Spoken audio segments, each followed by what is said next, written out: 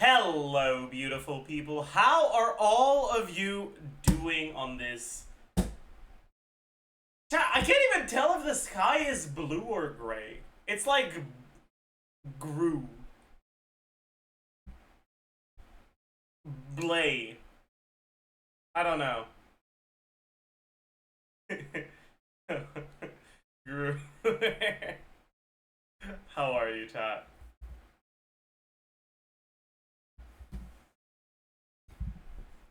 Rare grew usage, true.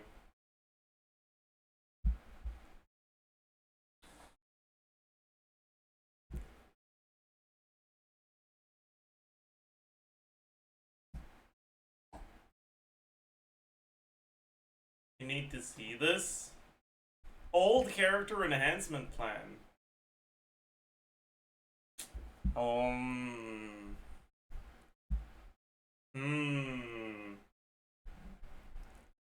I wonder if that's real.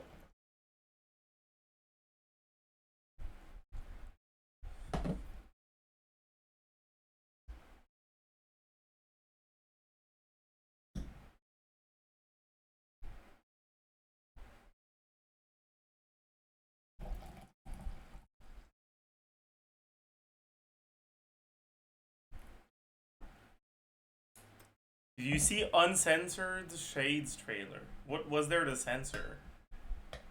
Like what? Had they censored Asmodee's name as like Amodee or like what? Why are you sending me a Facebook link? I'm not clicking on that.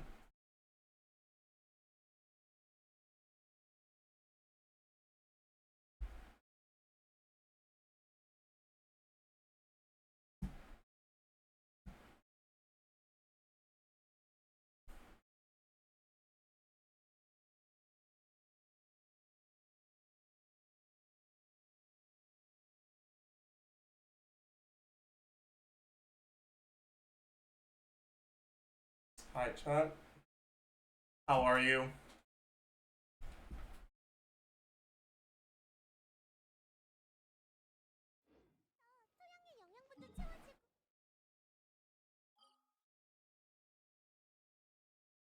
Actually, you know what? It doesn't matter how you are. You know why? Because whether you're doing good or not, you're about to pip a W. That is what is going to happen. I'm gonna get a good artifact, and you're gonna pip a W. That's just how it works around here.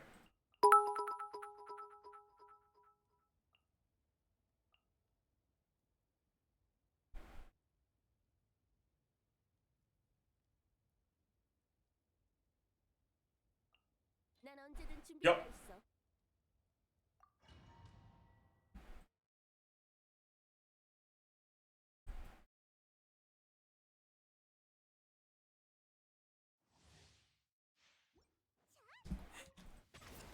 Man, why would you say that?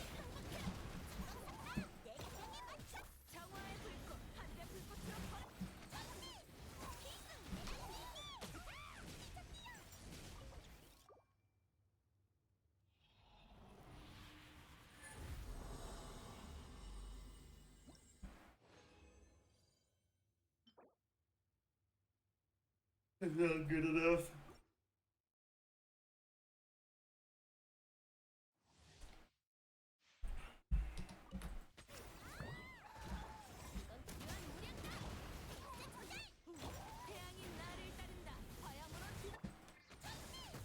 Justice!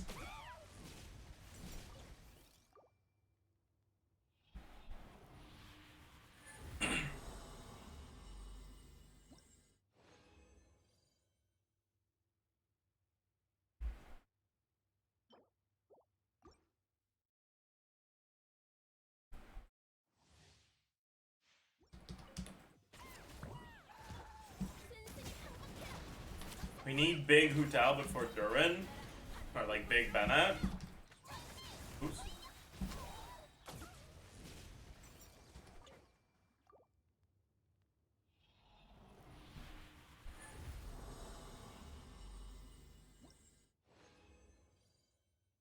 Big Shang Ling.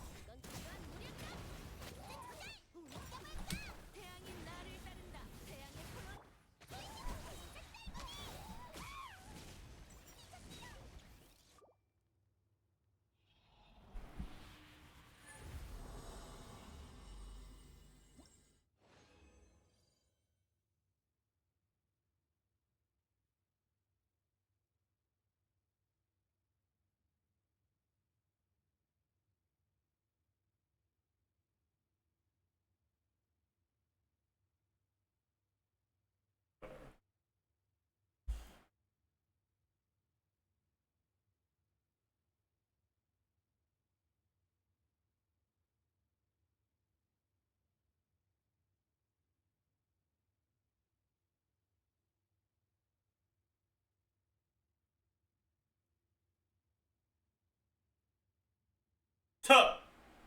Bro, what is it with getting a 3-liner with crit and EM on it? That's my third one today.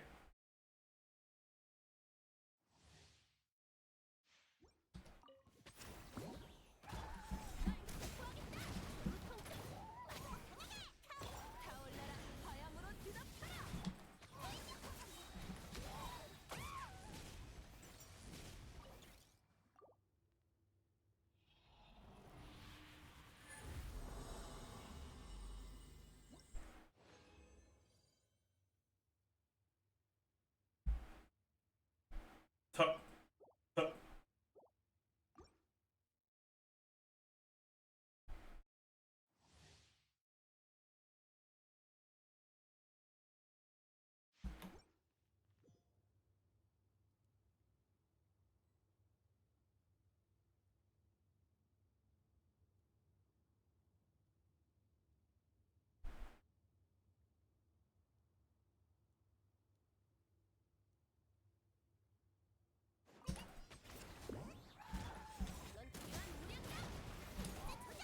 Are you gonna do any viewers hit an onslaught before it ends tomorrow? I don't think so, honestly.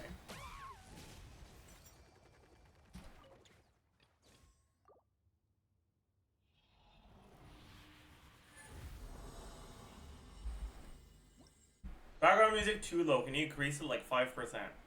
Sure.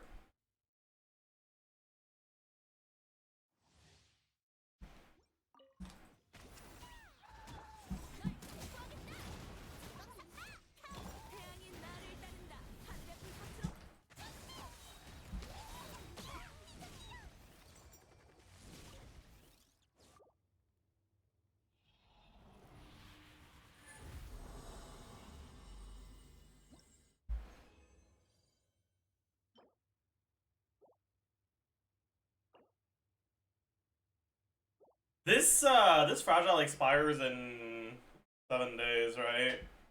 So I won't be able to use it in onslaught.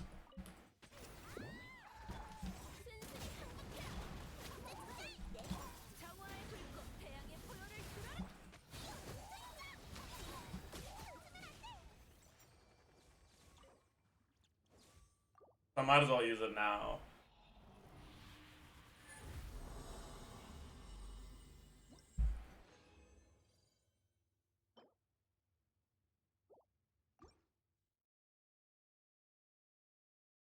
I suppose I should level that. But if it doesn't roll crit, I'll probably stop.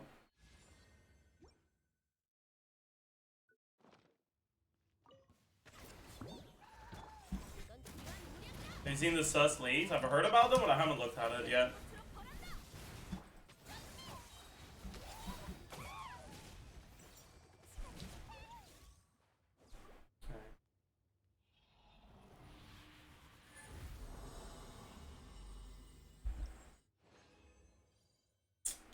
No pre-lock. That's not good.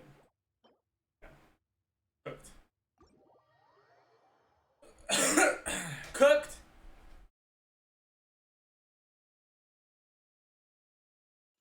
Cooked.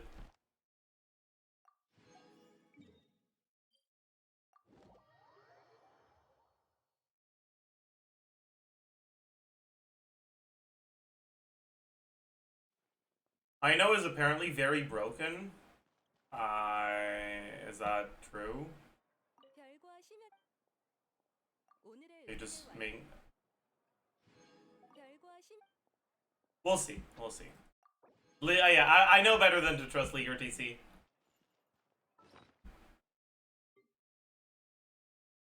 Ugh.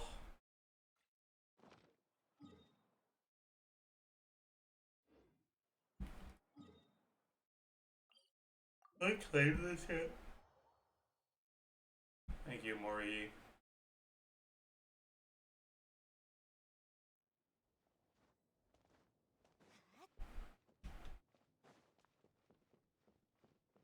Oh, I think I have claimed my rewards.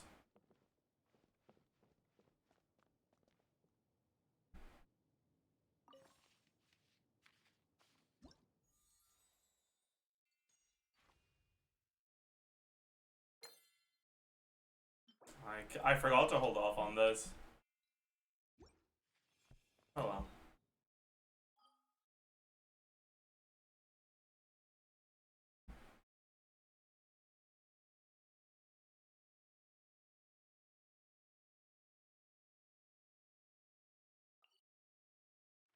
Hmm.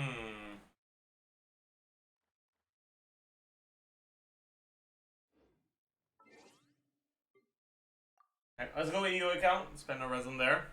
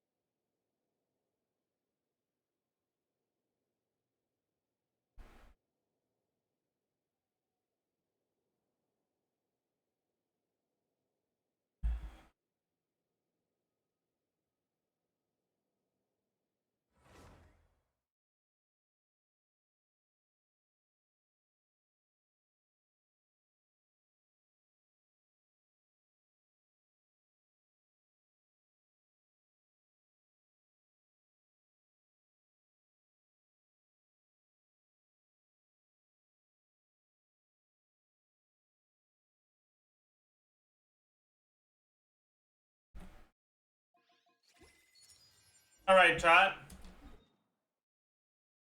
Today is contention day, right? Yeah. Do I want to do contention? Or not yet? I think I don't want to do it yet.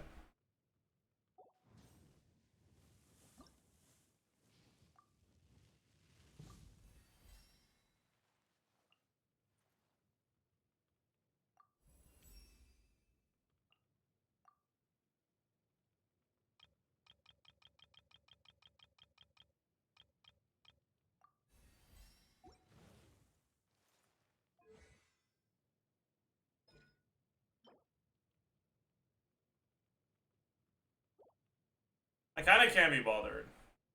Today's weekly day, right?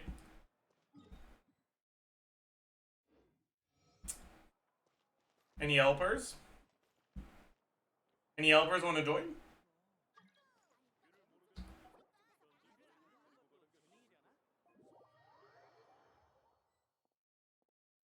I'm glad 3 people requested before Brukin, because I don't want to fucking Ella on the team, man.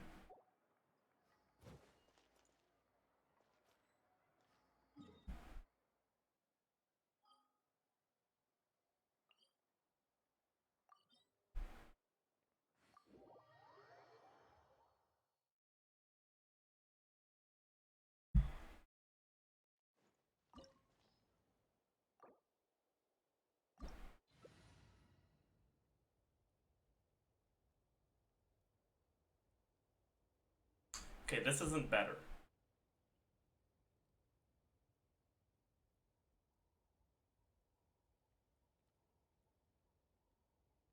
I don't know about Kanich here.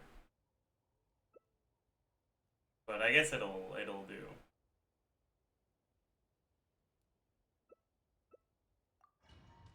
I suppose I'm not allowed to react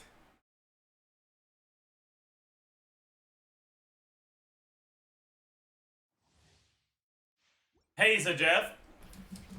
I heard you like elemental reactions. Ha, loser.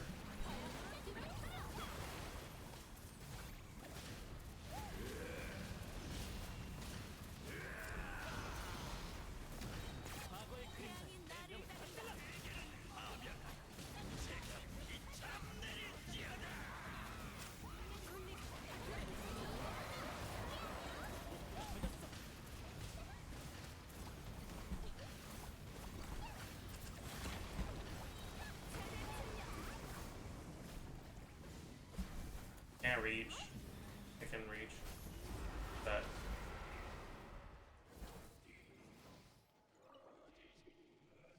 Okay. Chat, can I ask you for a favor?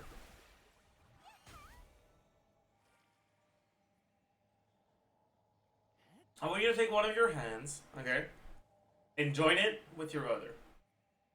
Join them together in prayer and repeat after me. Spelunky, you little bitch. Give me something useful. Otherwise, I'll punt your midget ass to Narnia. Thank you. Amen.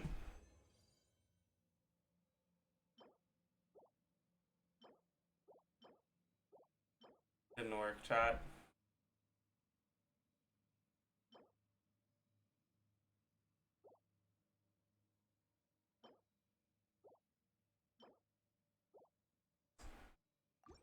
Deserved.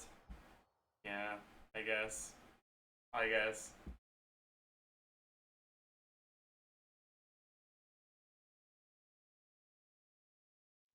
Pretty sure that's a slur.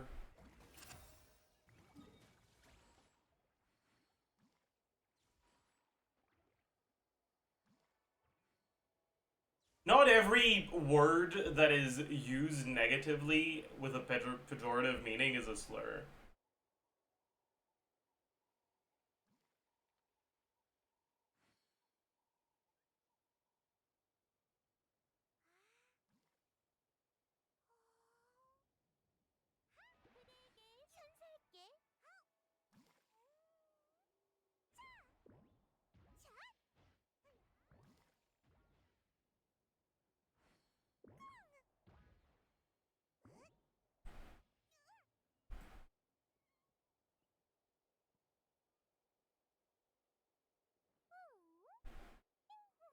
Are you sure you want to double down? I mean, I won't say it if it bothers you, but I don't think it's a slur.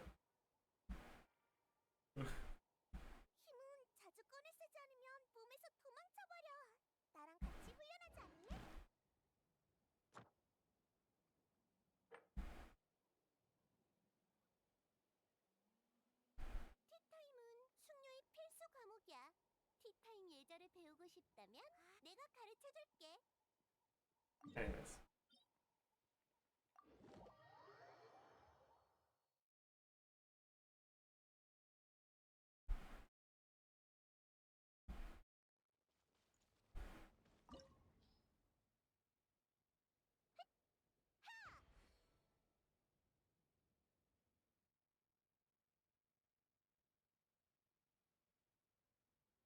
I'm not adding g. 신은 늘 하늘 위에 있으니까 종종 내려와서 걷기도 해야 돼.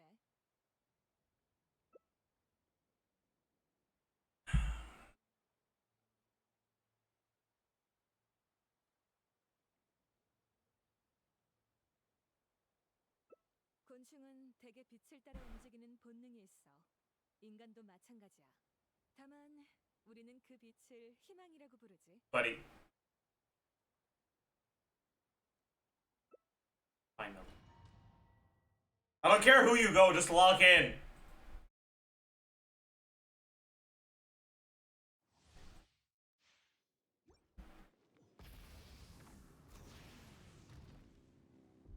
두려운가? 아니면 두려워할 용기조차 없는 건가? 저할 생각인가?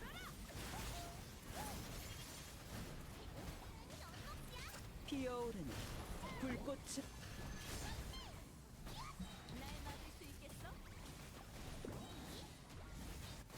어둠이 내려앉는 순간 멸망이 도래한다.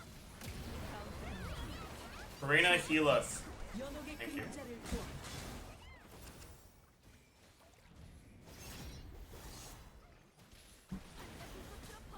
저항할 생각인가? Oh, it didn't react. 훌륭하군. 역시 넌 내게 도전할 자격이 있어.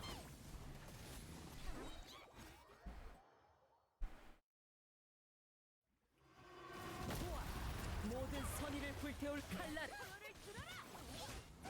I didn't react again. Cooked.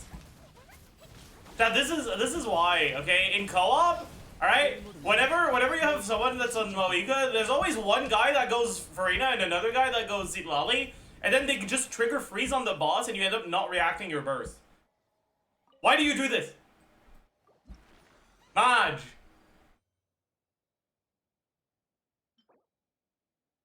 Two chunks? Holy shit. Also, did we just get the two we don't need again?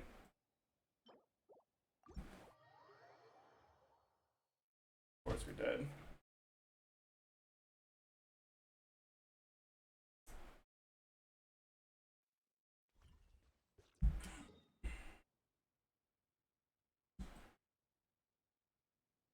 Where's the number one Versa flex? Oh yeah, sorry. Also, I am number one Versa NA. I added it to the title. Thanks for reminding me.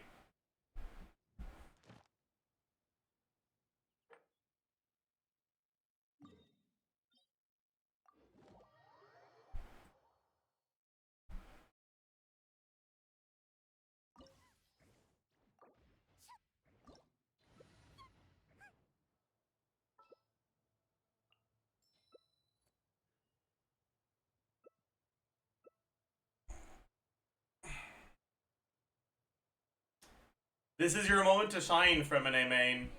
You can use Fremine here. 걷기도 해야 돼. Or not.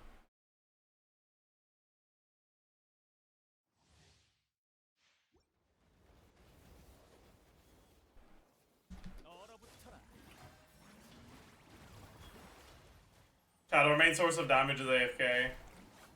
Oh my god, my E missed again.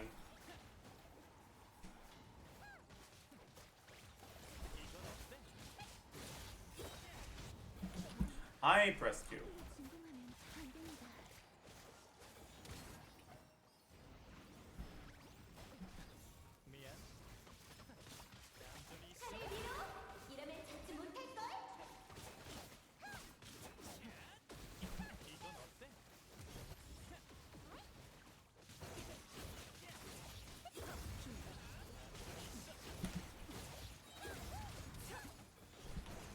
King and Queen should present a united front.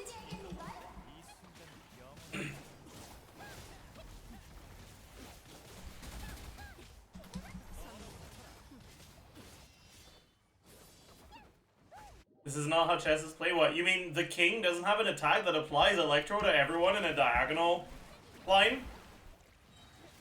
Or in both diagonal lines, I mean?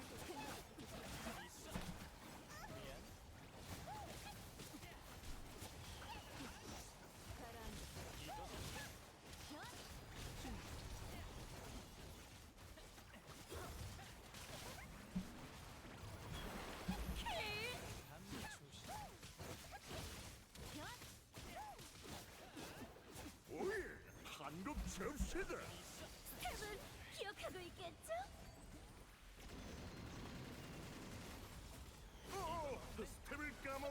I really thought it did. Yeah, I guess it's house rules. Most people don't play chess that way. 분위기 띄우는 데는 그만한 게 없죠. 막 쏘서 또 대사를 이전하며. 어디까지 가더라?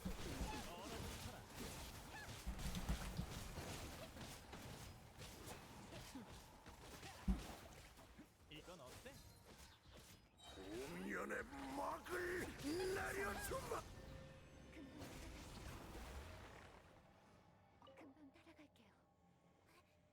Alright. Alice, I fucking hate you.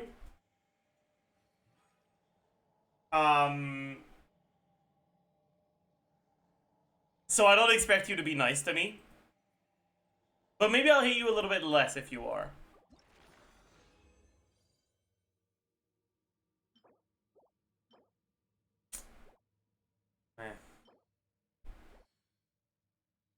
I guess you don't mind being hated by me.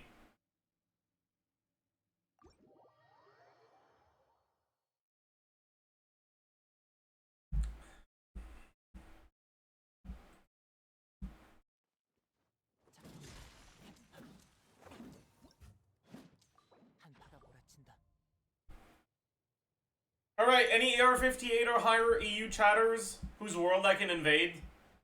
Actually, do I want to invade the worlds? I do, yeah.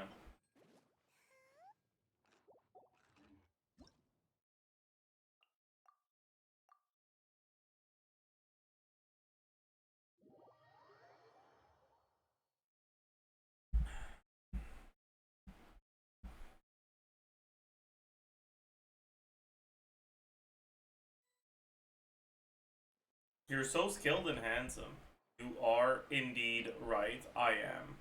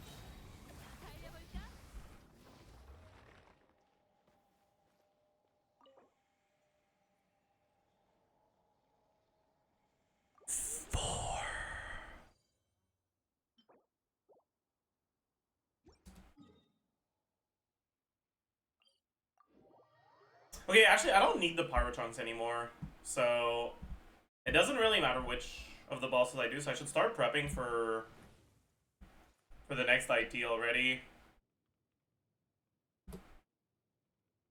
Alright, next IT is Electro Cryo Animo. So, I guess the boss I want to beat up is probably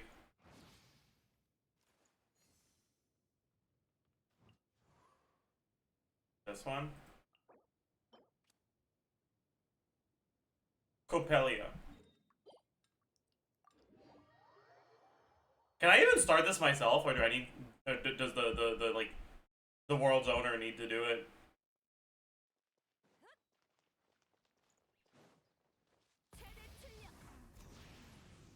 Has to be the host. I see.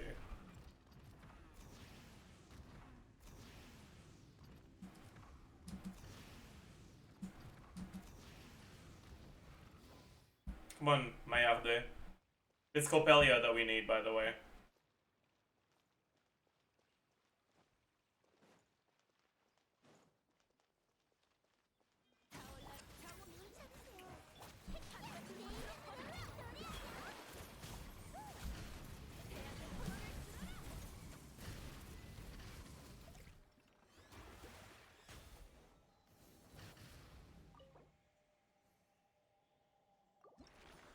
Four.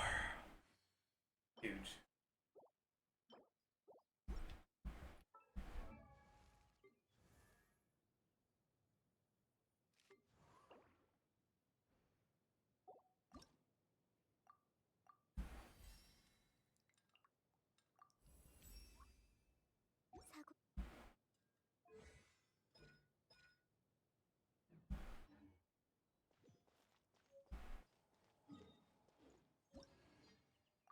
See ya.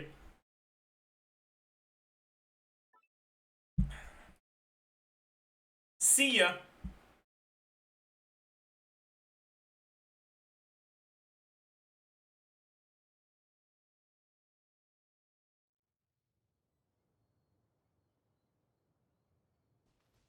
Alright.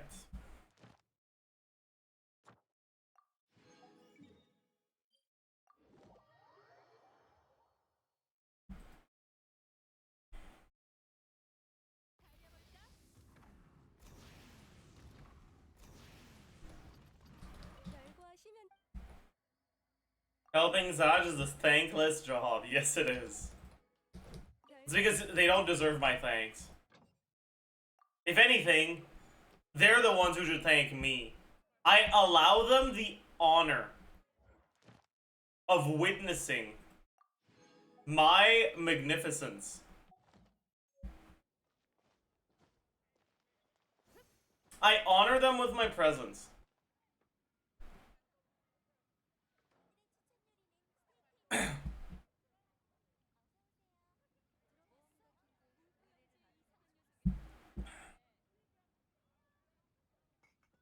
Let's like let's watch this. This is apparently the full version of the thing.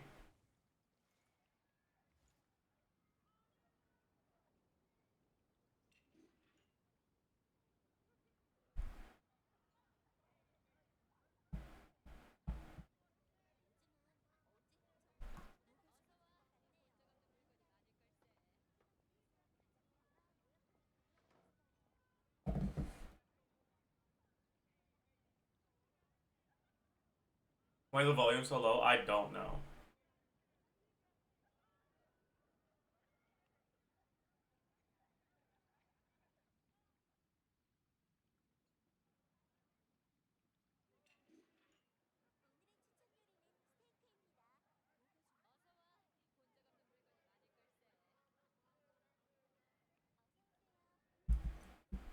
Wow, that's crazy. Also, I'm pretty sure my sound settings have been wrong for a little bit. Open sound settings, advanced volume. Yeah. Okay. Also, it's like so fucking hot outside right now. Man, it's not that hot, but it's like 30 something. All right.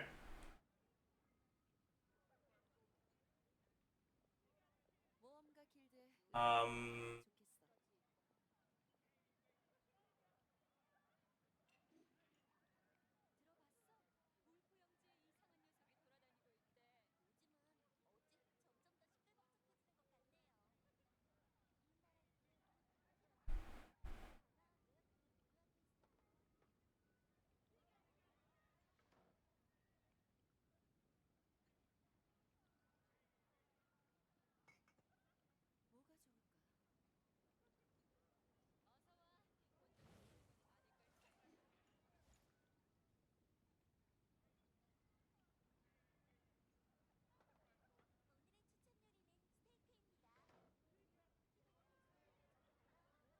You mean Celsius? Yeah, it's not fucking 30 Fahrenheit. Obviously. Obviously, yeah.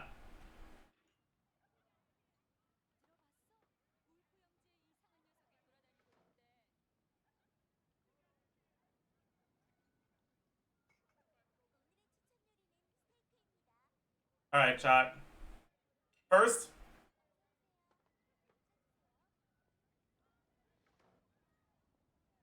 I guess.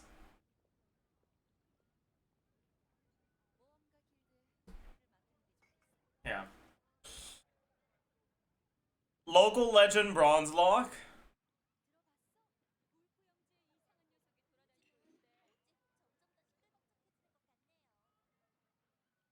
Okay. That's something.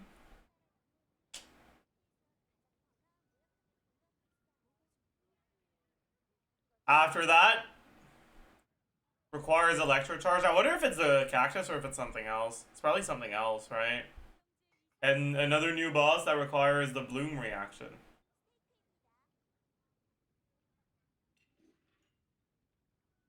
Oh boy.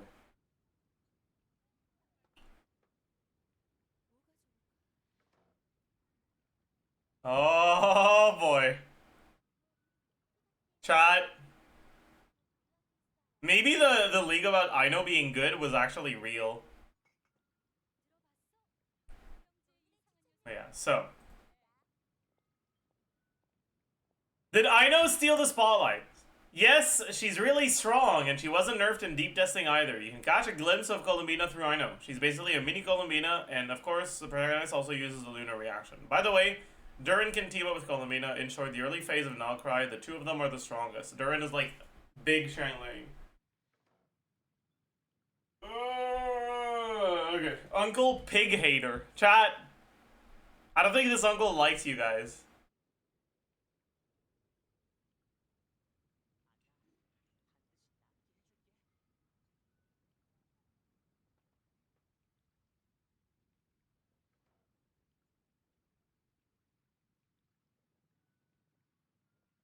They said the same thing about Maoika? They said what about Maoika?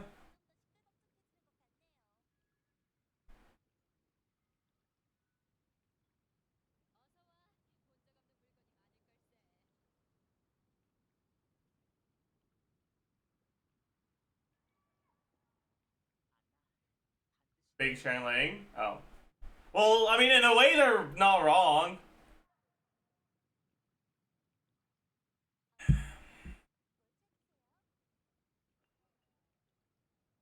They said Deya Pro Max for Maoika? I mean, that's kind of true.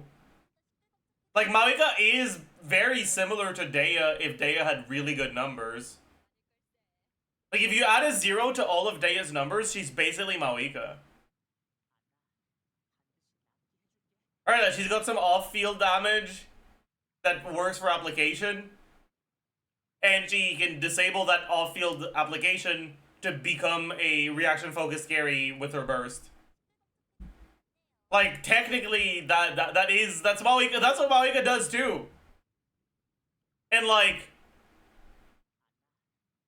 if you like quadrupled or quintupled Deya's damage, she'd do about as much as Maoika. 곤충은 대개 빛을 따라 움직이는 본능이 있어. 인간도 마찬가지야. 다만 우리는 그 빛을 희망이라고 부르지.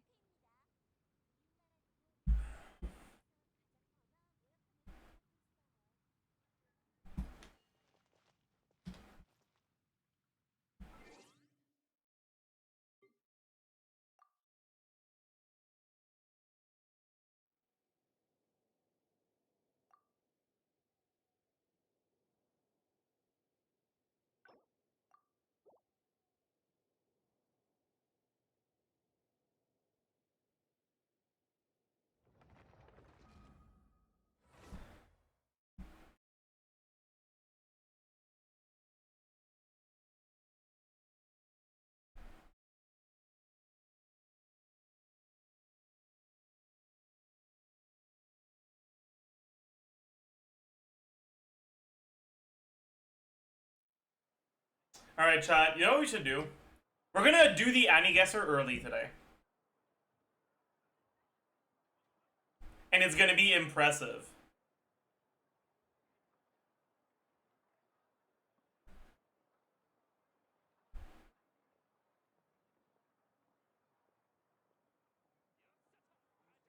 Guilty Crown. I don't think I would have guessed that. But I'm cheating, and I'm proud of it.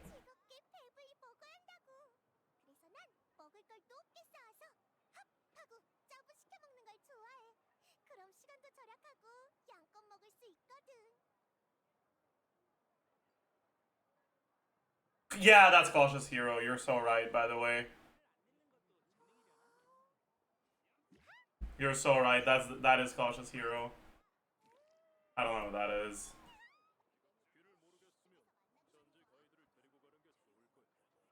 Chad versus trying to spell cautious? Wait, are they really okay? Cardios. Curious. You're so right. That's funny.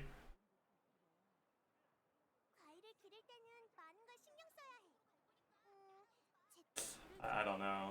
Oh!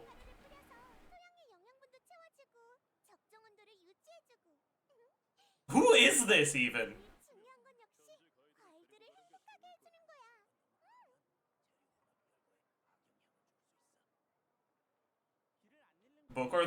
bookworm. What is bro yapping about?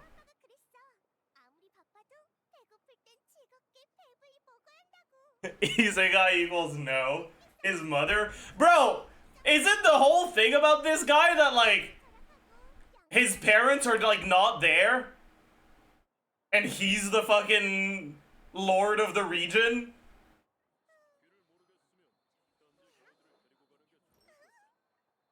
Whatever, man. 27 points. That's actually an insane score, by the way. I actually remember this guy's name. That's crazy. That's Fist. Fist from Fist of the North Star. I don't know. I don't. Mate, I mean, the Fist, maybe. No. Kenshiro. Okay. Oh, wait, is that the guy from,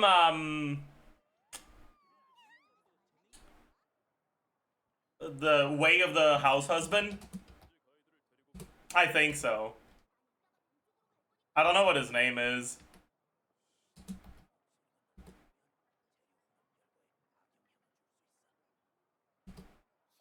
That's Donald Trump? I don't know what from, though.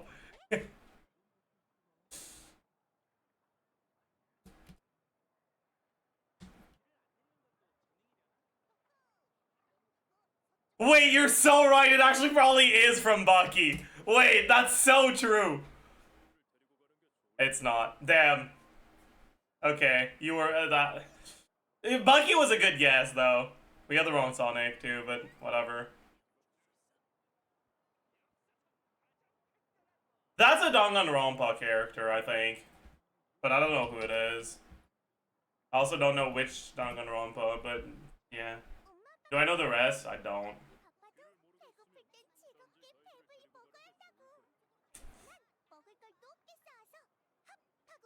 That's fine, that's fine.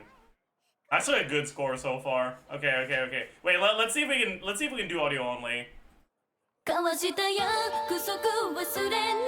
Wait, also I need to change my fucking sound settings back so it doesn't fucking get my VOD DMCA'd. That's Madoka? Is it? I don't know. I've never listened to it.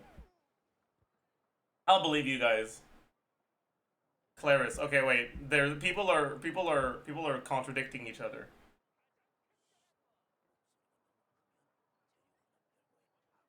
Claris is the artist. Oh, I see. Okay, which one is it?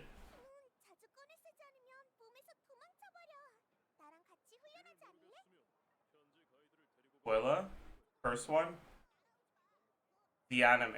Maho. Okay, you guys are contradicting each other.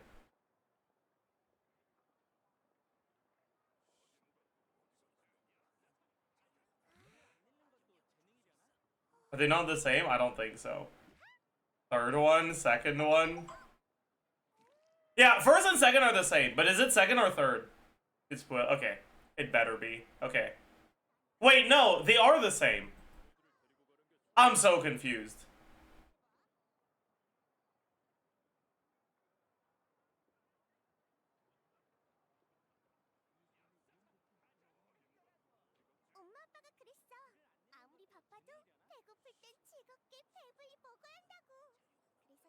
That's true, actually.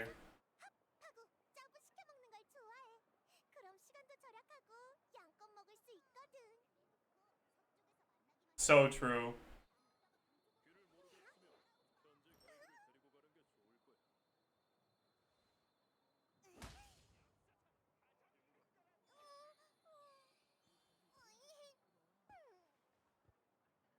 Mika. What is Mika?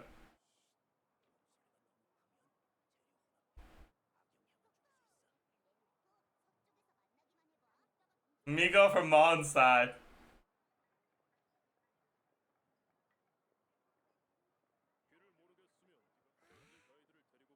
Oh, it sounded like Mika's theme. I see.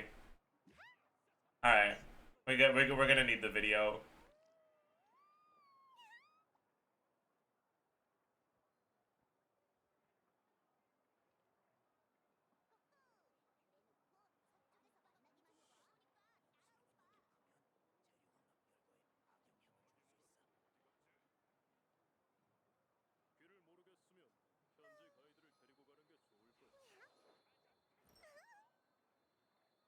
GTO. That's not what GTO sounds or looks like. Ain't no way.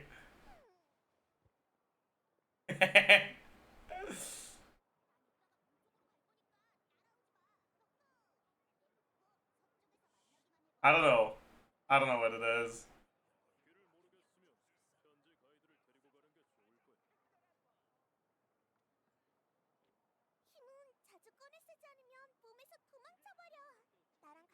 Gunslinger girls. Is that a thing? Okay, it was Mad Lax. Yeah, that's fine. Is it a Baki angle on the Anidol? It's not. Okay, let's try something light novel, older than Baki. Fairly well received. Any guesses in chat? Or an original? Steins Gate? Sure. Okay. Newer than Steins Gate. ReZero? Is ReZero pre-2018? It is, right?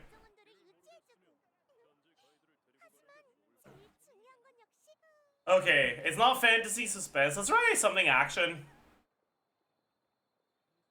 Or romance. Probably an original. It could be One Punch Man. It could be web comic. No, it's received worse than ReZero. I think One Punch Man was received better. Yeah. It is action superpower. From the early 2010s. Probably an original.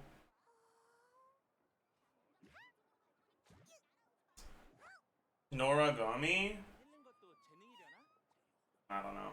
Attack on Titan? Attack on Titan was better than 8.2, for sure.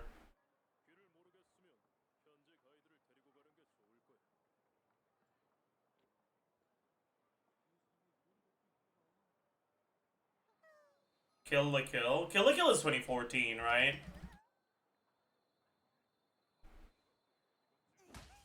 But I wonder if it will have the comedy tag.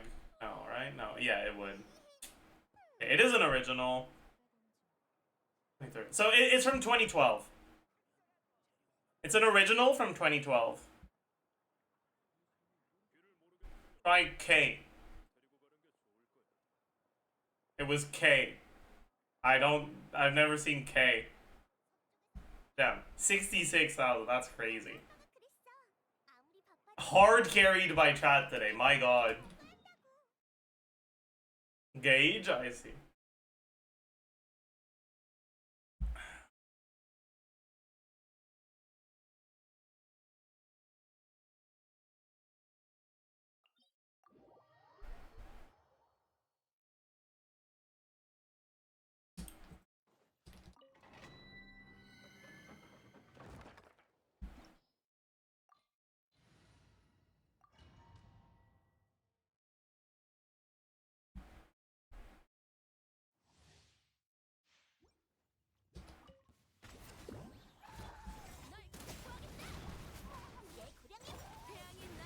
I think my father didn't draw Honey on Sun. That's okay, though. No Fav proc will lead to good luck.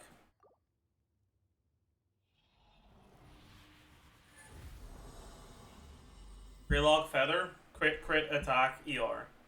No. Not even close.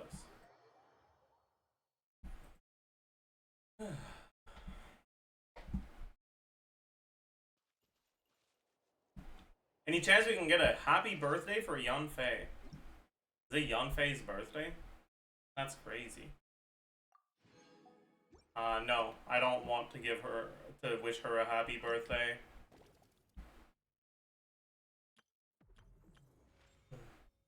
I did this off stream, by the way, on this account.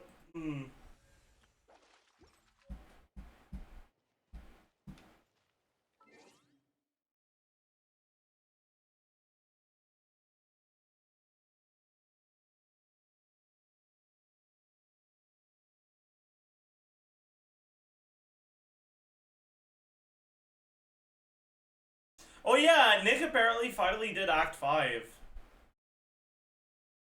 Didn't he?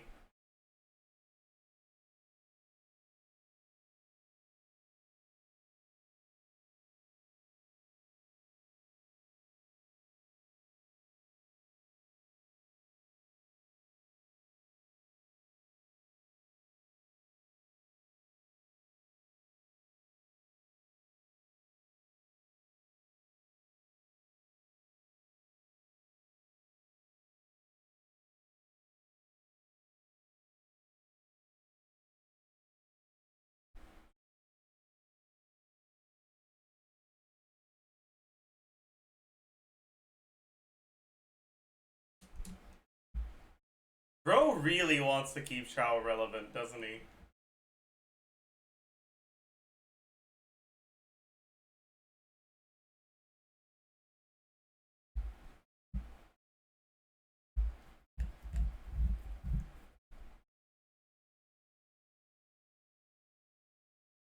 Anger.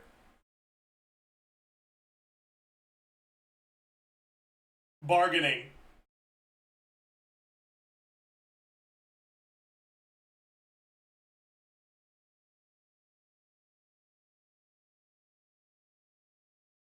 Denial.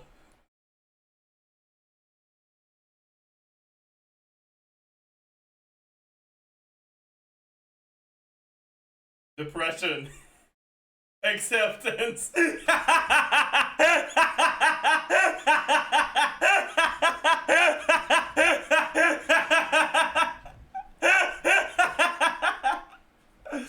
Holy. What is this?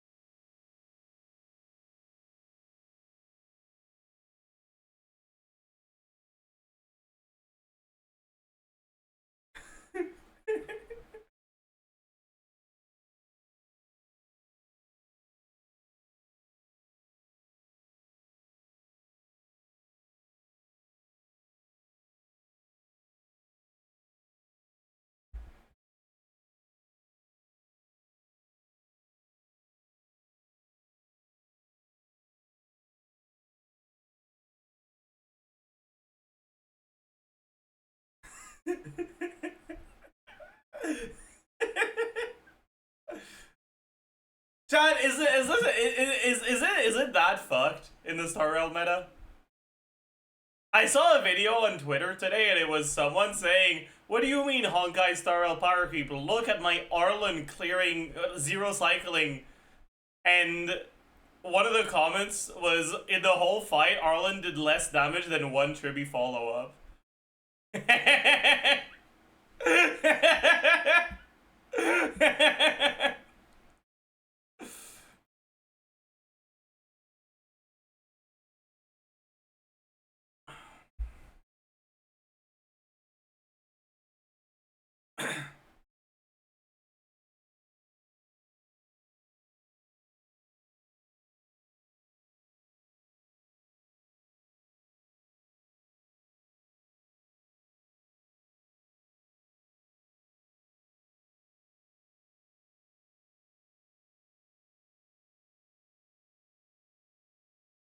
You know why, chat?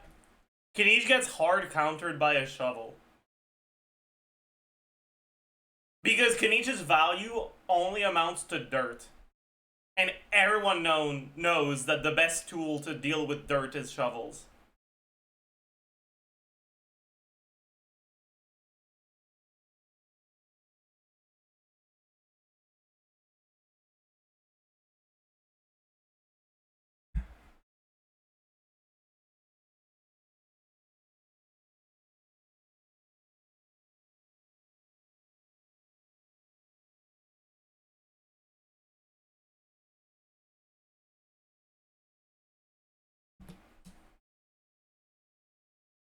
18 stars Abyss. 273 seconds on difficulty 4. I don't think they are rage baiting. I think this is a casual player.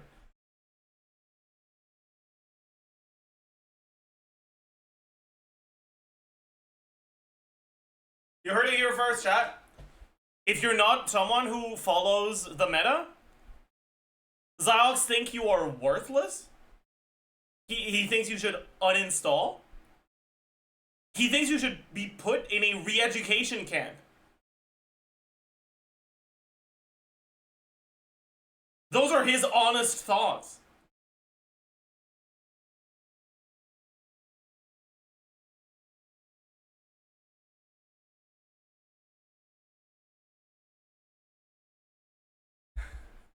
You sneaked that last one in? Yeah, I suppose I did.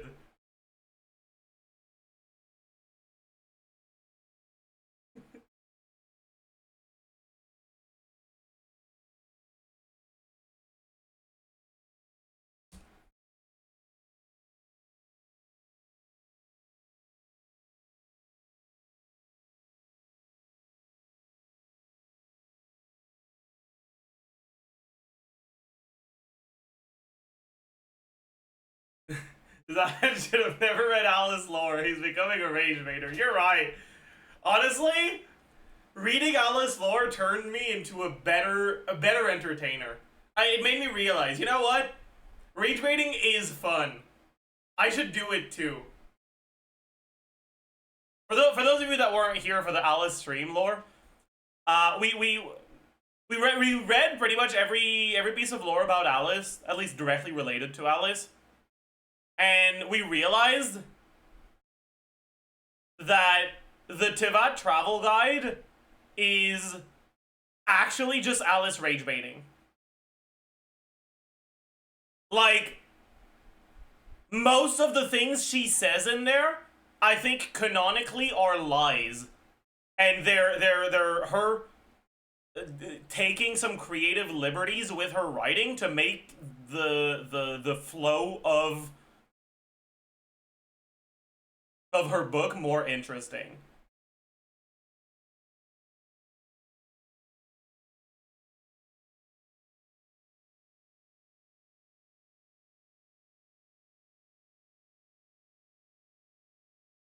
I think there's not a lot of rage baiting in the Leah chapter, but there is rage baiting in both the Mondstadt and the Inazuma chapter.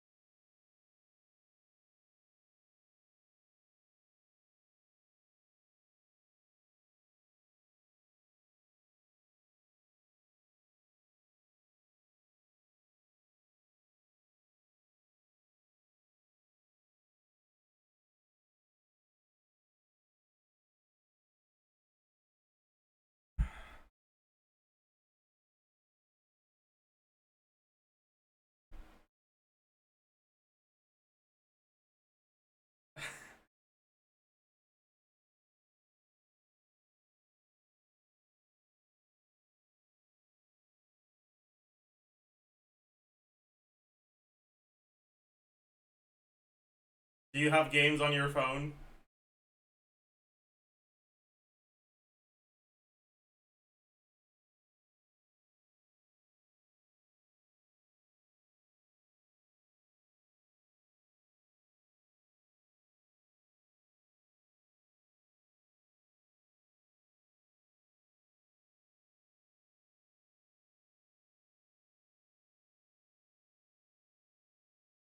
They definitely shouldn't be dark clothes.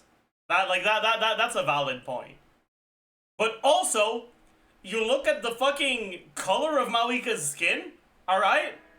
And I think that the reasonable conclusion to reach is that Tevat's son is actually just weak as hell. Or the atmospheric barrier is much more dense. It filters out UV.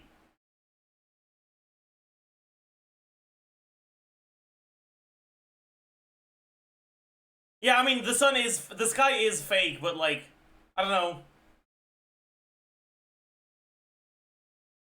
Fake sky is strong UV protection. Wait, you're actually kind of right. Maybe that's why everyone's so white. Chat, everyone thought it was because Hoyo was catering to racist players that they make everyone fucking white as hell. But no, actually, there's an in-universe good reason for it. It's because the fake sky prevents UV light from properly penetrating into the atmosphere.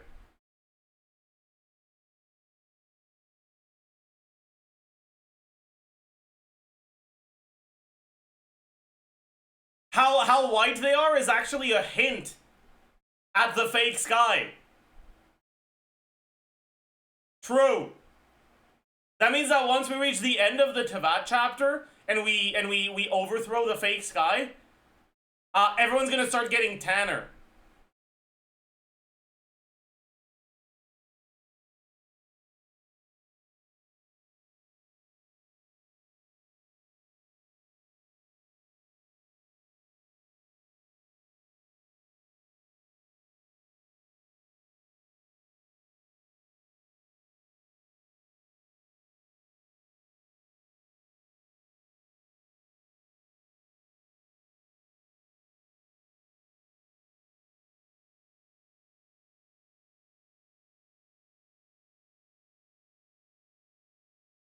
Tanner, I hardly know her. True.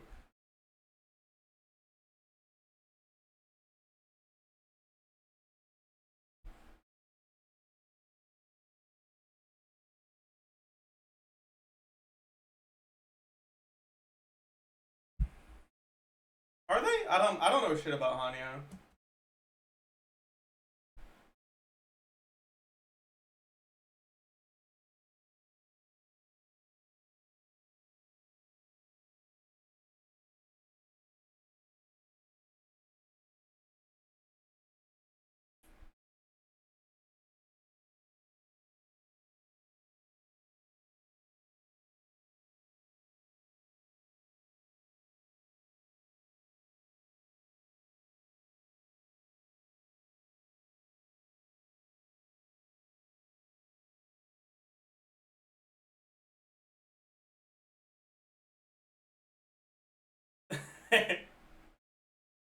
No, he's kind of cooking actually. He's kind of onto something. Like he's actually kind of cooking. Yeah, I see the vision too.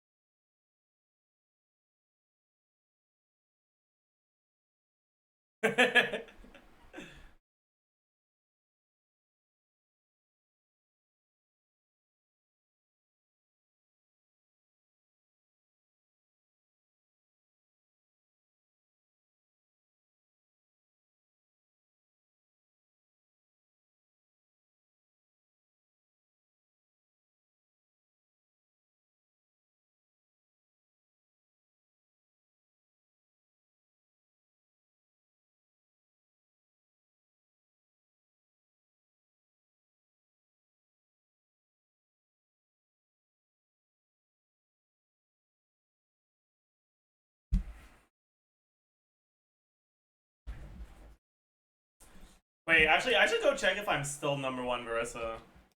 I actually I cheated in my title. I think okay, it hasn't changed.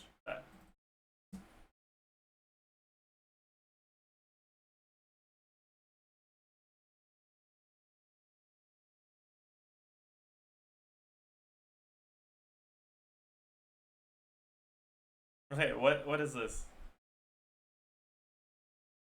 What? What?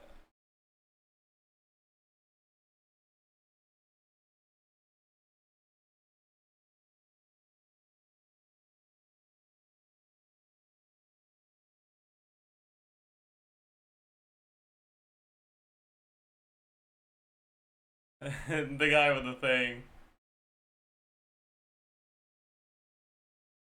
Right, right. The guy with the thing. The guy in the tribe with the thing. I think.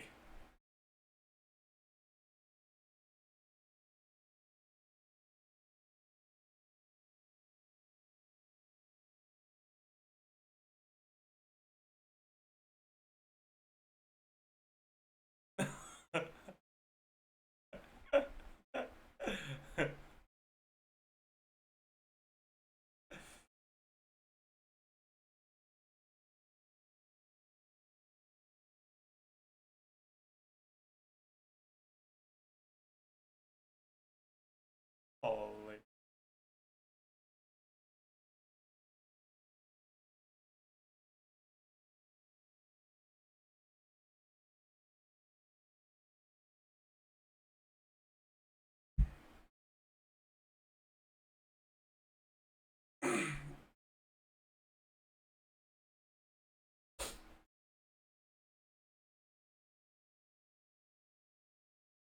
Say what?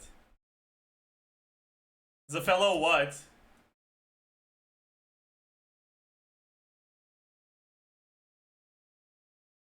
What was he gonna say? Arab? Oh.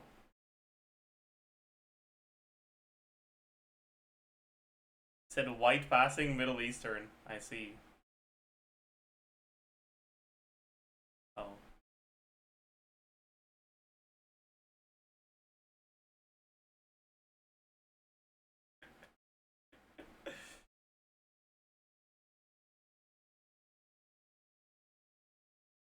Lil bro thinks he could riz up Nefer.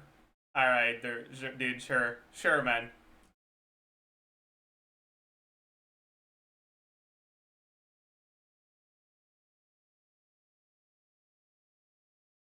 That's so true! So true!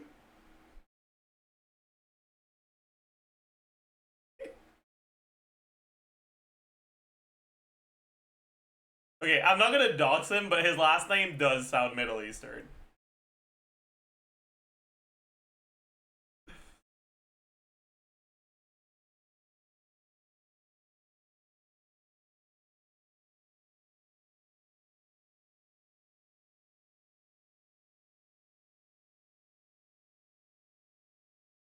You're fraudulent. You're the fraud. You're the fraud. It's because you don't like him enough. It's unironically, since I was punishing you for all the shit you've given him over the years. All right, you brought this upon yourself. Yeah, his last name is Lebanon. Fuck, I didn't think you were gonna get it. Shit.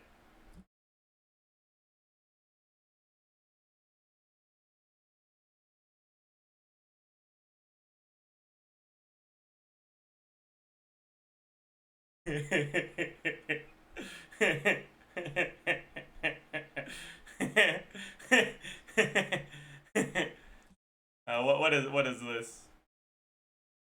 Um.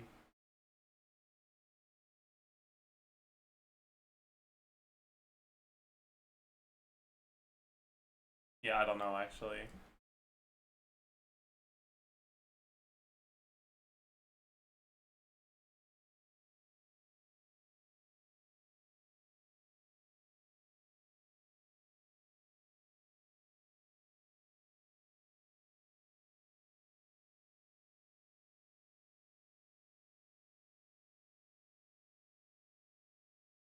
Cooked. What was it?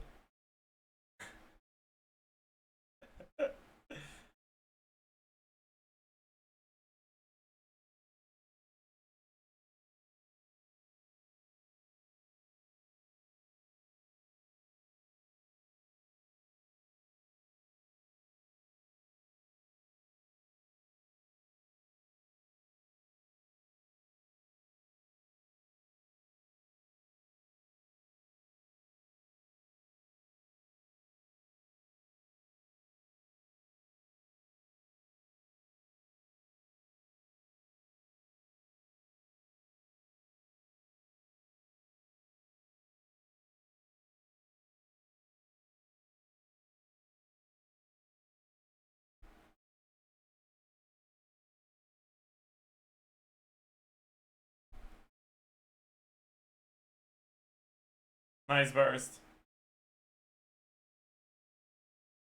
That's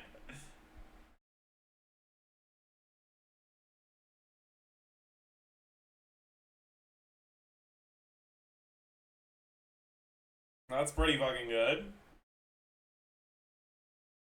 That's pretty good.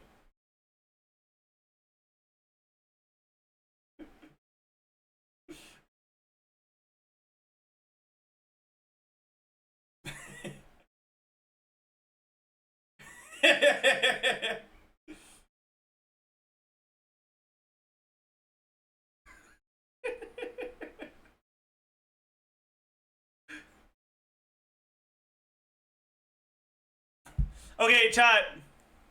Recently I realized that you can go to like office supply stores and have them like print out puzzles with a custom image.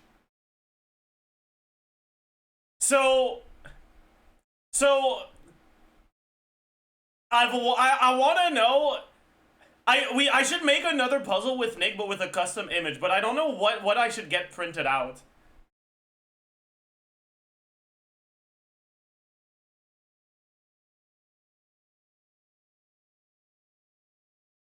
We could get the Hazo birthday art. Like that's an option.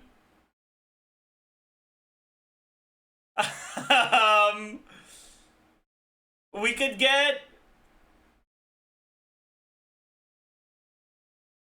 Dude, what if we printed out one of his bad artifacts? Like one of the iconic bad artifacts.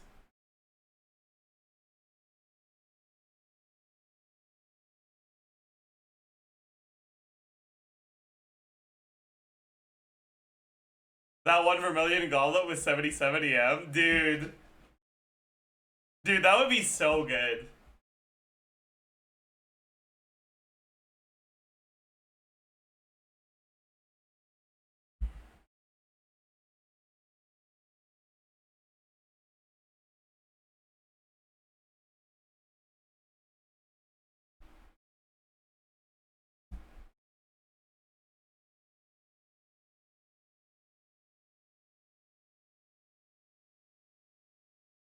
Maybe I could screenshot.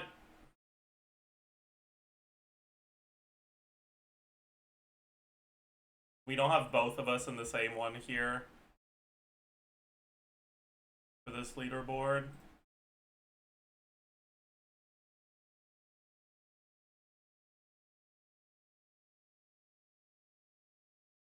Hmm.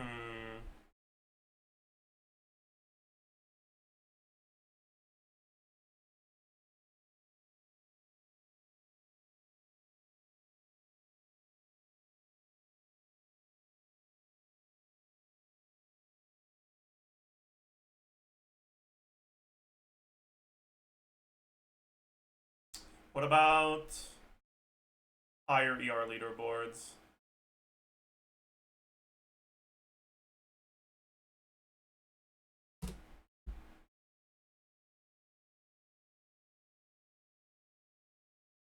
No.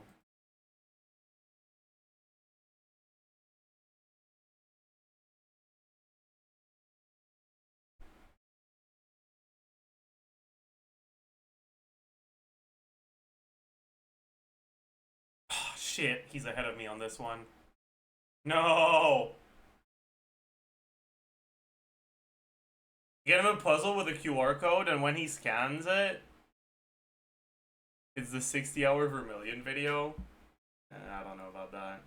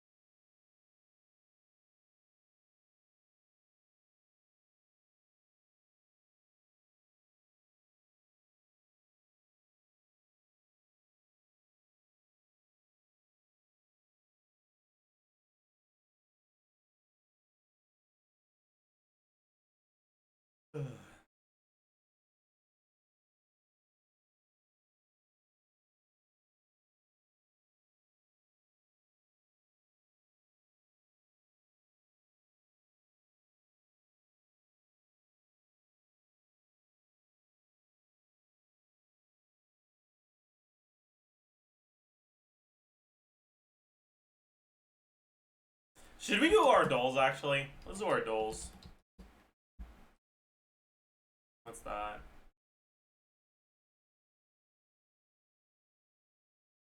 Oh. Nice. We stare. We pound. We zilch. We... Ooh.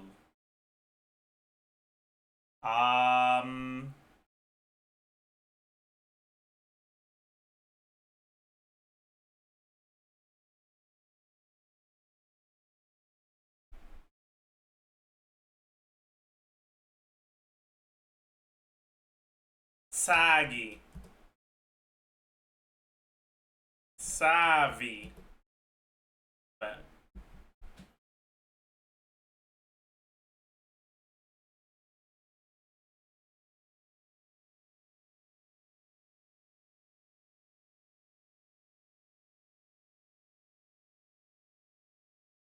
District attorneys.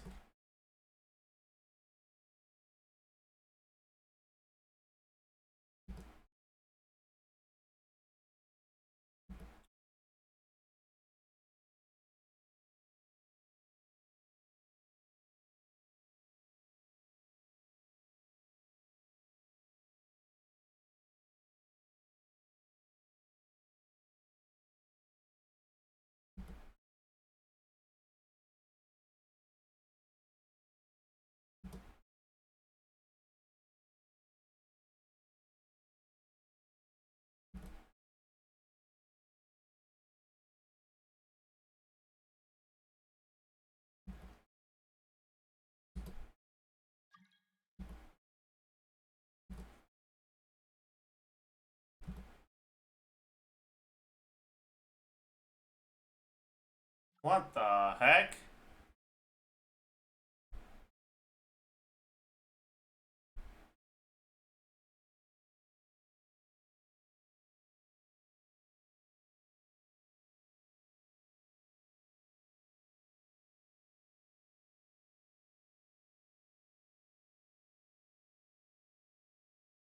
Nuance?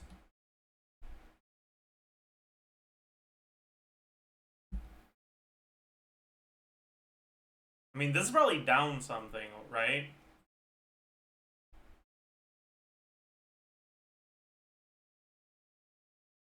Down... Downright. I don't know the name of this mount. I don't... Tang? Tong? Tong. I think it's Tong. One out.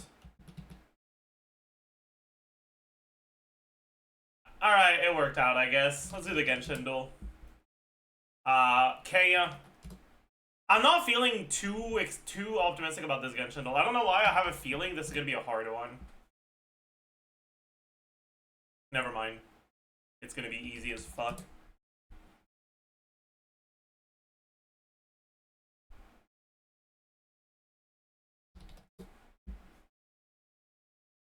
The day is almost gone. What is done cannot be changed, whether I am satisfied with it or not. Instead, I should look ahead and pick up my pace.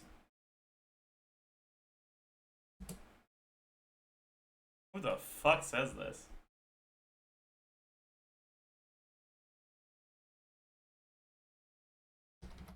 I feel like it's a Sumeru character. What? Is that Chongyun? No.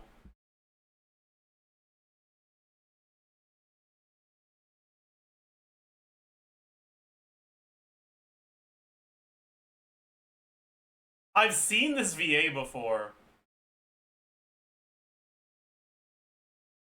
But I don't remember who it was.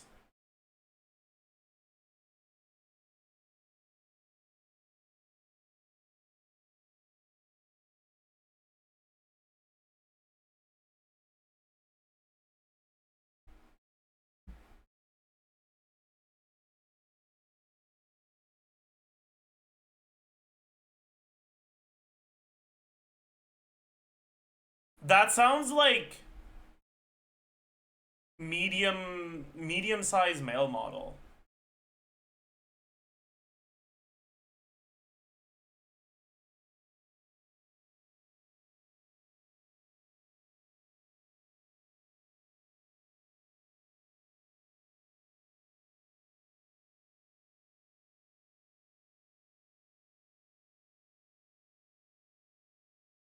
It was Kinich. Oh, is it the new Kinich VA?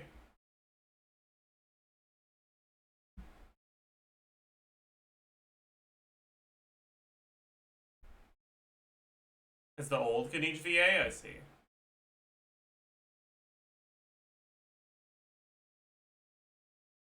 Cooked. Is that Maoika? No. But I don't know what it is. Oh, that's Auroron.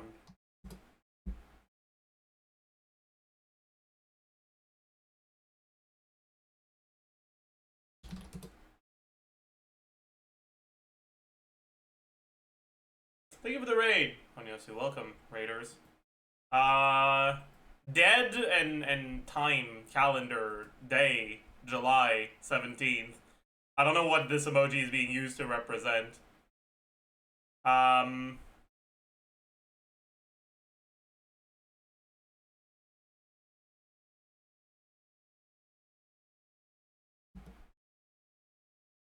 Four-leaf clover.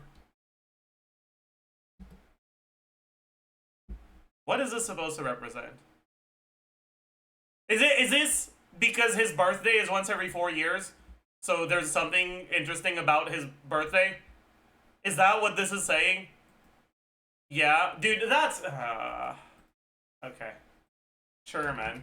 Sure, dude. Sure, dude. Sure, dude. Sure, dude. Sure, dude. Oh, it's a Herta space station.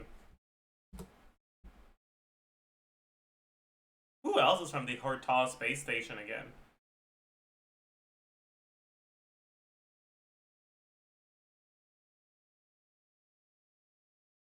I mean, I guess Herta is from the Herta space station. That makes so much sense. True, actually. When faced with an army, bide your time and time your attack. I've heard this voice line before, but I don't remember who it was.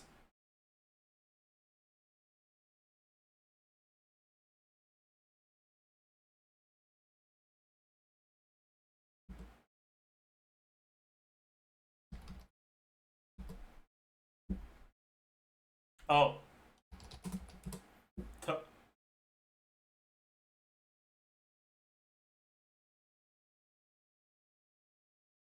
That... I'm not sure what this is.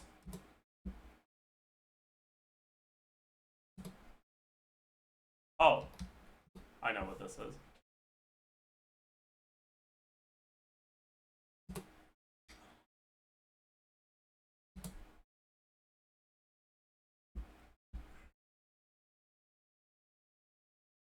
Unethical. Unethical. Unethical. Unethical. Unethical. Unethical. Shit. I don't remember out of the new ones who's ice and who's not. Is Miyabi anomaly or attack? I forgot. She's anomaly. Okay. But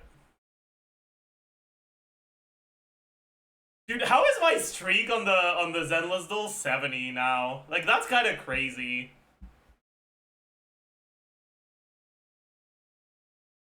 Like, at the start, it made sense to keep the streak because there was just less characters, but there's starting to be a decent amount of them, and a lot of them I don't know.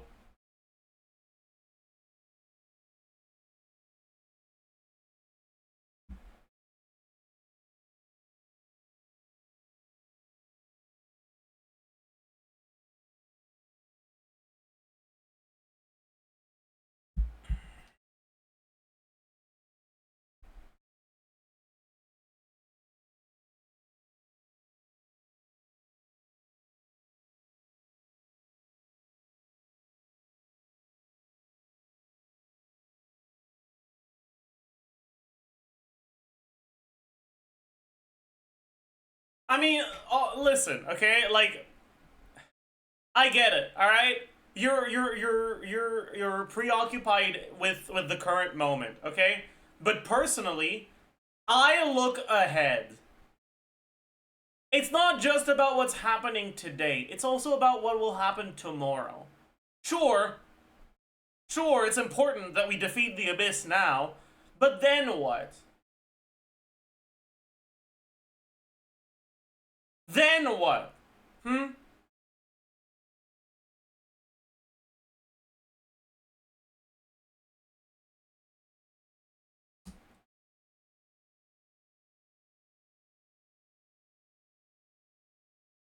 What are we even fighting to protect? If I neglect my radishes now, what will I have left even if we do win? Nothing. I'll be left with nothing. Is that the future we're fighting so hard to defend? A future free of radishes?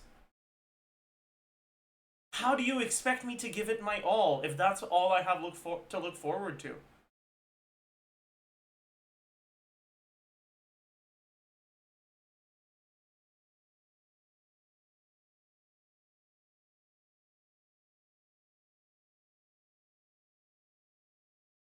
Join me. One day, you'll understand.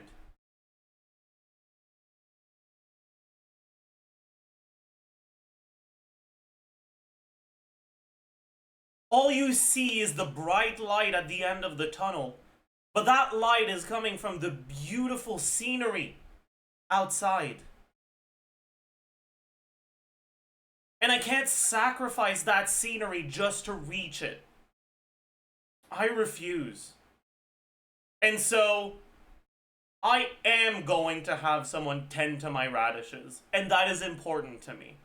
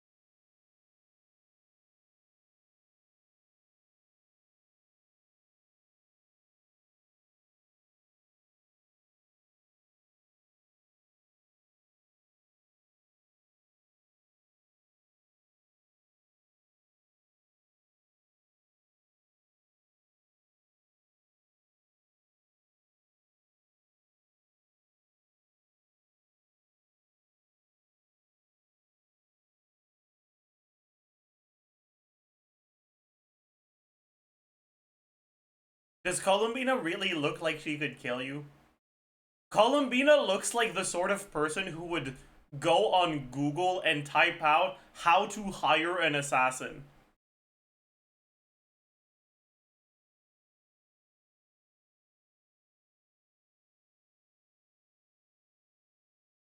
And she wouldn't even delete her browser history.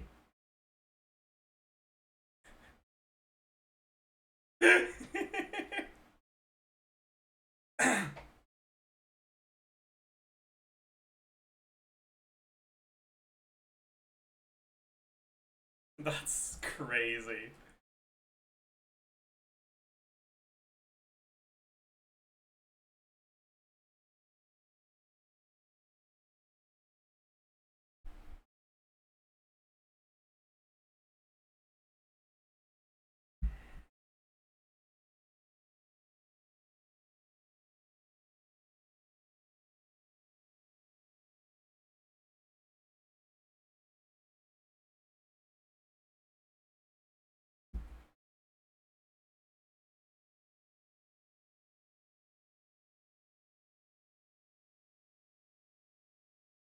Close that question.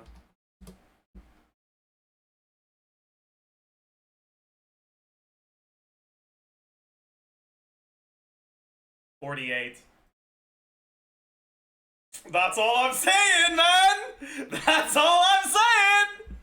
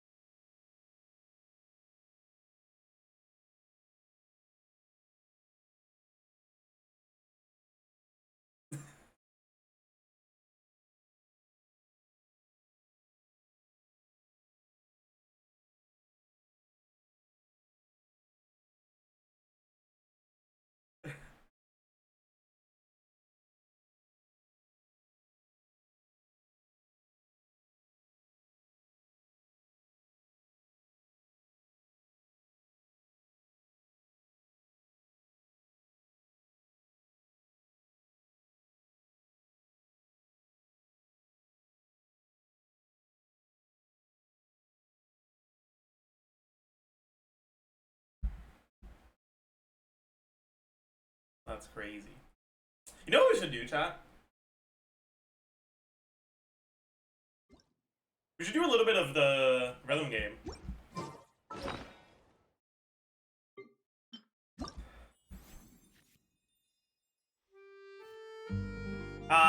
What region? I'll let you guys choose the region, but I'll choose the song.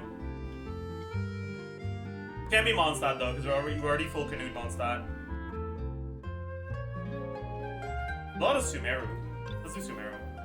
Let's do the song called Sumeru.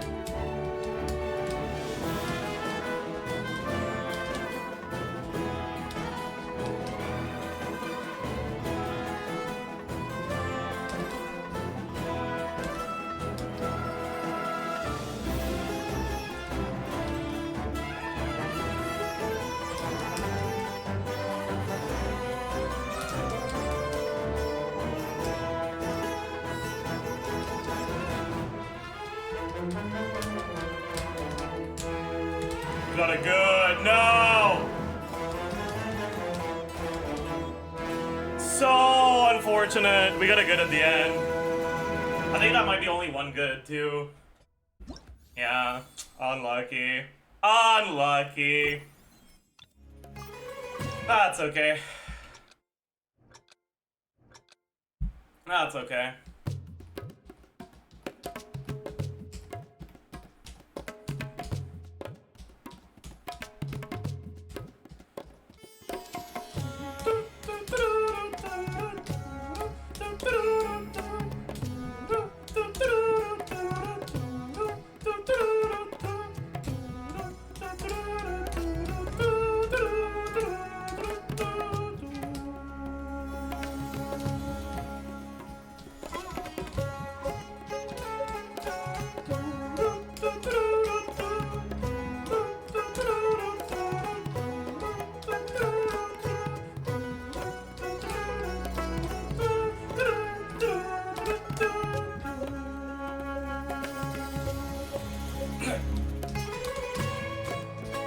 might have gotten a good there because I wasn't paying enough attention because I was fucking singing.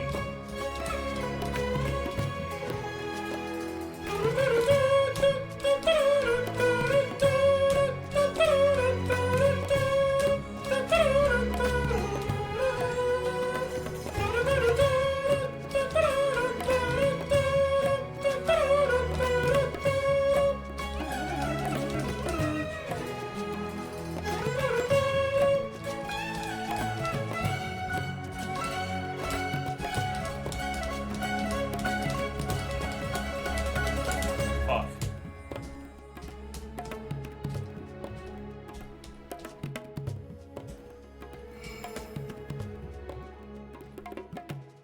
Nah, wasn't my best one. Wasn't my best one, but that's okay.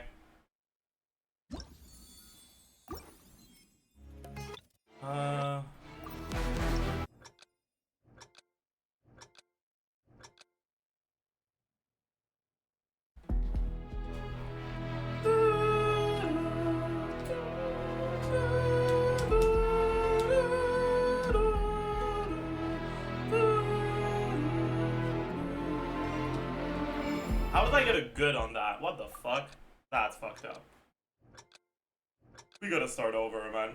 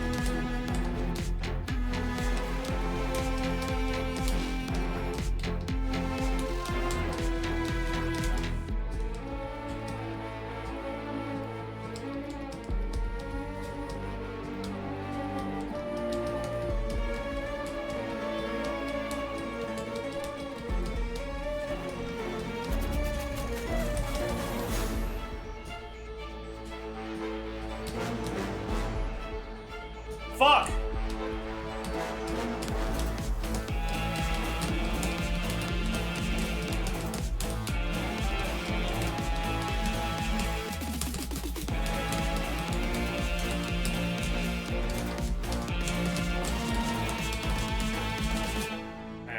I forgot to hold and it completely ruined my groove.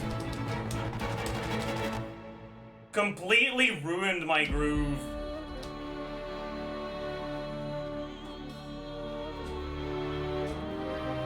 Why would they make Sino Suzuki? This theme goes hard as hell. It's not the theme that goes the hardest, but I mean, Hoyo themes in general are good. Alright, let's do Polumnia Umnia. Putting the in Polumnia Omnia.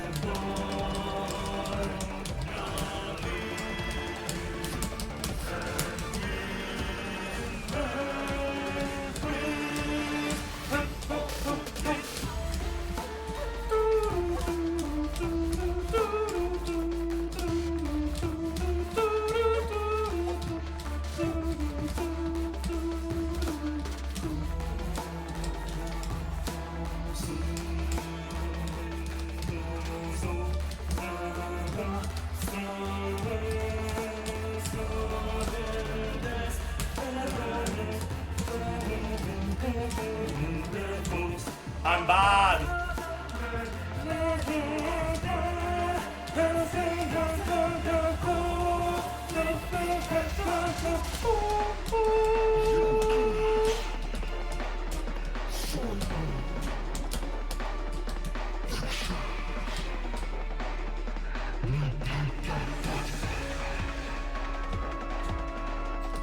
probably would have gotten no mistakes if I didn't fucking try to sing, but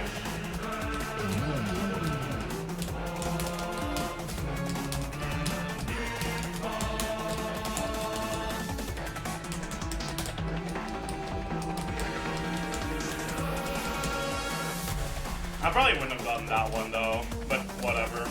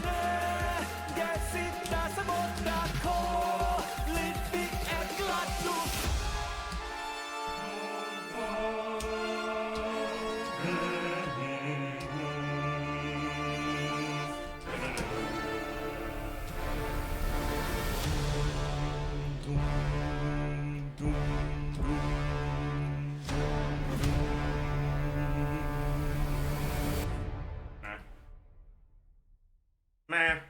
That was okay.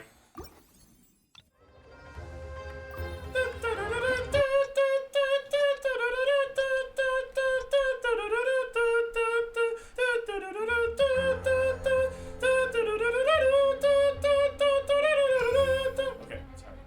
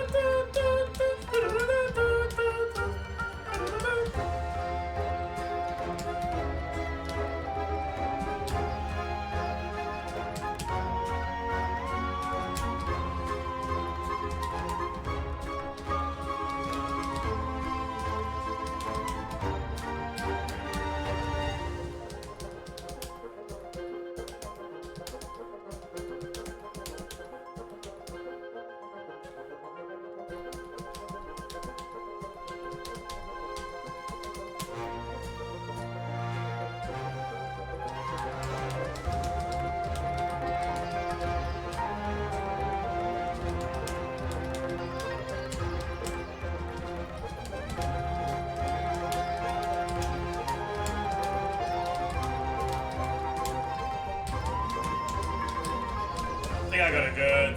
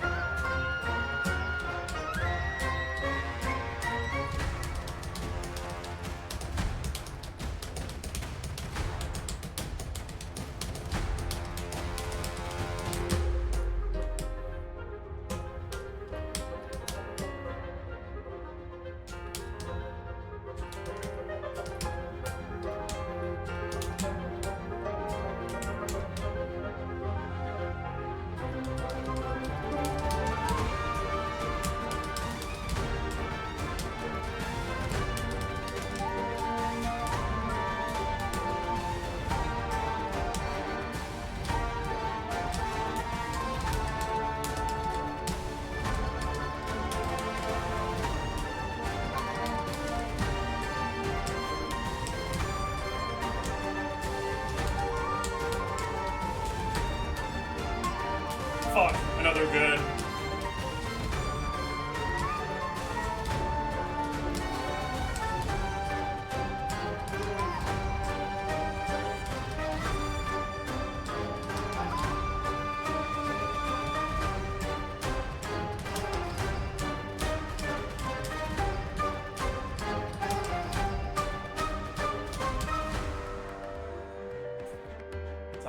We got 2 goods.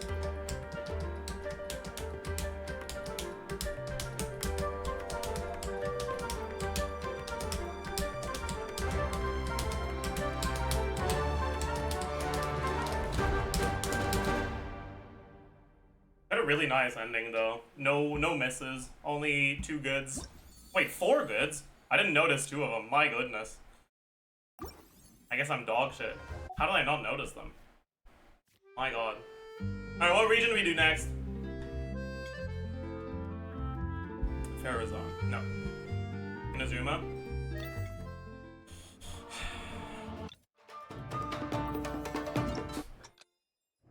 Is there anything you're not great at? Thank you, paid chatter. No, there isn't. I'm great at literally everything.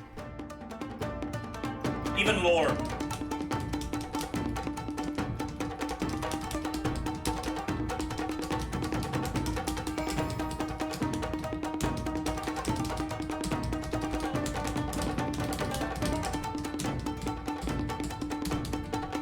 Already got a good, man.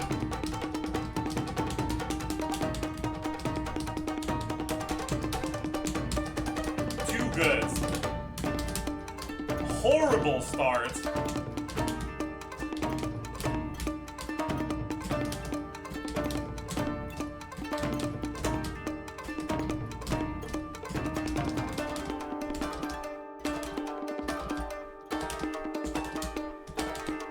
Bro, what? Okay, what's going on? Something's wrong. I'm getting way too many goods. I'm playing it normally. But half of the notes are getting good instead of perfect. Like, what's going on? Did my fucking calibration go off or something? Watch, but I'm playing it the same way I usually do. I'm pressing the notes when they're here, but like they're not registering properly.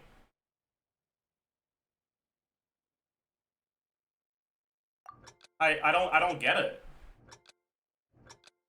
Ping dift? You guys think I got a ping spike maybe?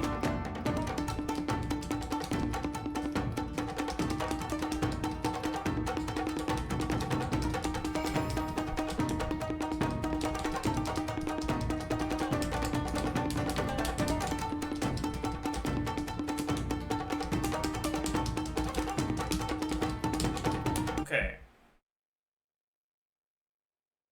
What is going on? I'm so confused. Like, that's actually not normal. Whatever, let's just do something else. Oh. All the fun Natlan songs are done, though. I don't want to do Natlan. Let's do Fontaine instead.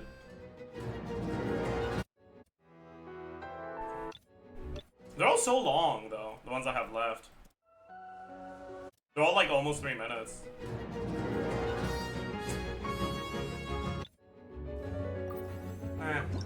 It is what it is, I suppose.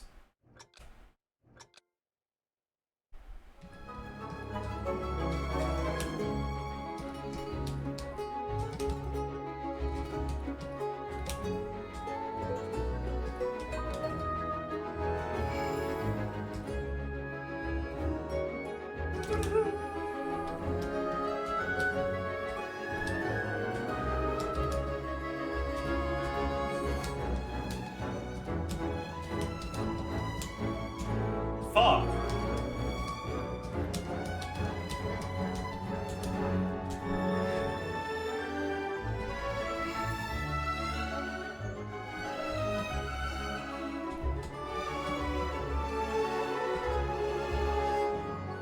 But this is just me fucking up. This feels a lot more normal than the other one did. Maybe it was just a ping spike, I don't know.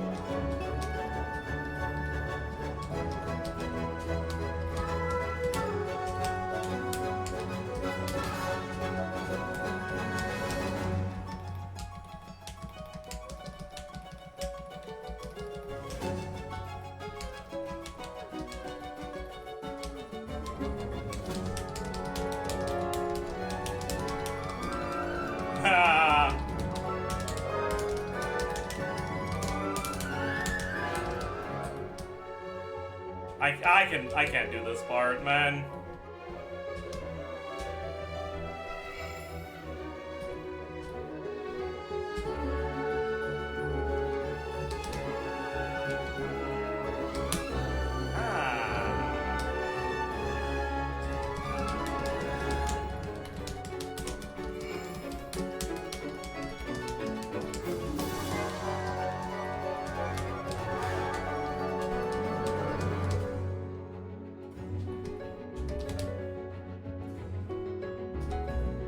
I'm just bad, man.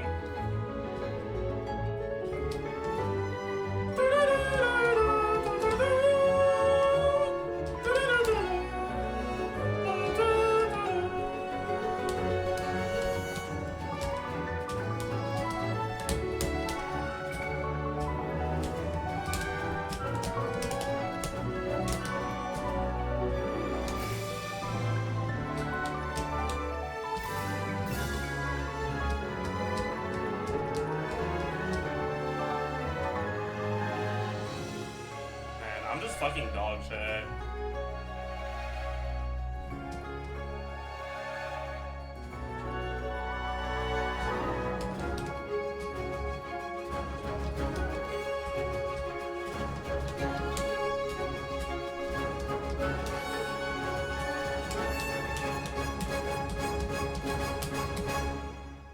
Ew.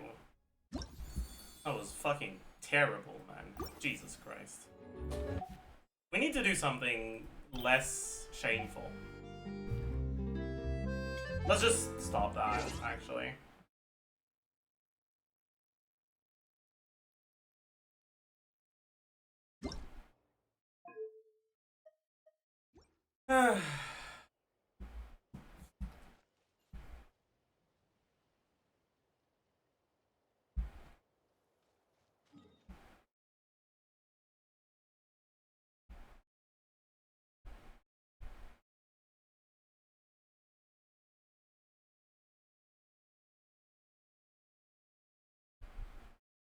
Wordle is less shameful? Yeah.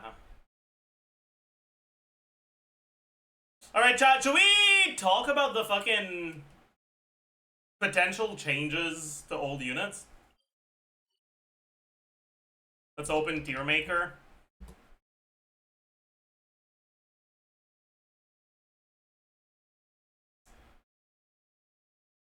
So...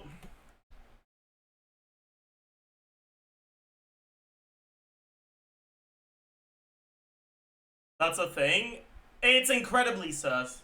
We know the league that says they're updating character models also hints at potential buffs to old units. Are old units getting buffed?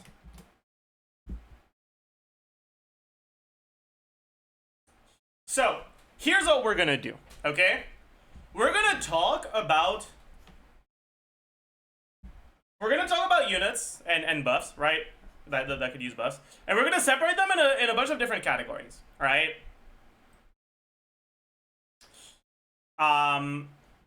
There's gonna be needs buffs, should get buffed,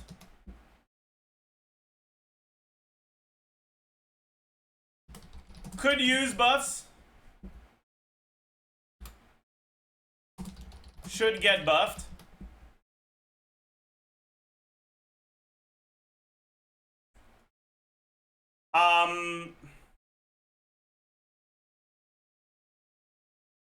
weak, I guess, bad, mid should get buffed,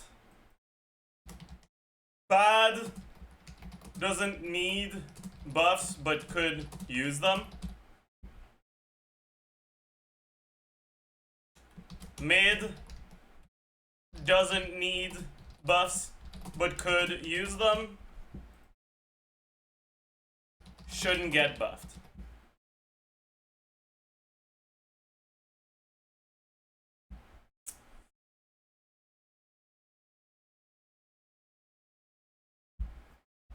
Alright, so First, we can talk about characters like Jean. I think characters like Jean should not get buffs. Jean has a pretty straightforward purpose. And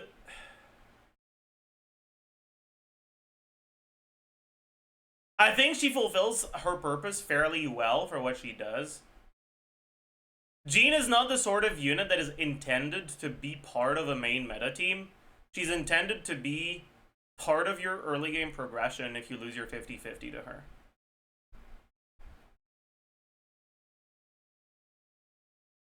And so I don't think a unit like Jean, like obviously any unit could end up getting buffed if they want to buff them. But I think a unit like Jean is a good example of a unit that like definitely could get buffed, right? Isn't very strong. But where I don't see a buff as like actually important. I think she fulfills her role already. I also think it's important to realize that Hoyo keeps standard characters at a certain power level because they don't want you to be too happy losing your 50-50.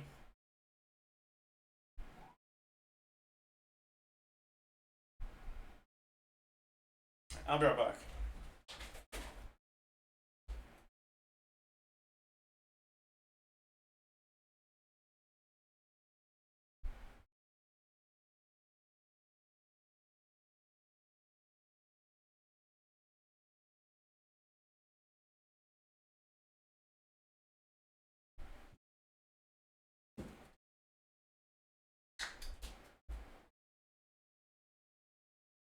I'm back.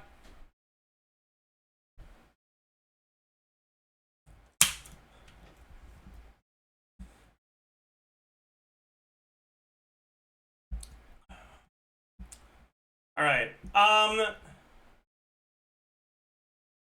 Lisa.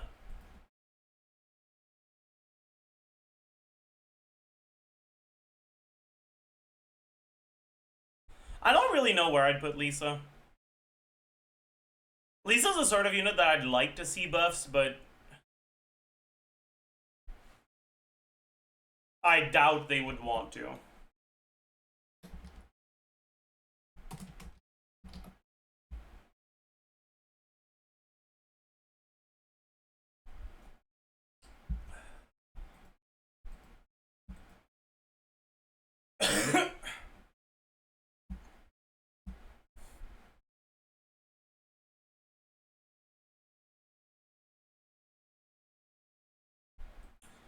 I don't see them wanting to buff Lisa.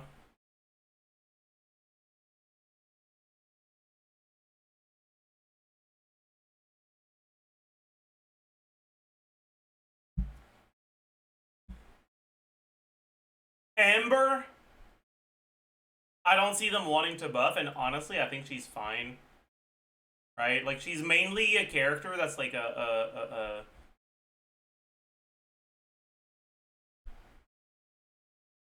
she's a key that deals with a lock of enemies that require fast pyro hits, basically.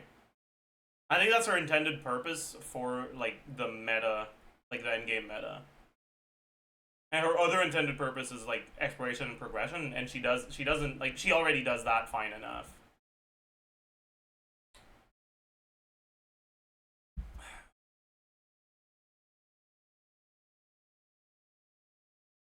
And Noelle, I don't see getting buffed either. Barbara, I don't see getting buffed. Definitely don't buff Sucrose and Fischl. Mona, I don't think would get buffed. Okay, yeah, I mean, most of the 1.0 characters, I think the 1.0 4-stars, most of them I don't think would get buffed, right? And the standard ones, I also don't really expect buffs on either. Like the standard 5-stars.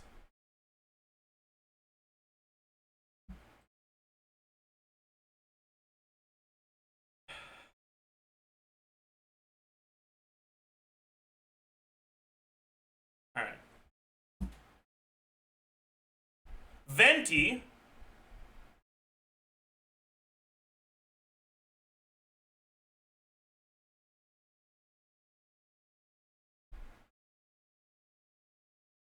I don't know if it's better to give a direct buff to Venti's kit or to alter the content to make Venti relevant again. I'm not sure which one is better.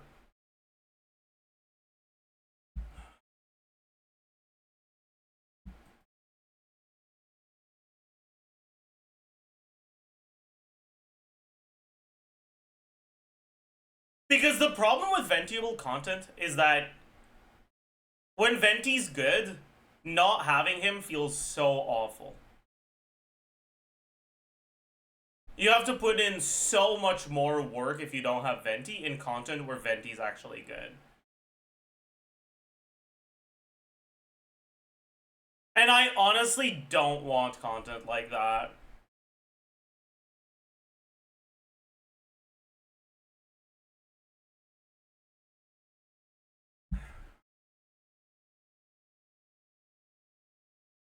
So I think I'd rather see direct buffs to his kit.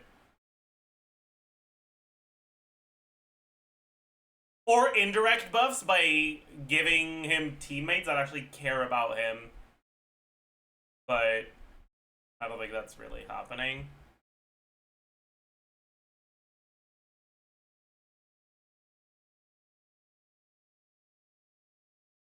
Like, I would like it if Venti's energy refund talent also restored energy to Animo characters. And if they gave him Animo Shred in his kit. I think Venti should be a potential replacement for Farazan.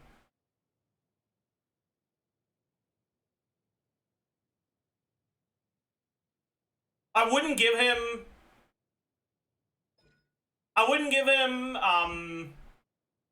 a damage percent buff or a crit buff, but I would give him a similar amount of shred as Farazan.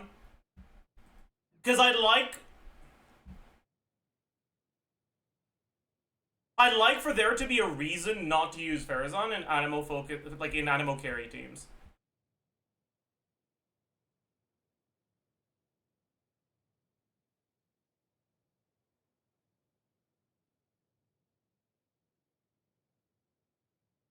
I like for Animo carries to actively ask themselves the question, should I use Farazan or Venti? Would I rather have more damage with Farazan or a little bit less damage but still my shred at least with grouping with Venti? Wouldn't you just use both?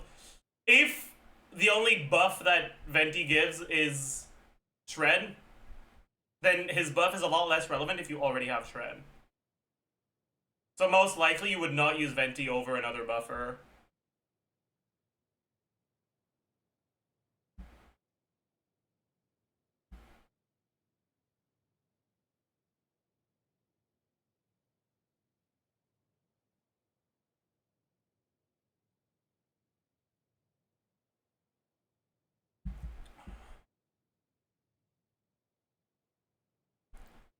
But yeah, I also just don't like how incredibly Farazan reliant Animo carries are. Because if you get unlucky on Farazan cons, you're just cooked as hell. Like, you can't play Shao. His teams are gonna suck. And having the option to pull Venti if you got unlucky on Farazan cons, I think would be nice.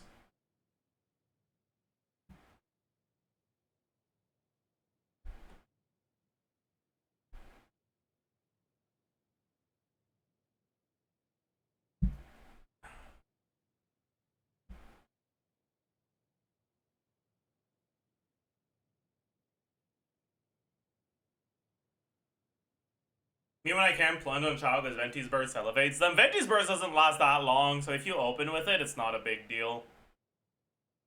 Right, if you make it so that Venti's shred lasts for like 20 seconds, right? You open rotation with EQ on Venti, then you Farina EQ, then you Shanyan EQ, and then you swap the Shao and Venti's burst is almost over, you EEQ, and then the burst is over.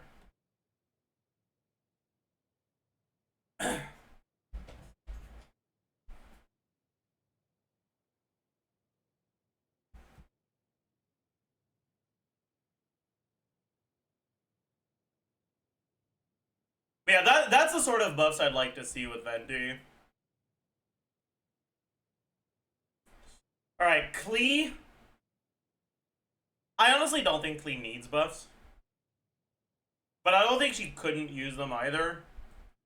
Alright, I think she goes here. If I were to change anything about Klee, I would change her skill cooldown to 10 seconds and that's it.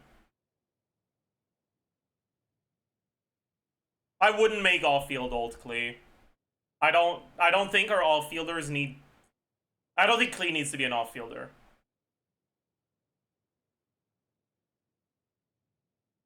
Like, what you're saying is you just want another Xiangling. Like, I don't think that's necessary. We already have characters that apply off-field pyro.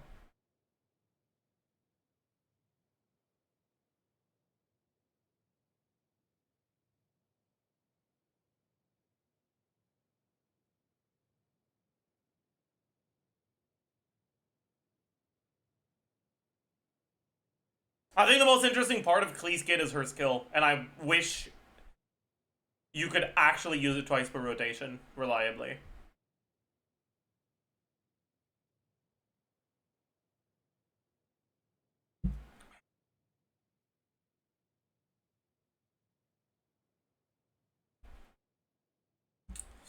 Child.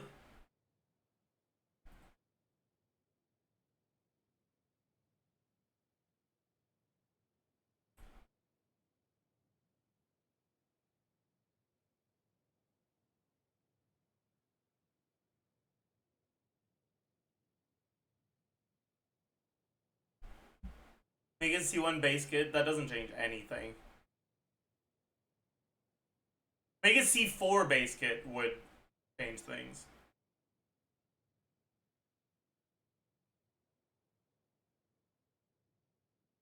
But I'm gonna be so for real. I feel like Child is a sort of character that is fine as is. Like, he's not good, but I don't think he needs to be good. Like, I don't think every character needs to be meta.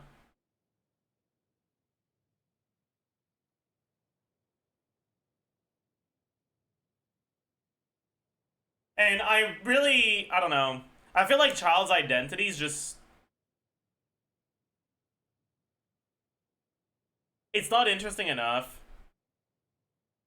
for me to actively want him as an important part of the Genshin meta.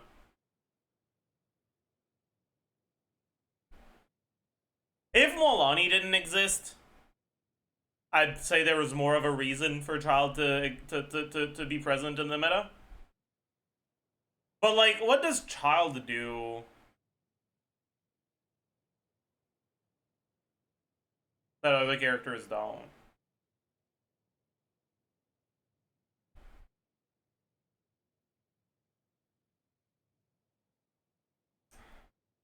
Riptides? Yeah, but there's no AV content, so who cares?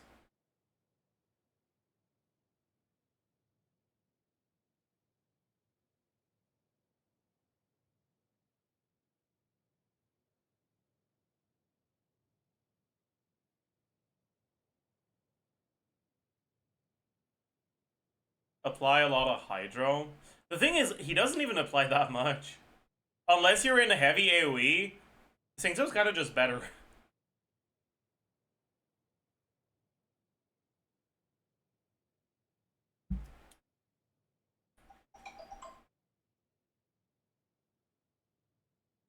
And he doesn't need to be on field, and he applies more Hydro.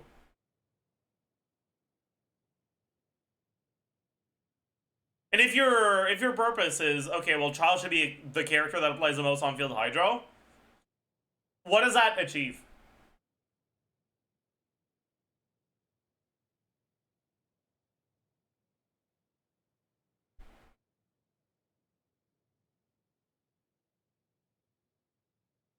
More blooms? But what does more blooms do? It doesn't really do anything. Because of bloom in turn, bloom like 2-hit limit.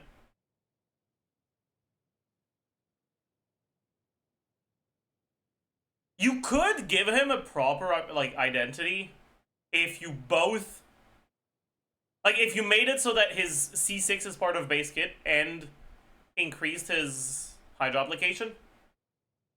as a character whose main purpose actually is hydro application.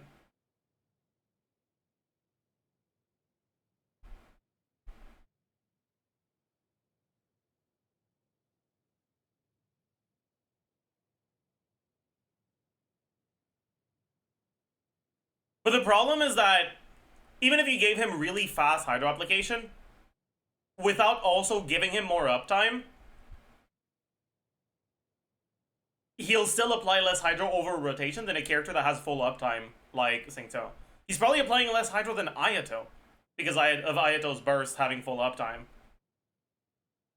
Right? So you'd need to both increase his application and rework his cooldown bullshit. But I feel like at that point, he's just a different unit altogether. Right? Like, that's just a full rework, that's not a buff.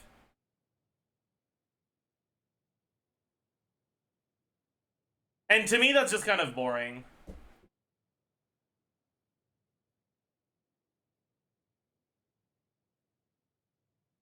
He needs it? I mean...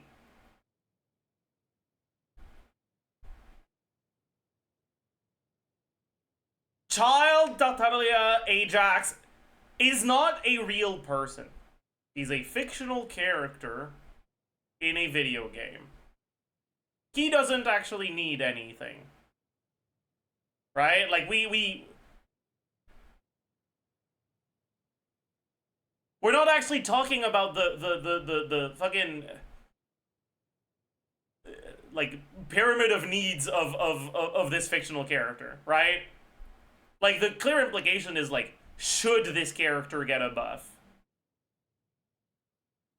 Like, not like, is this character in need of a buff in order to be good? Like, would it be good for the meta if Child got a buff, right? I think if you just increase his numbers, Child would just be more boring. I think it's impossible to increase his numbers in a way that would make him actually a meta carry in, like, Taser or Freeze teams without making his vape teams way too broken.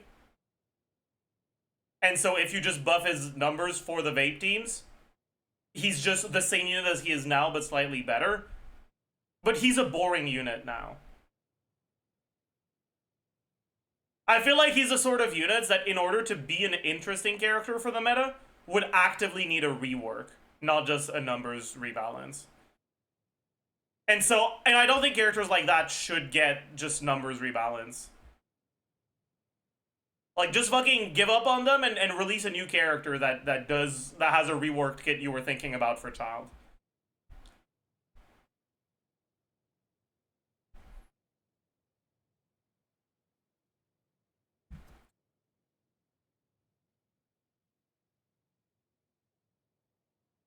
Maybe we can make a new category. Would need a rework for a buff to really help. Like, we can add a new category for him. I don't mind. Sure.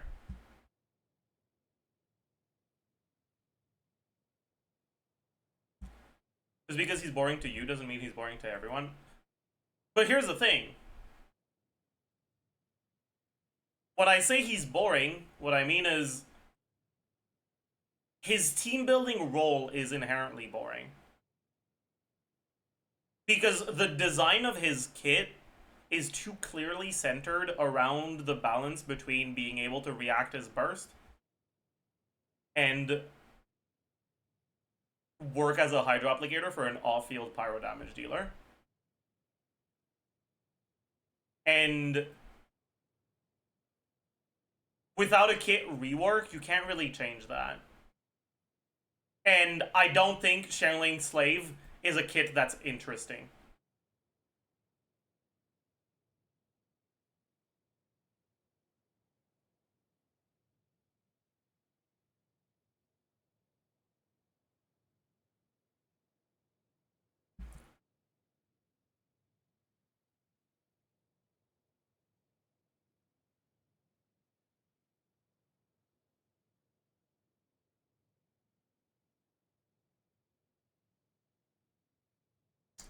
I guess technically, if they nerf all of his numbers except the Riptide numbers, and they Omega buff the Riptide numbers, you could end up with a character that has actual, like, real quadratic scaling.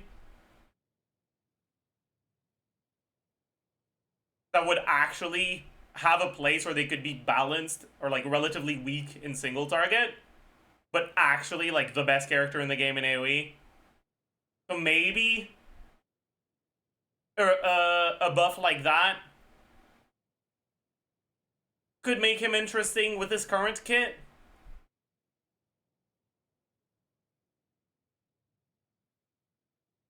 But the endgame content we have right now is Siege and Onslaught. So that doesn't work.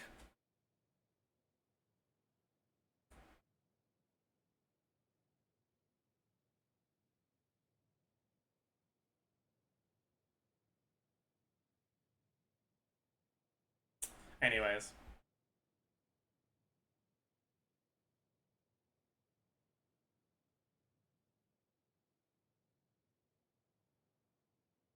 So who does deserve a buff? I mean, it's not, again, right? It's not whether or not they deserve it. They are not real people who end up in situations where they deserve or don't deserve good or bad things as a reward or punishment for what they've done, right? It's, would the meta become more interesting and more, like, interactive and fun if they got a buff?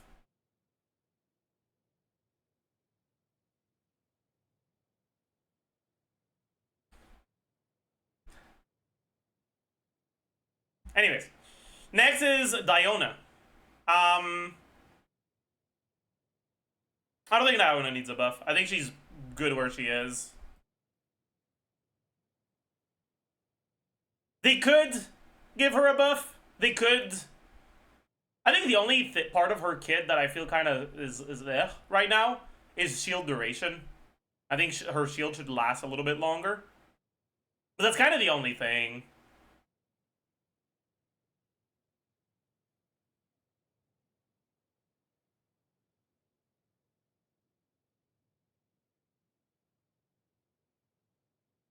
Remove ICD from her charge attacks? Yeah, I guess that's true, but it's not like it would matter.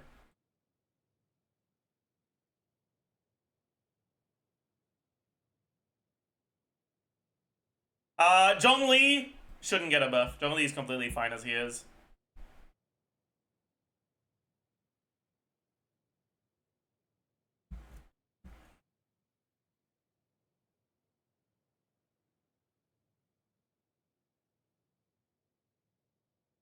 As much as I should talk Zhongli, and as much as I should talk to him over the years, Zhongli is probably the character that has spent the most time on my teams when I was actively playing the game. In the game.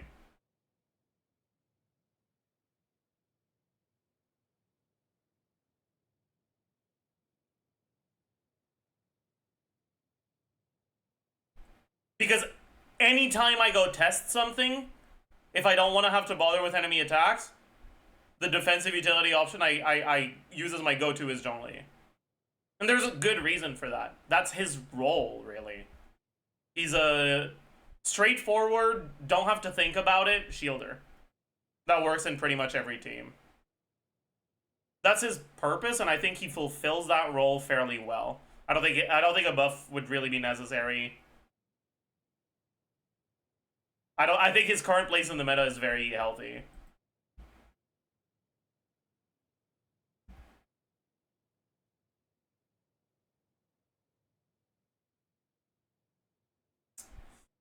Xinyan, I don't think they would want to buff Xinyan, honestly. Albedo.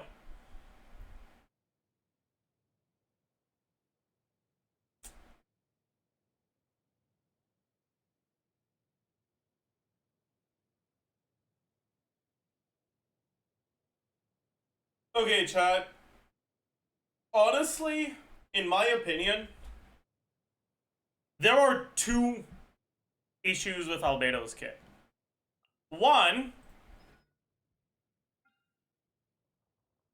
the flower should not have HP. Right?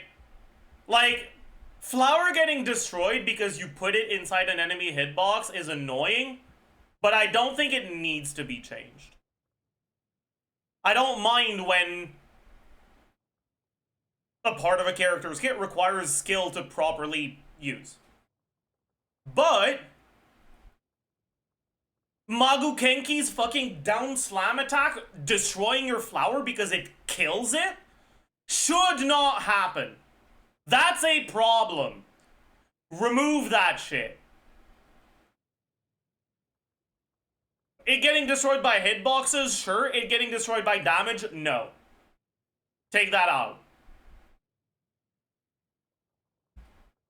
That's the first thing I'd change. And the second thing I change is actually not this or this. The second thing I'd change is this. I would increase this number to 300.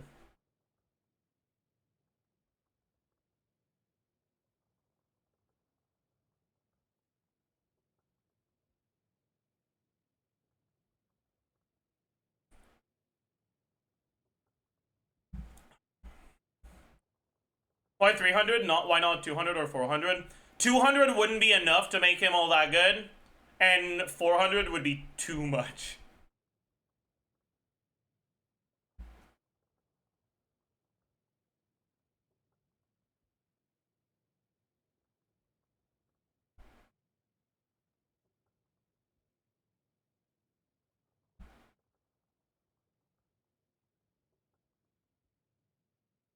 If you look at the teams where Albedo's used currently, right?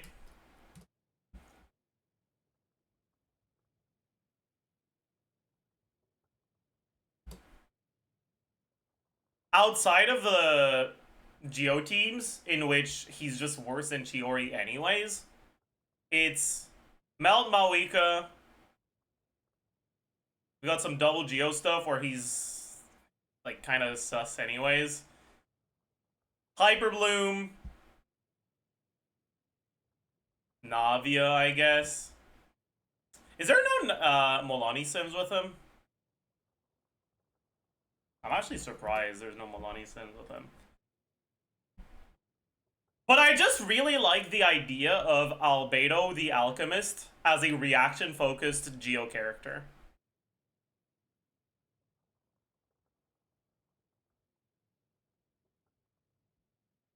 I don't know if 400 EM would be too much. Sucrose gives more and she's more flexible. Sucrose does not give more. Sucrose gives up to 230-ish.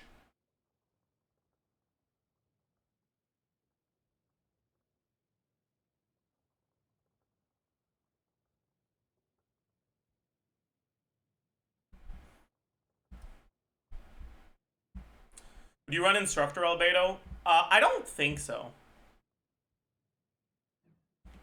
I don't think these teams run Instructor Albedo either. This is Petra Albedo. This is TOM. Petra. Golden Troop. Husk. Golden Troop. TOM. Deep Woods. That's really funny. But yeah, his personal damage isn't like insane, but it is enough to like that going for a 4-star set is kind of dumb, even if you were gonna put him on a support set. Or like even on a set that doesn't do any damage at all, right? I guess it's only 5k here, huh? Whatever. It is what it is.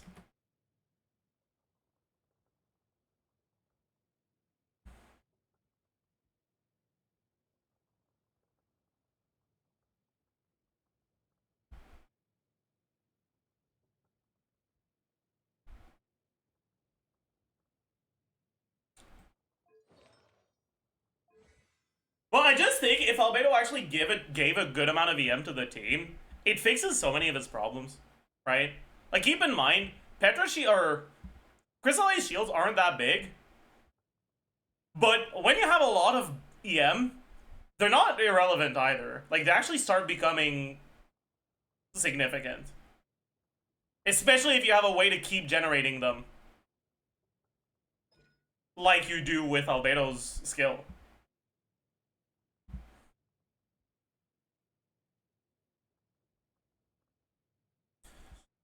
But yeah, like, personally, that's how I'd buff Albedo. And I think he should get buffed, and I think he's probably on the bad right now, so I would put him here. But yeah, really, like...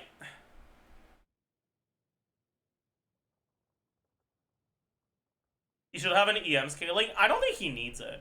He could, but I don't think he needs it.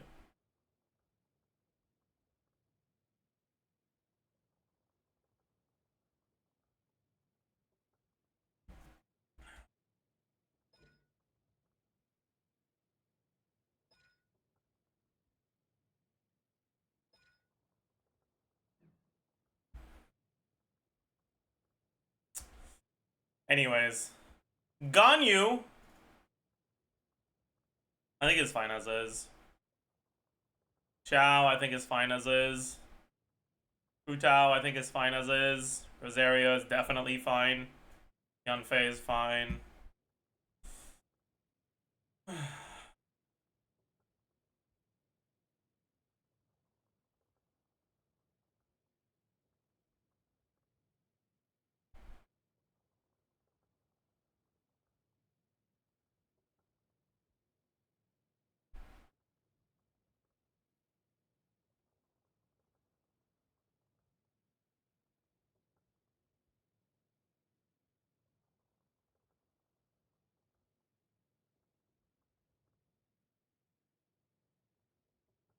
Chow is not fine as is. His constellations are worse than diarrhea. I mean, they can rework his constellations. I don't give a fuck.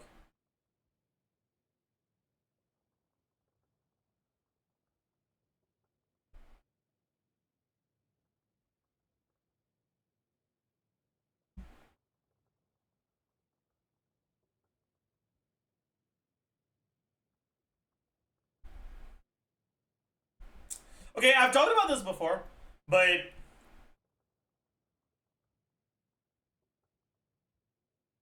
I wish they made it so that every time you reach a certain stack breakpoint on Ella, her burst explodes.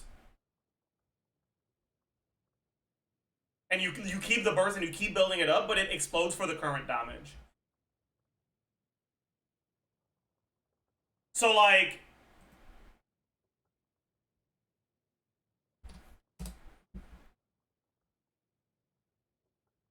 her normal attack, 164.9, 171.9, 104.4 times 2. Well, I guess 206.9, 132.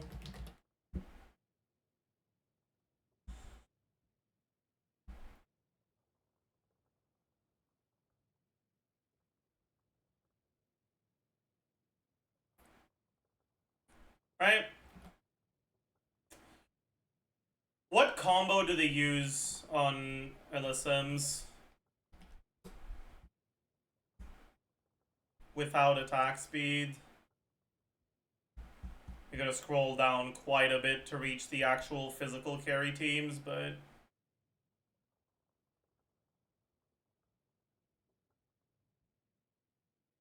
they do 4.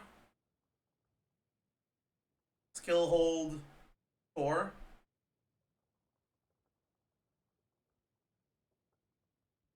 And how many stacks did they end up with on the burst?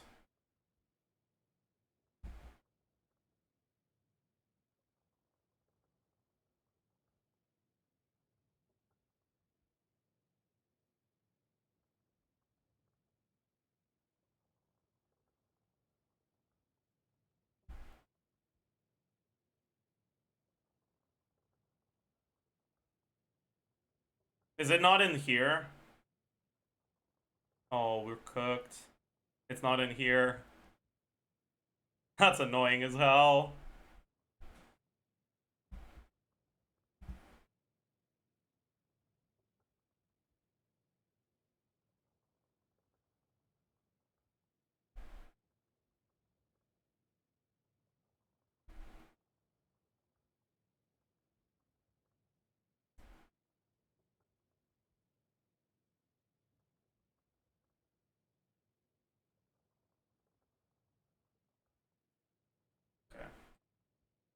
add stack. So 1, 2, 3, 4, 5, 6, 7, 8, 9, 10, 11, 12, 13. 13 stacks is what they're getting. What about the teams with Sig? Shit, it's only R5 Sig. No, there's probably an R1 Sig that's a lot lower. Yeah.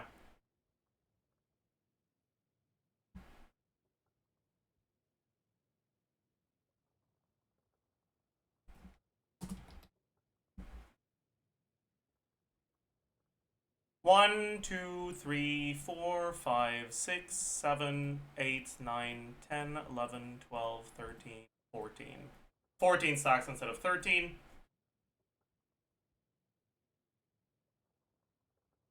And you get one more with R5.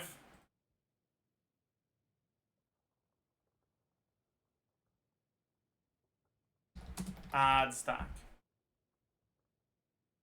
1, 2, 3, 4, 5, 6, 7, 8, 9, 10, 11, 12, 13, 14. No, you don't. You still have 14. Alright, cool. So.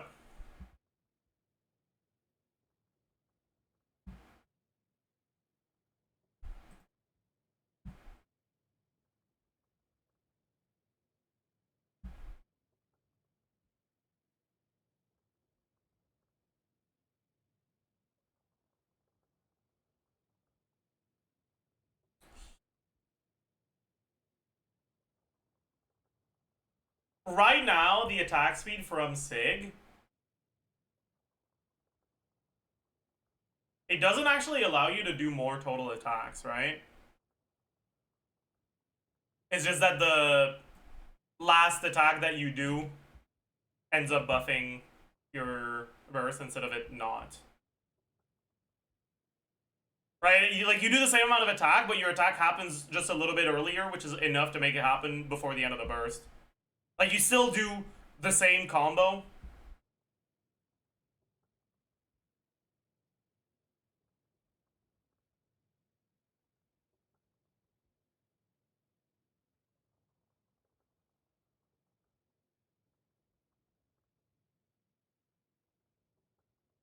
That has 14 hits without Sig, but you only get 13 stacks because the last hit happens a bit too late, right? So, unless Sig, Claymore gives how much? 12% attack, right?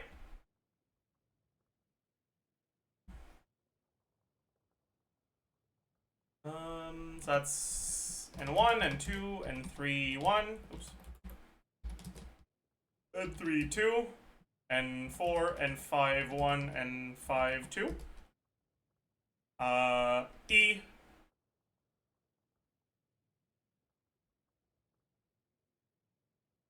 I guess tap E, hold E, E2, Q, 1, Q2. Alright, tap E, 249. Hold E, 418. E2, 163. Q1. I guess Cryo Q, 418. Q1, 674.3. Q2, 137.8. Right? And she gets 2 of these.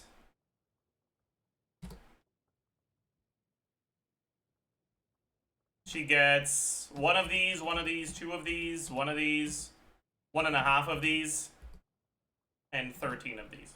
Right?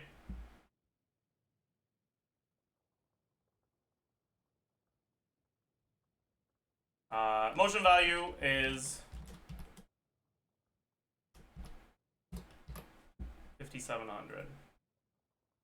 For hold E hits 4 times. Hold E is the initial hit, 2 hits of the like cryo thingies, and half of the burst damage, which is why I added 0.5 to the Q1.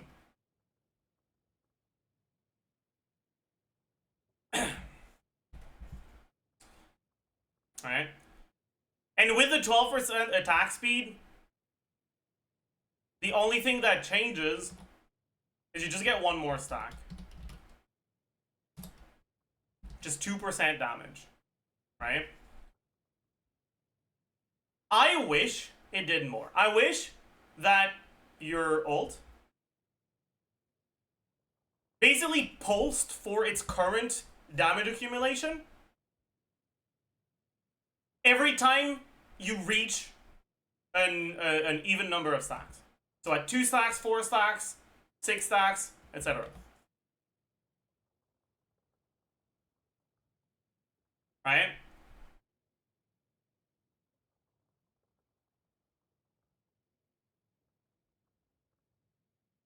And so if you reach 13 stacks, you end up getting an additional burst hit at 2, 4, 6, 8, 10, 12. Right? So that's 6 additional base ones.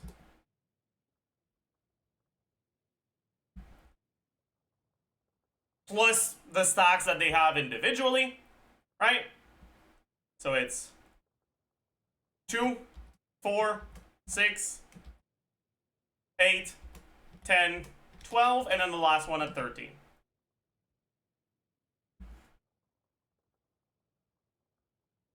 And if that's how her kit worked, getting that one extra stack would get you an additional pulse because it reaches 14.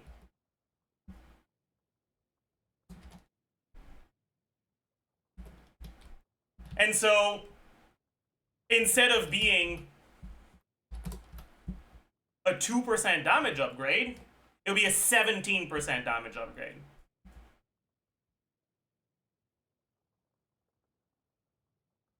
And obviously this probably would be a bit too strong, but maybe you make it so that it pulses for half of the current damage, right? So 1.5 plus 6 divided by 2. No, sorry, it's plus 5 divided by 2. And this is 1.5 plus 6 divided by 2.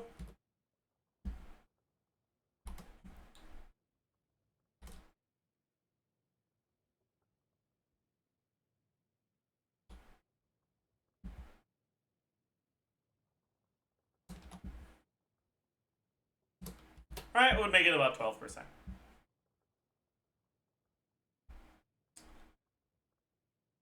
But the other cool thing is that it would also buff other sources of attack speed a lot. It would make Mika so much more relevant. That's one of the big problems with Ela's kit, is that the supports she has designed for her buff attack speed. Her signature weapon buffs attack speed, and attack speed is dog shit on her. It's worthless as fuck.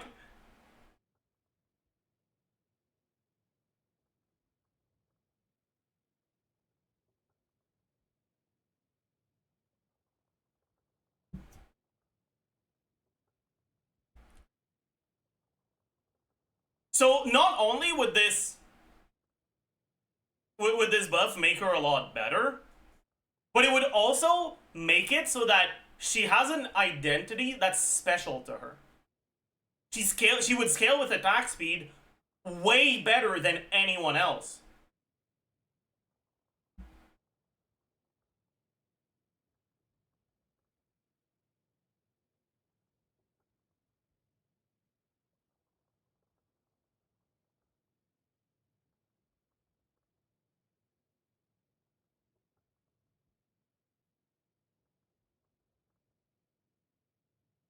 Wanderer scales good with attack speed, sure, but not as good as this.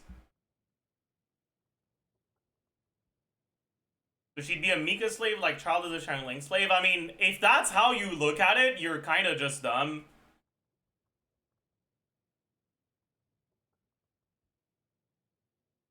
The reason I was calling Child a Xiangling slave is not because Child's team would be reliant on Xiangling if you kept his kid exactly as is.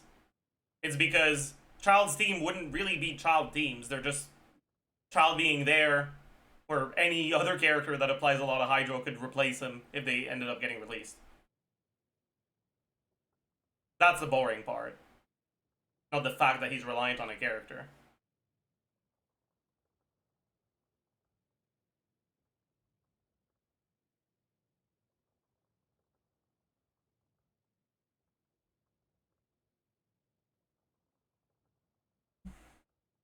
And if you stacked enough attack speed to reach 16 hits, right, and they could like slightly change her attack animations to make it so that those breakpoints do happen, right? Right? Like maybe you get this plus 16.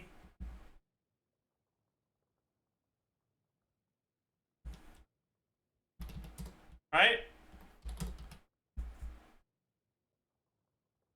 It'll be 30% more motion value.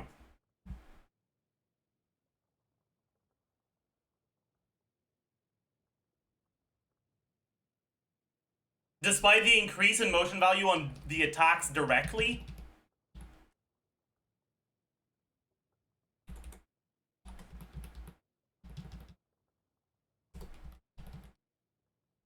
being 20%, it would be a 30% upgrade. I don't know. I just think something like this would be really cool, right? And they could balance the numbers so that she doesn't become broken, right? Like maybe just pulsing for current damage would be too good.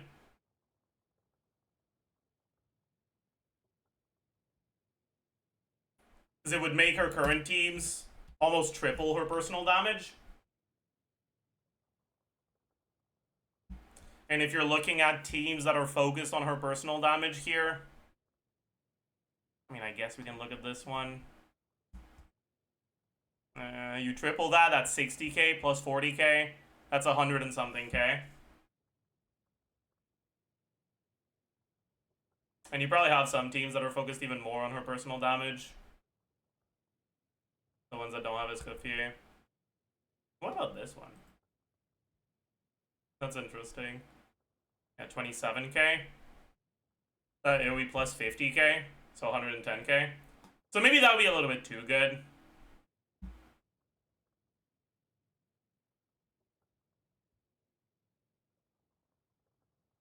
It wouldn't be better than Mawika still, but I don't think they'd want to make him look that good either. Because then they wouldn't be able to sell other physical carries in the future.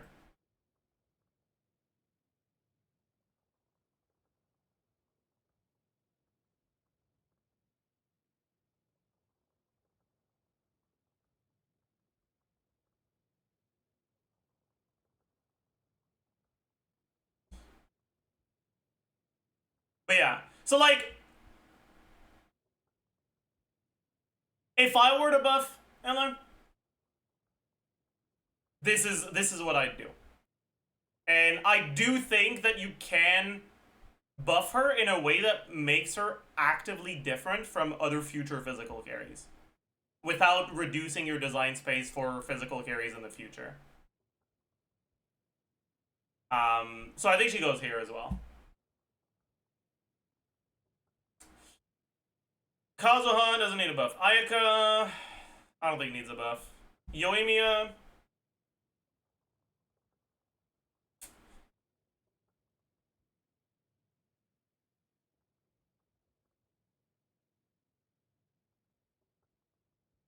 bro, Yoimiya's cooked as hell, man.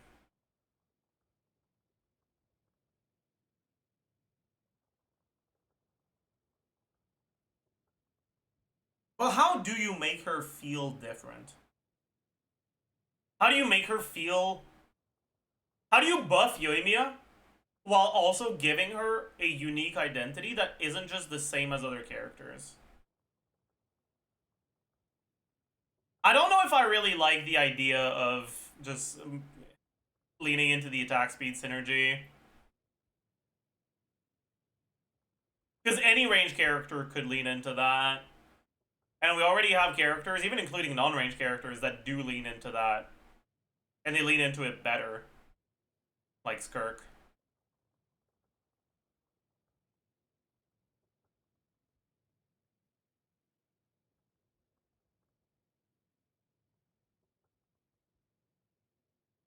Right, like, without looking at her numbers, right?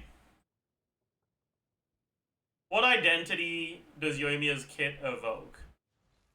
Right, single target focus?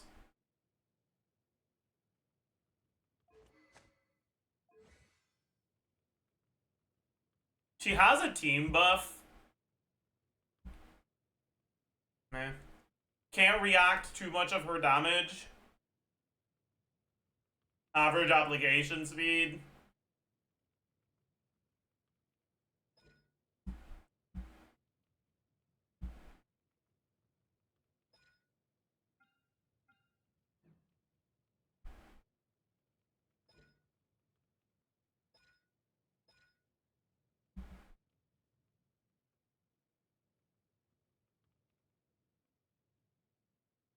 Okay, you know what?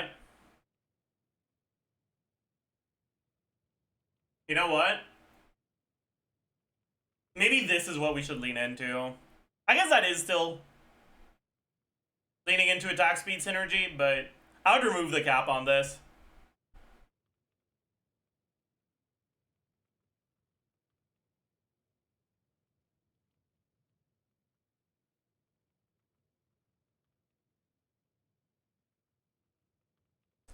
I'd also change this from shots from Yoimiya's normal attacks to pyro damage. And I would... Yeah. And so you could open with a charge attack with her, like, special charge attack thingy, and then immediately use the skill before the thingies hit, and you would get 3 stacks from the thingies. And then you'd also get stacks from the burst, which would make her burst feel more worth using.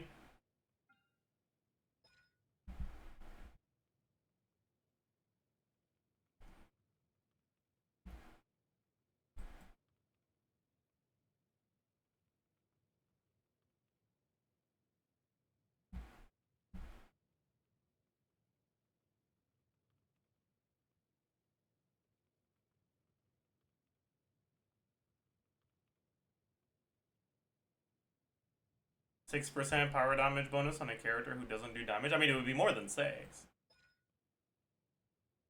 Like, she would start with 6 more.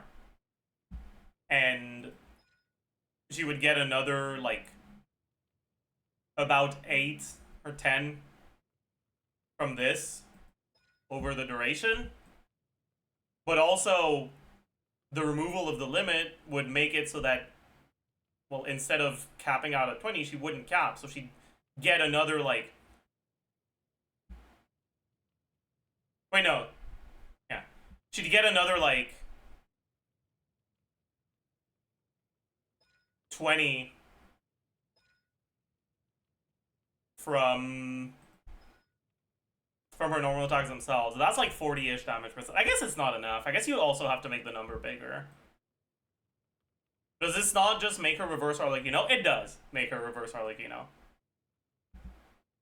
But I think I think that's fine. I think that's an interesting identity that already leans into her kit, but also makes a lot of sense because it would also make the C6 a lot better. Right? Like, if that's how her kit worked, it would make it so that her constellations make more sense. Not just the C6, right? But also... Actually, no.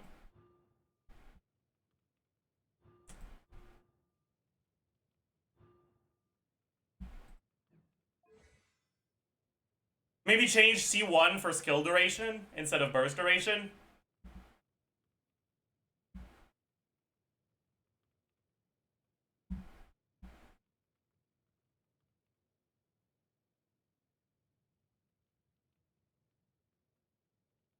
You think her burst should even be usable? Or that he's kind of that she's not burst reliant? I mean, that was a tailor-made set for her. I mean, is it really?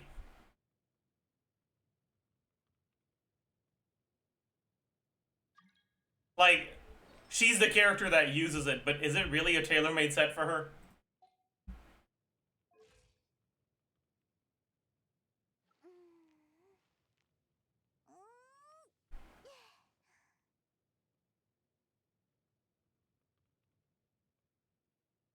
Buffed by overloads? I mean, if it was any source of pyro damage, guess what elemental type overload damage is? So you can get even more damage if she's the trigger for overload.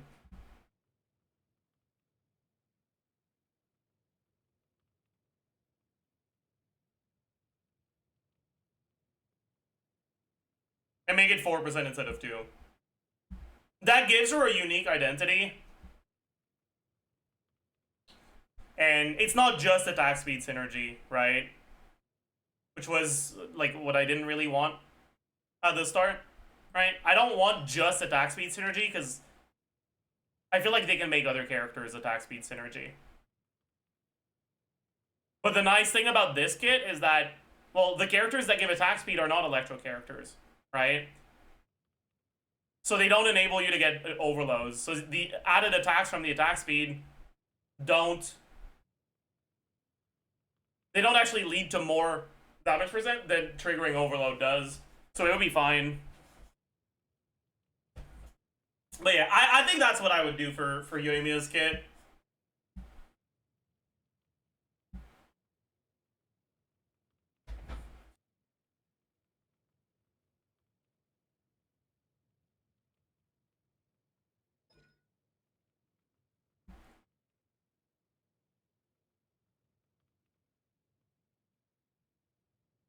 And one nice thing about all of this is that literally all you have to do is change a little bit of the words and the numbers here, right?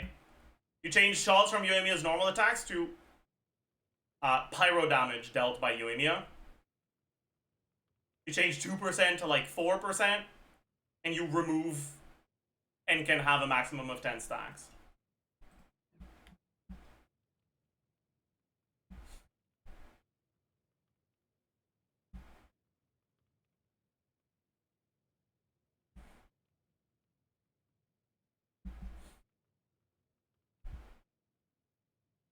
We watch this after tier listing? What is it? Outdated. Fixing Genshin's outdated characters. We can watch it now.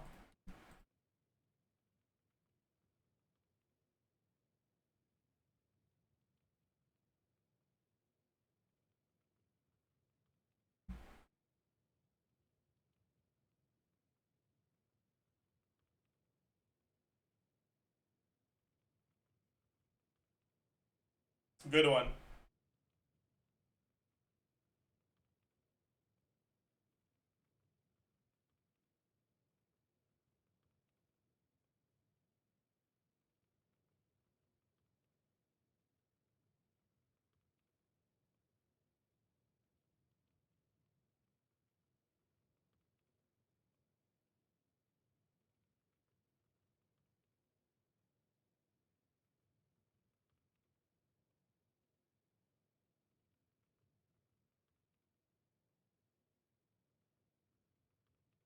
Okay.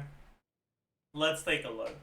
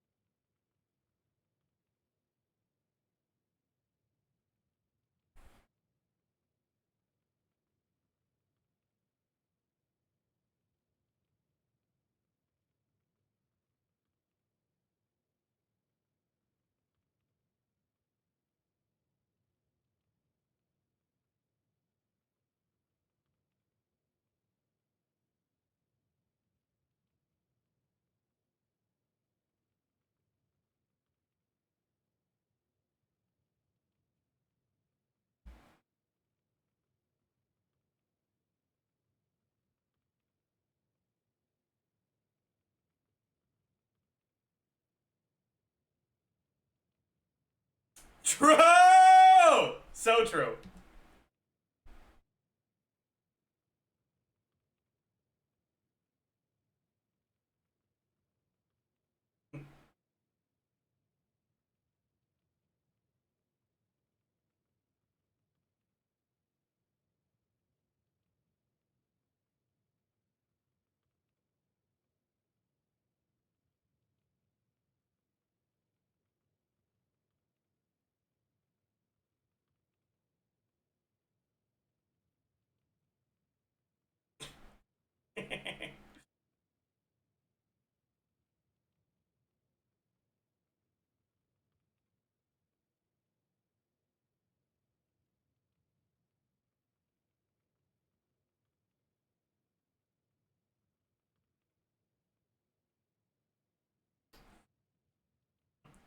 That's the sort of stuff, like, it's cool, but it wouldn't work with Genshin.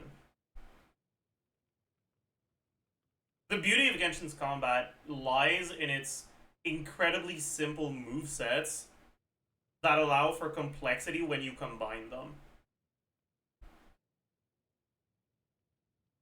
And part of the reason why they have incredibly simple movesets is because Genshin is, in large part, a mobile game. And this sort of control scheme would be a nightmare on mobile.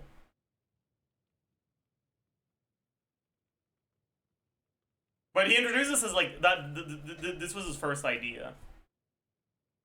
It is a cool idea. It just wouldn't work with Genshin.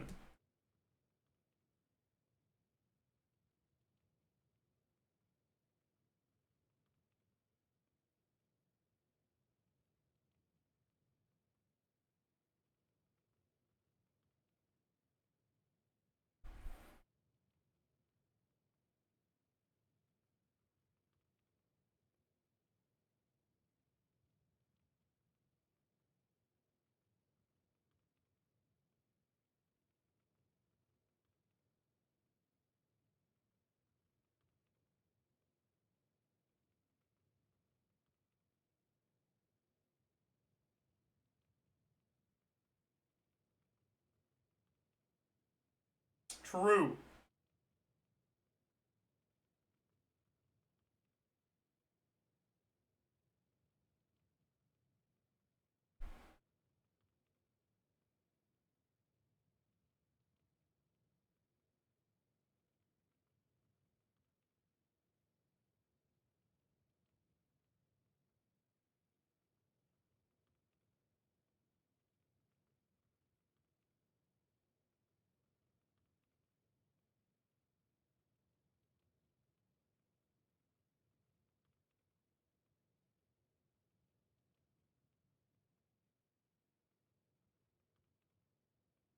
I don't know about this idea, because I feel like that's just Kazuha. Right? Like, that's what Kazuha does. I don't really like the idea of having Venti just be the same thing as Kazuha.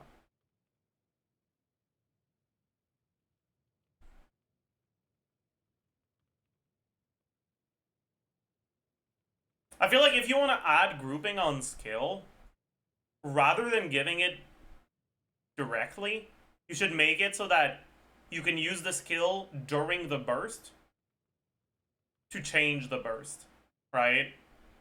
Like, maybe you can QE instead of EQ, and it brings the burst down. Like, your E can target your burst and like make it change its position. Or maybe you do that on Holy instead. And maybe that can increase burst duration by like 2 seconds.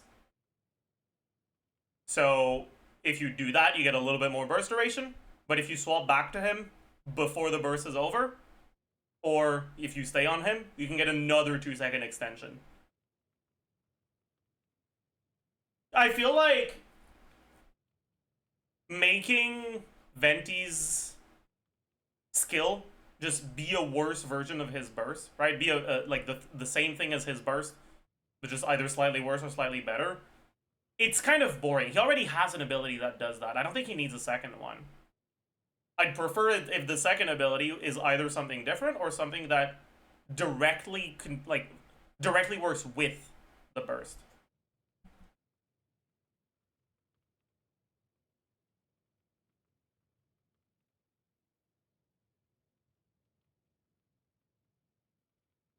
Yep.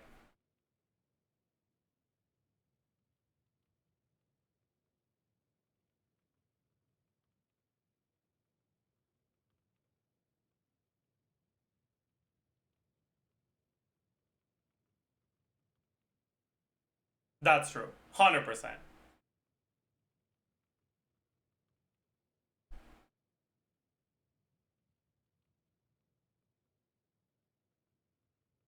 No. No, no, no, no, no, no, no, no. No, no, no, no. Please don't make it do that. No, no, no, no, no.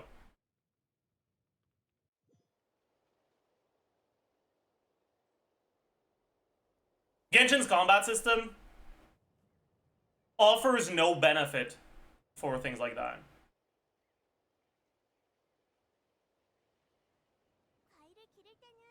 Like, keeping yourself safe by keeping enemies away from you as an archer is something that makes sense, like, in a vacuum. But Genshin's combat system is just not about surviving. It's about DPS. And any ability that scatters enemy is going to be awful. And you're going to actively want to avoid them. It just doesn't work for Genshin's combat.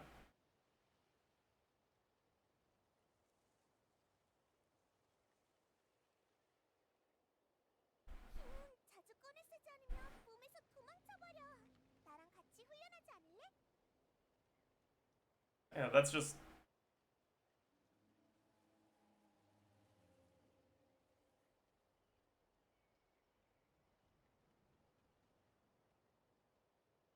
I did not know you could do that with Tubby. What the fuck?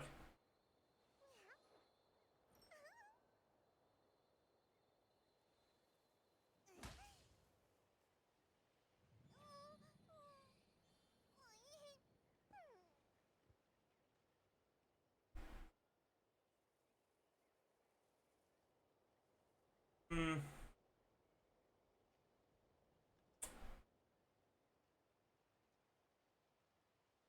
Okay. The main reason why I didn't like the idea of making the skill be a mini version of the burst is because I don't want the skill and the burst to do the same thing. So if he's changing the burst, then it's not necessarily a bad idea to make the skill be a mini burst.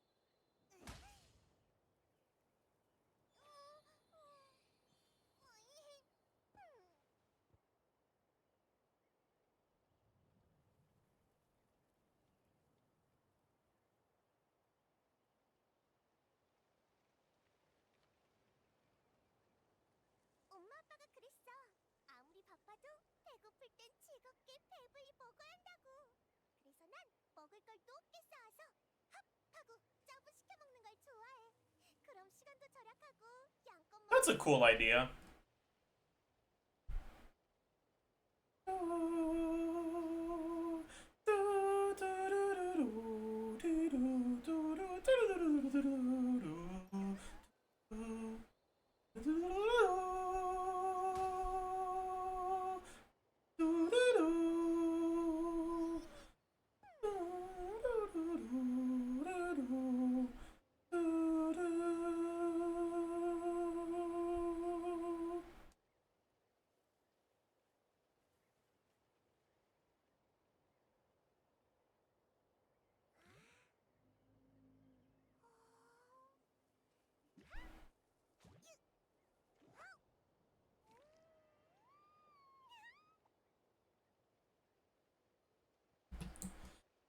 Okay. I mean, this is a cool kit, and I think it makes sense. But I don't really like how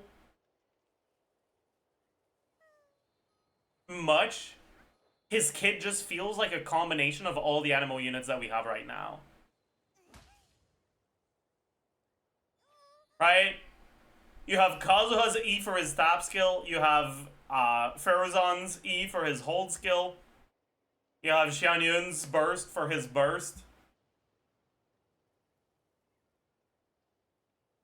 I mean, he's the animal Archon, fitting for an Archon? I don't think so. I don't think Archon should be fucking Frankenstein combination of body parts from all the characters of the element.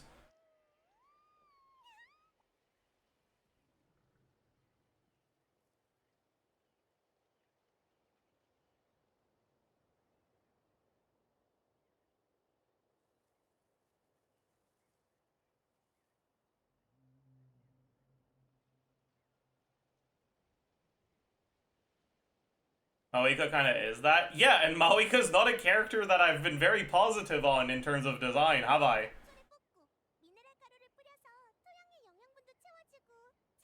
The best part of Maoika's kit is the combo stuff, which is pretty much unique to her for Pyro characters.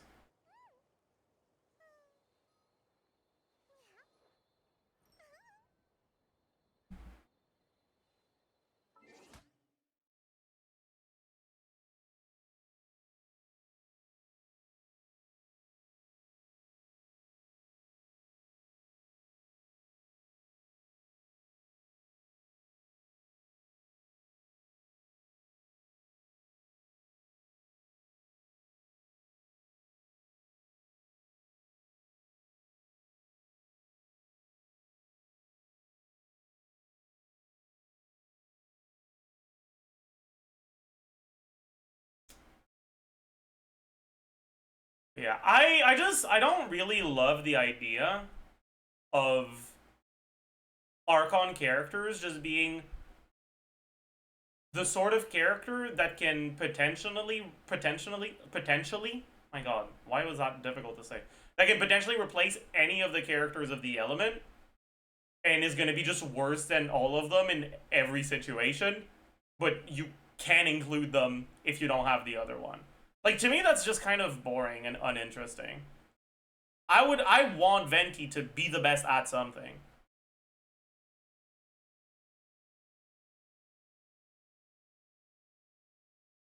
And I think that thing being grouping is completely fine.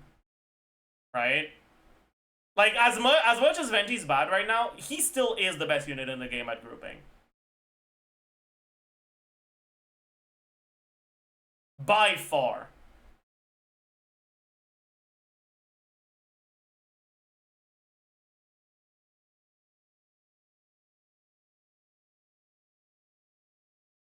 We don't need grouping nowadays. Yeah, I know.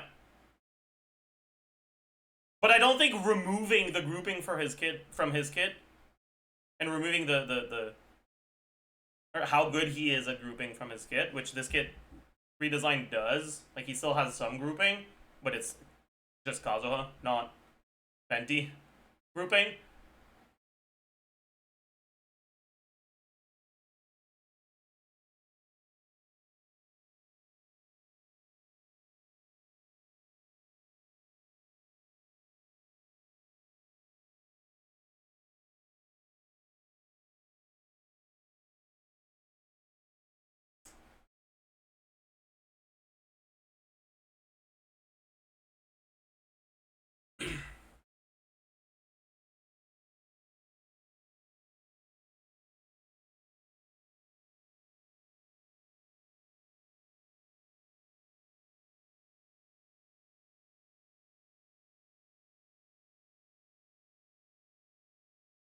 But I think it's fine for Venti not to be an insanely meta character. I think there should exist a character that is the best at grouping, and I think it's fine if, when you don't need grouping, that character's not better than the alternatives.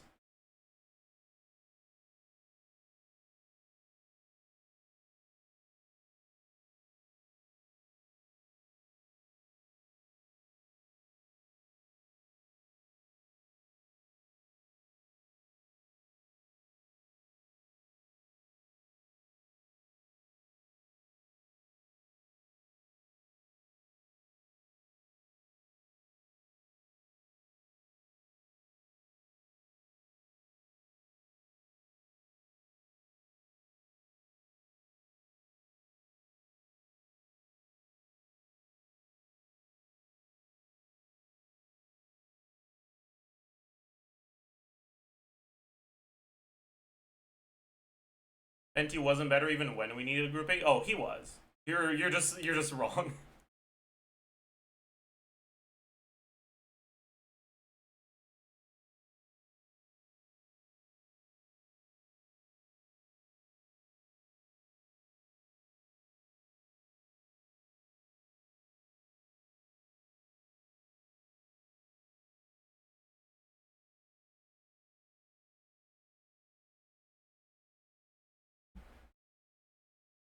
When grouping was real, it was literally just, do you have Venti or do you not have Venti? Yeah, like it was... Yeah.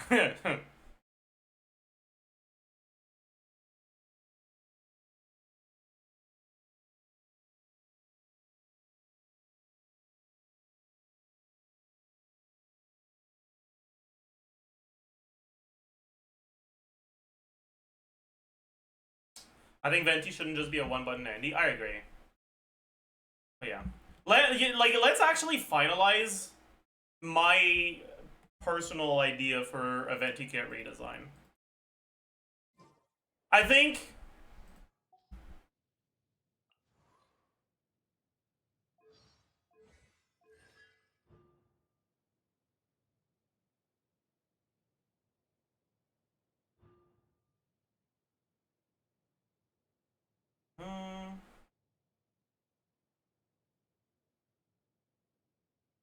I think his C2 should be part of his base kit.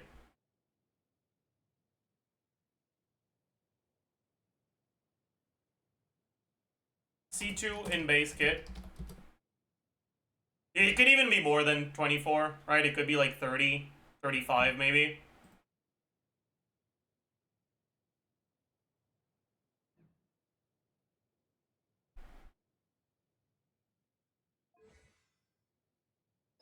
I think Ascension 4 should also refund the energy for animal characters.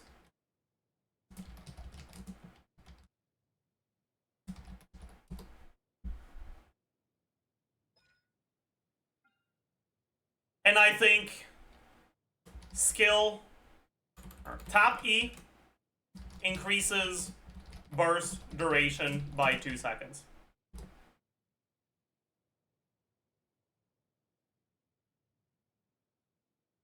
And hold E increases burst duration by 4 seconds and brings black hole to ground.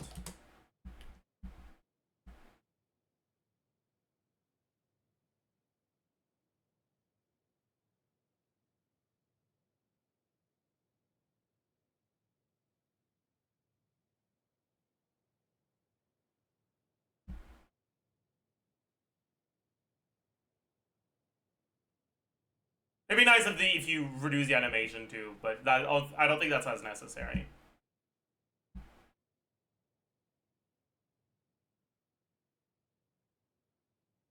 Or maybe, yeah, you put the black hole on the ground by default and you make the hold E make it go up instead. But no.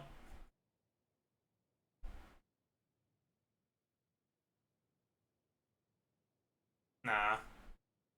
I think this is fine.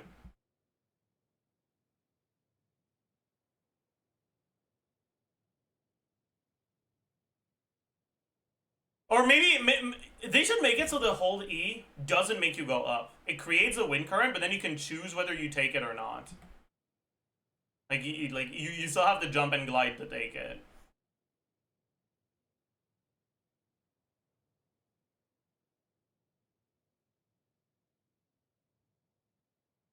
But yeah, the reason why I would want something like this is because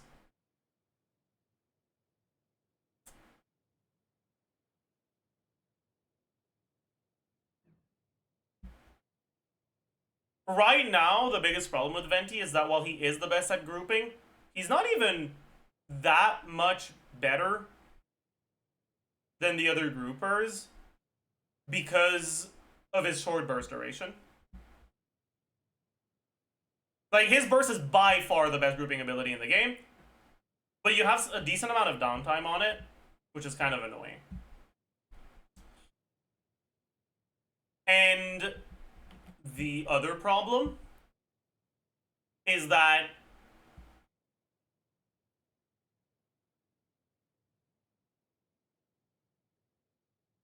there's too much unreliability in the elemental absorption for this shit because of enemies having the potential to have innate elements. And unlike damage percent buff, energy buffs, when you don't get them, if you build with the assumption that you do, you won't have your burst and your team won't function. So you're gonna have to build enough energy that even without this, you still have enough energy, so it's not doing anything. I think it should unconditionally do something, and I think making it restore energy to animal characters by default, and then on top of that, whatever element gets absorbed, is a really good way to make it feel better to use. That also creates an actual real reason to put him on the team.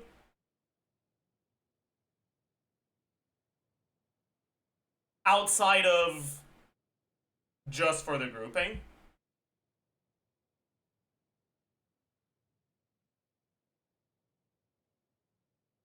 And if you also put the C2 in his base kit, there would actually be teams where he's a pretty solid option.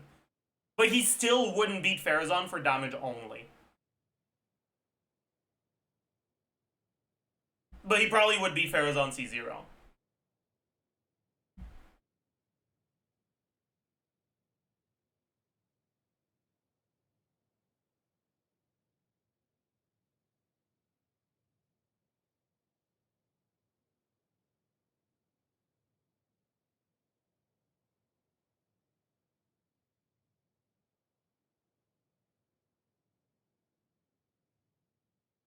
Which would be really healthy for the meta.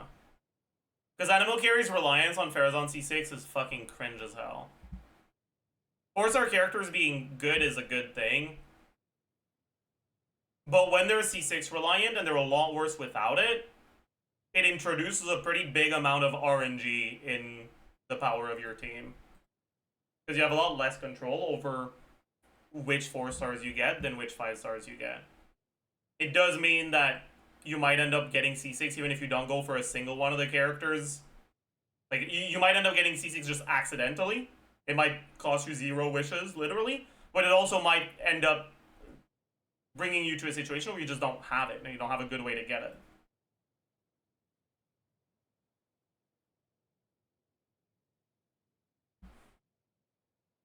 Yeah, exactly. Like, I do not want to end up in a situation where Varka is bad if you don't have Farazan C6. And I feel like that's what's going to happen if he's actually an Animo-focused carry.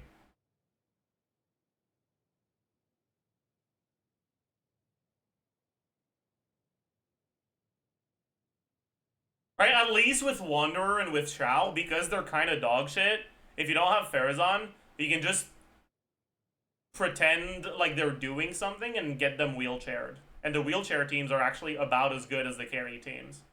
But if they were actually good, then the wheelchair teams would be a lot worse than the carry teams. Right, like if you don't have C6 Farazan, but you want to play Wanderer because he's your favorite character, you can just do fucking Wanderer, Shilona, and Yelan for Rena or some shit, and you have a team that is strong enough to clear content, right? With content getting harder and harder, if stuff is balanced around Varka's teams with Farazan and you don't have Farazan, the wheelchair stuff probably won't be as good as the Farazan stuff, so you probably are going to end up struggling, which, I don't know. Yeah. I think that's definitely a potential problem that needs to be addressed.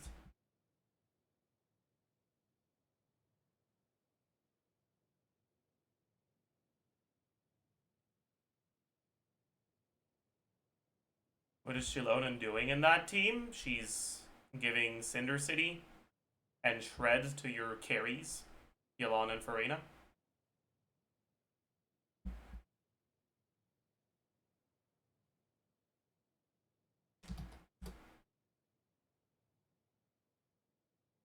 Right, if you look at C0 Wanderer teams, it's actually the highest one.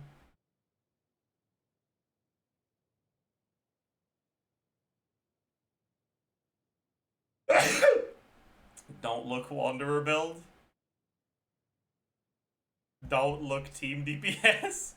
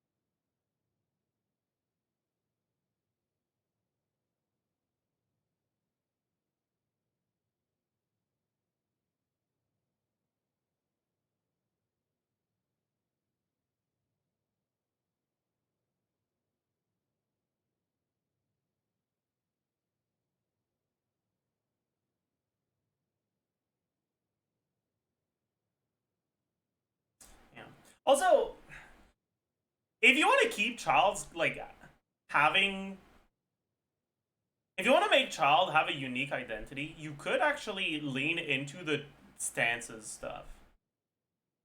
Like, you could make it so that there's an actual reason to use his charge shots.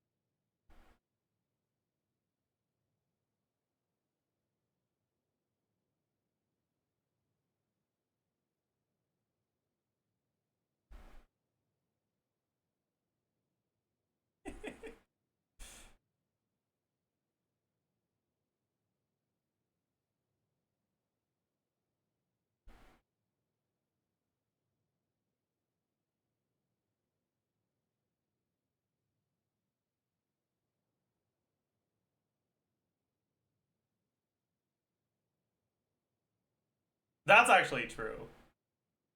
100%. In his skill stance, he should just be using the bow like a stick. That's actually so true, by the way. That's a genius idea.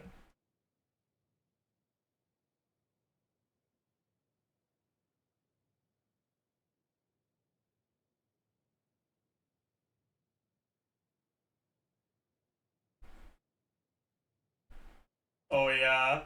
Would that make Child's best team fucking TTDS support for Skirk? It would, wouldn't it? Oh no! No! No! Fuck!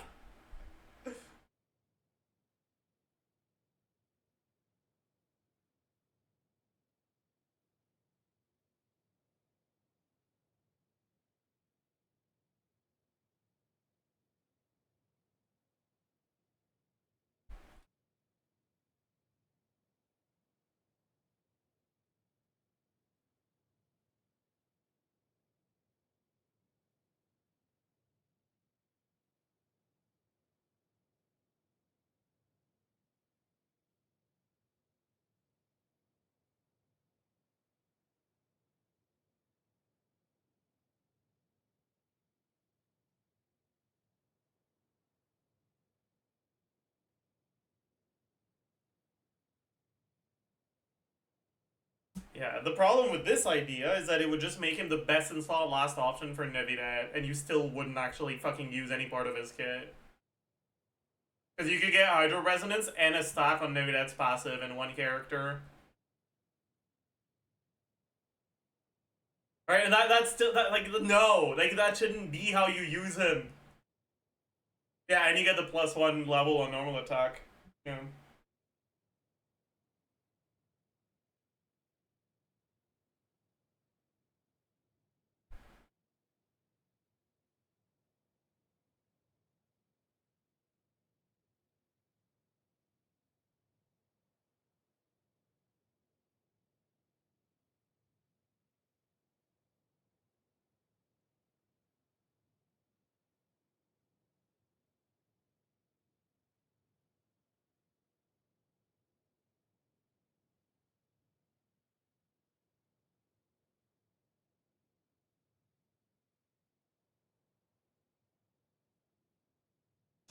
Yeah, I think the biggest problem with this is that it would make it so that his best team is one where you don't really play him, and it would make his current teams worse. So I don't like this idea at all.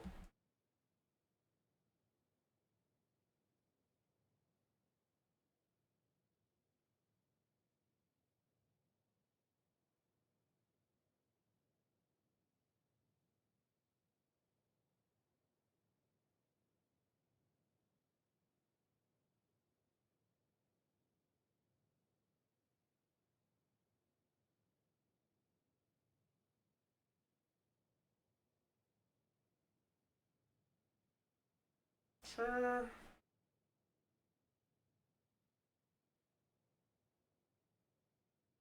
Yeah, that's what I shall say, true. Right.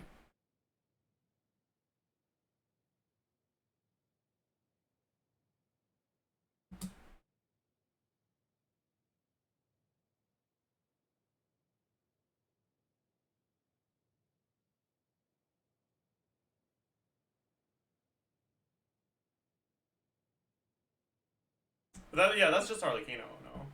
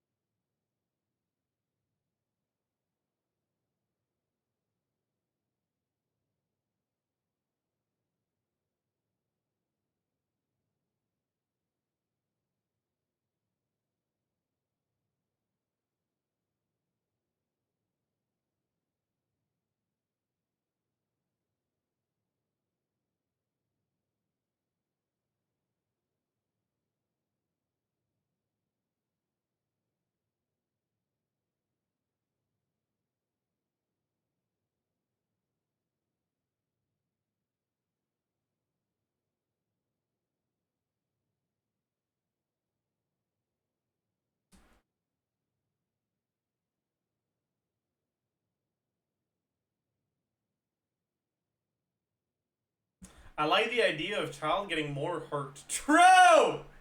I also like the idea of child experiencing pain and suffering.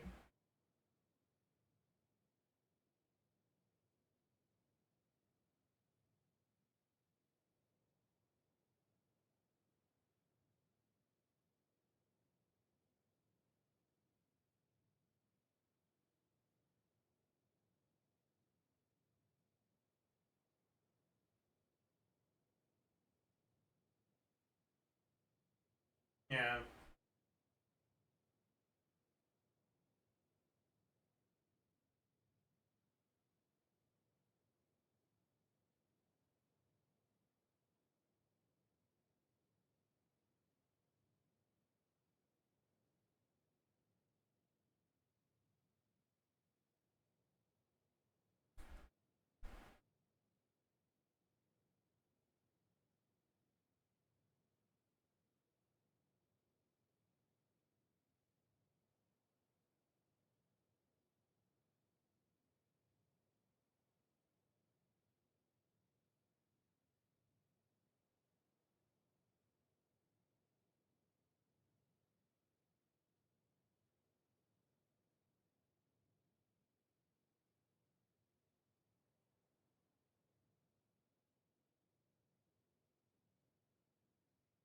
True. Yeah. I don't know. I think, like, earlier I talked about how if you really wanted to buff child, you'd have to go with a rework, not just a numbers buff. But I didn't really give any ideas for a rework. We can think about that. What would I do if I was asked to rework Child's Kit? Alright, like Hoyo sends me an email like today, and they say, "Hello, Zajef77, big fan. My name is John Hoyoverse, and I made Genshin Impact.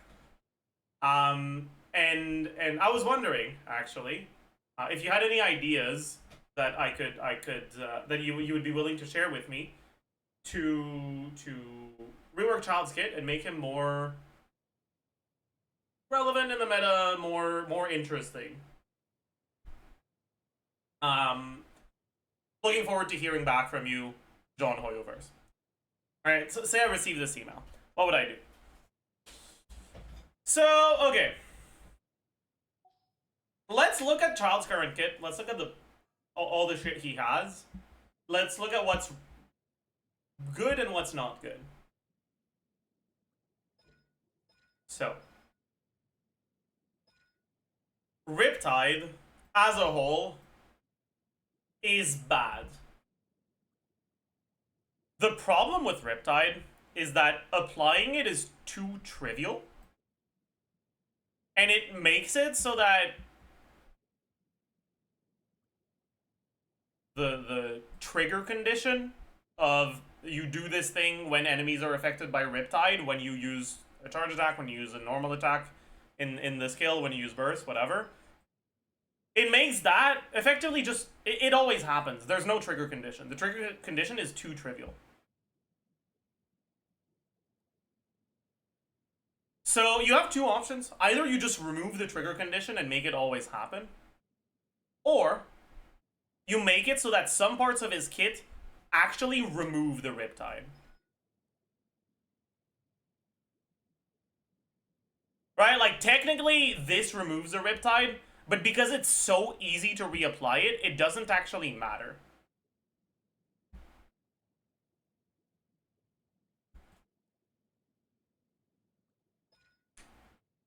I don't think this should exist. This passive should be removed entirely. Right? Because this passive effectively reads, enemies always have Riptide when you're in melee form.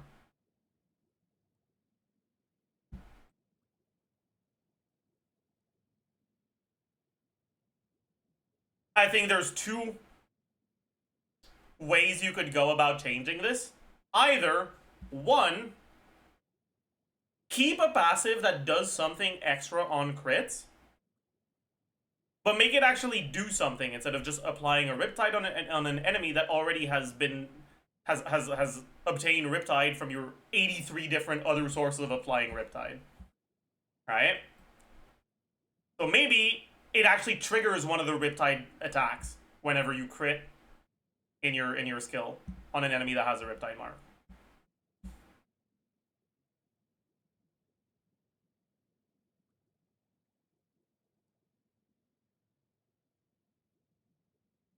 But don't give him a way to apply it.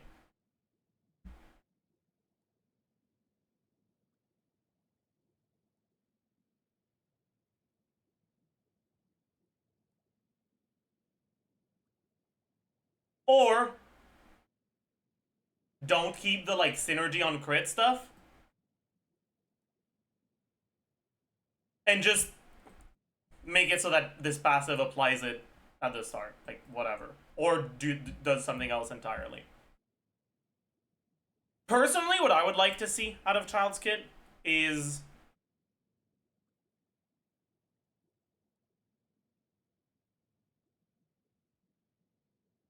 I'd like to see a kit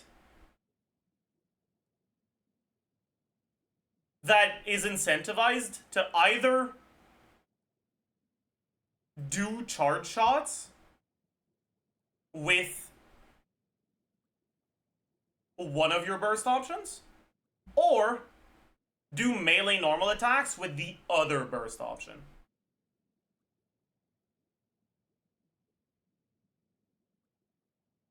How do you do that? Make it so that while he's in his skill, he doesn't have a way to apply Riptide.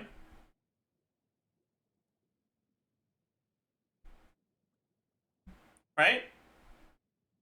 So if he uses his melee burst, he loses the Riptide and he can't reapply it.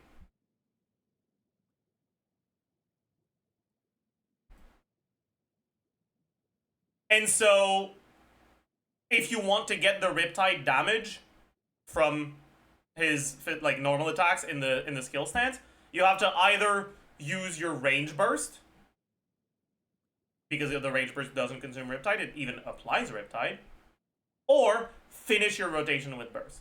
But if you finish your rotation with burst, you can't vape it, so it's a lot worse.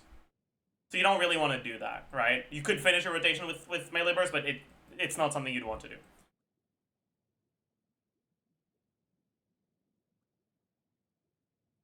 And that would make it so that if you want to use the melee burst and the reacted melee burst, you would react your melee burst, but then you'd swap back to the bow stance for Riptides. And you'd charge shots, and you'd use charge shots as your main form of damage after your burst. Right? And the only actual kit change that's required in order for this to work is to remove this passive and change it for something that doesn't apply Riptide. And then he naturally will end up leaning into that. And then you can rebalance the numbers to make him actually strong, if you want. and actually worth playing. But I think that's the only real kit change he would need for his mastery of different weapons to actually feel important. So he'd be a bow charge attack character like Linny. You'd get to choose. You could either have him as a bow charge attack character like Linny with a nuke on melee burst, or you could have him as a melee character focused on applying hydro with the range burst.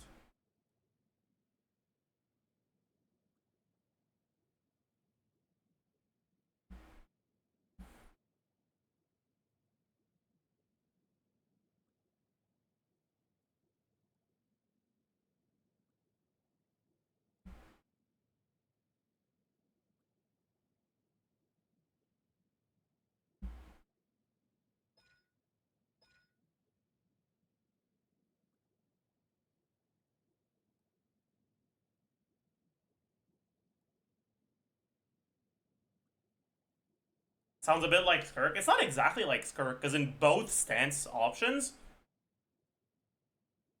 he's a non-fielder. It's just that in one of the stance options, he's a bow user, and in the other one, he's not.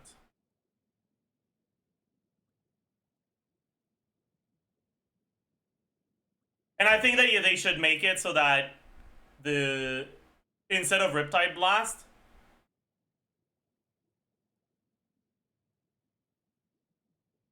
the like melee skill, or actually remove the melee skill damage and add all of this damage into Riptide Blast and make it even bigger than this.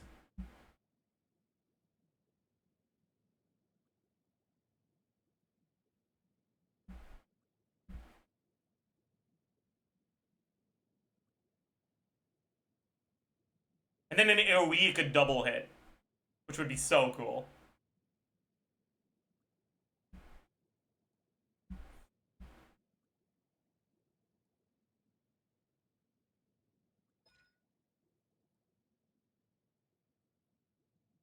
And same thing here.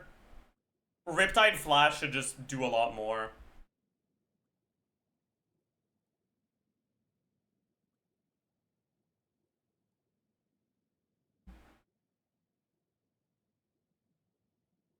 Anyways.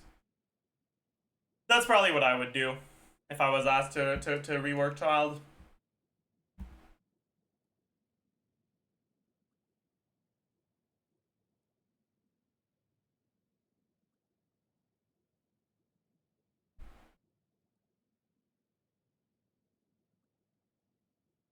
Damn, bro. That's crazy, bros. Bros say, yeah, Albedo's story quest fucking sucks. I know this is a video about character kits, but like, I need to get this off my chest, man. His quest fucking sucks.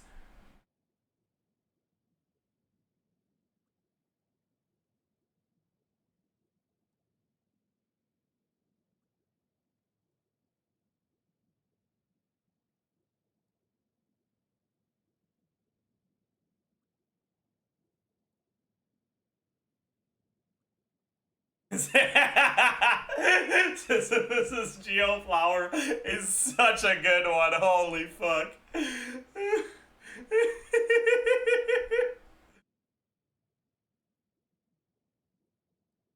Yeah, like, that's what I mean, right? Like, here, it didn't get destroyed because of hitboxes overlapping. It got destroyed because it died. The flower shouldn't be able to die like that. Yeah, same thing here. It just died. It died to damage.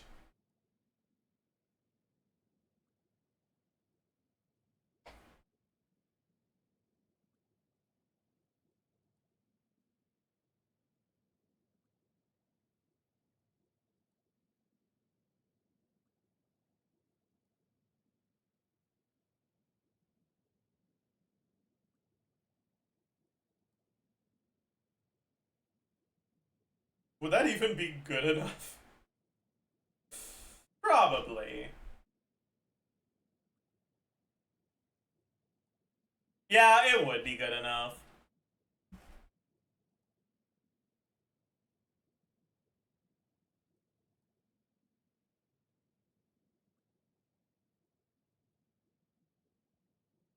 Would 7 Flower Albedo be a good carry? I think so, yeah.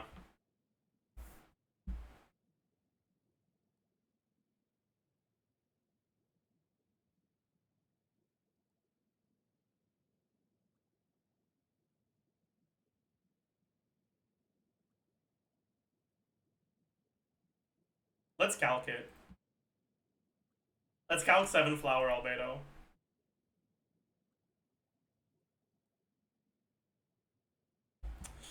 You wouldn't want Cinnabar Spindle anymore, because Cinnabar Spindle has a cooldown on it, on the trigger.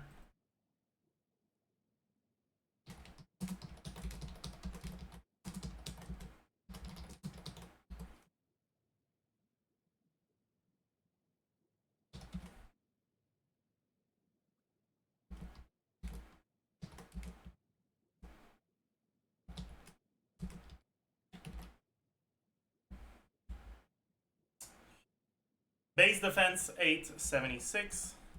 Defense percent. What is it? 58.3? I think.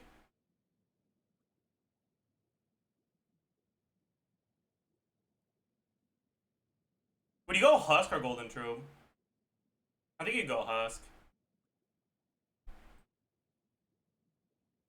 How much stats is Husk again?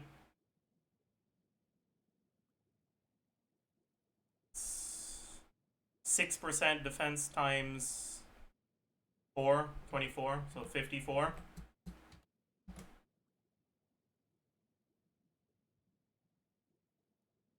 And then about 30% from subs, maybe. What team would you do?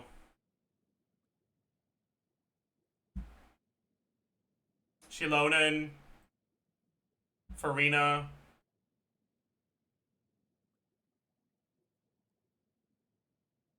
Navia? No, you wouldn't go Navia. Defense Goblin? I'm looking at Defense Goblin for now. I'll look at Geo later. Goro? I suppose that's true, yeah. You would go Goro. Very true. So we get additional defense percent here. 25? Yeah, 25. Oh no, you can't do Goro because of Shilonen. You're right, I forgot. Forgot the 2-piece? No, I did 54, not 24. Yelan? It's so boring. Are there no, like, buffers we could use?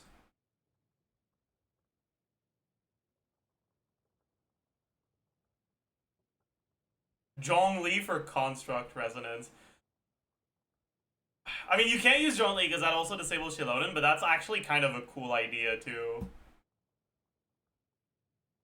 But no, we won't look at Zhongli.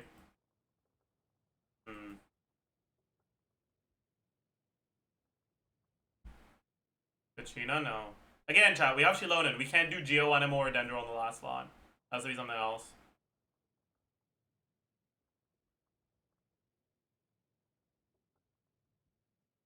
Maoika. Maoika probably is the best one, but I don't like that.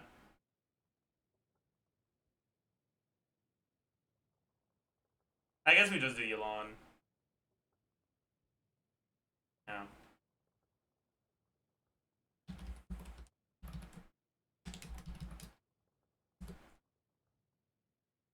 Damage percent, so about 250 times 0.25%. About 25 from Yelan. 24 from the artifact set. 40 from Shilonen. Can we go Harbinger with Farina Shilonen? Yeah, we can. It probably won't be the best uptime, but like, what the fuck else are you going? Isn't this an Inefa angle? I don't like that you're right. I refuse. I refuse to. I know. I don't wanna.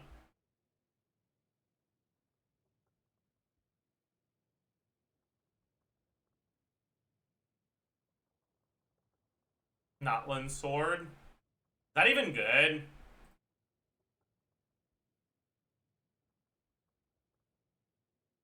I guess it's not awful, but it's not good either.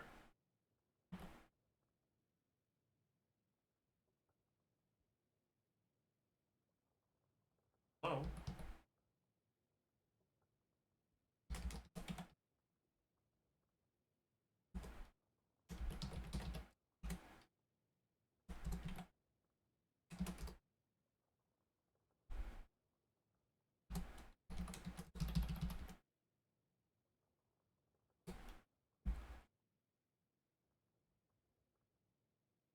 Isn't Wolf Fang better? Yeah, I guess we can have Wolf Fang as well.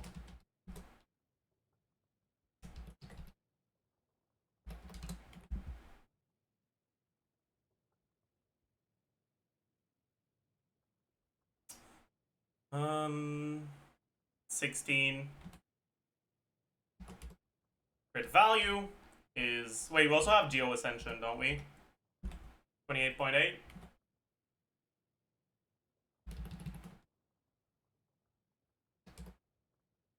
Crit value 60, 62.2, 20 times 6.6.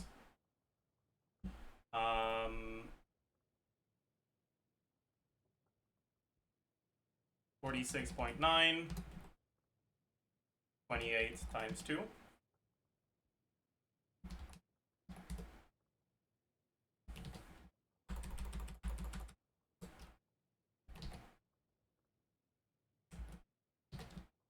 $27.6 times 2. 8 times 2. Is it 8? 4 stacks of 2%? I think so. Go. We give A1 passive? Oh, I forgot. Yeah, an average of like 12 from that, more or less.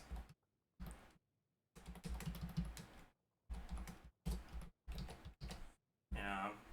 Harbinger's just too good if it has good uptime, but I don't know if you can get good uptime on it.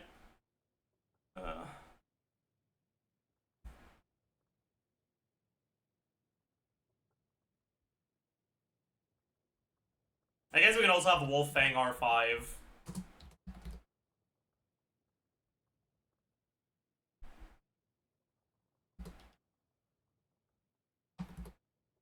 Which would be better. Alright, motion value.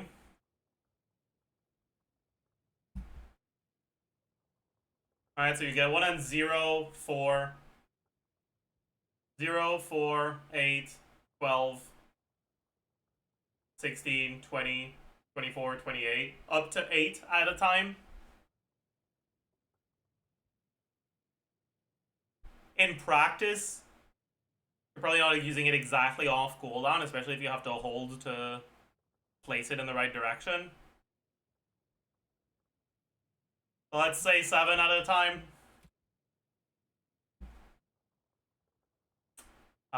It procs every 2 seconds, but it's not exactly every 2 seconds. It's every time you deal damage up to once every 2 seconds. This team would have an 18-second rotation, but I don't think you'd get 9. I think you'd get 8.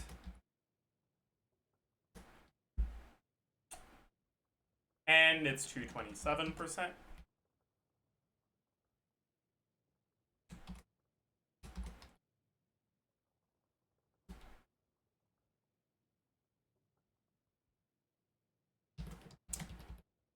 Yeah, he'd be pretty fucking good, actually.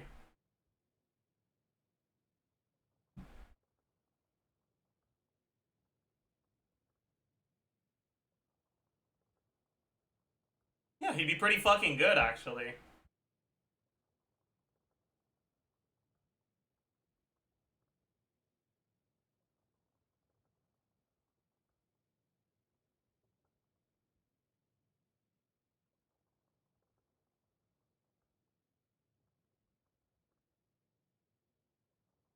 What is the first rotation DPS? We don't talk about that. We don't talk about that.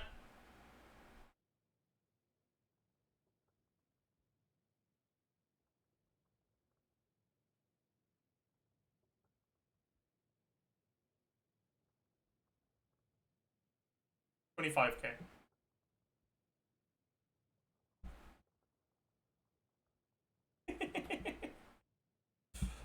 we don't talk about that, okay?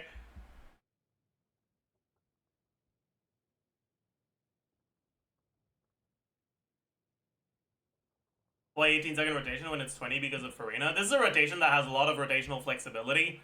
You just swap to Farina to skill without it being part of your main rotation.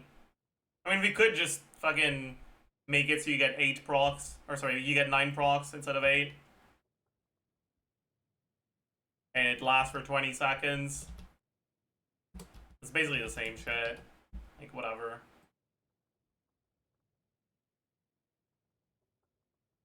Ironically, good but not broken. No, this is broken. Because, like, you gotta keep in mind, you also have Farina and Yelan personal damage. So the team DPS is at, like, 130k. And Yelan ain't doing shit for the team, right? So as soon as we get a replacement for Yelan that actually does something, the team gets even better.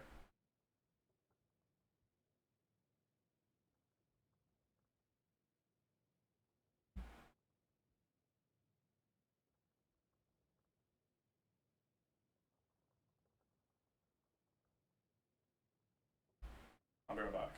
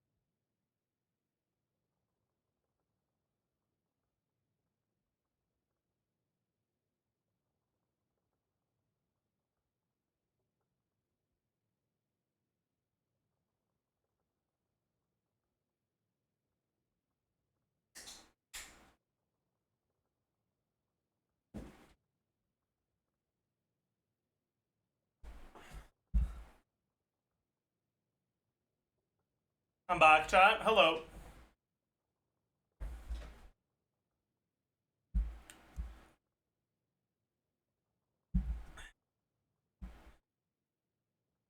Anyways.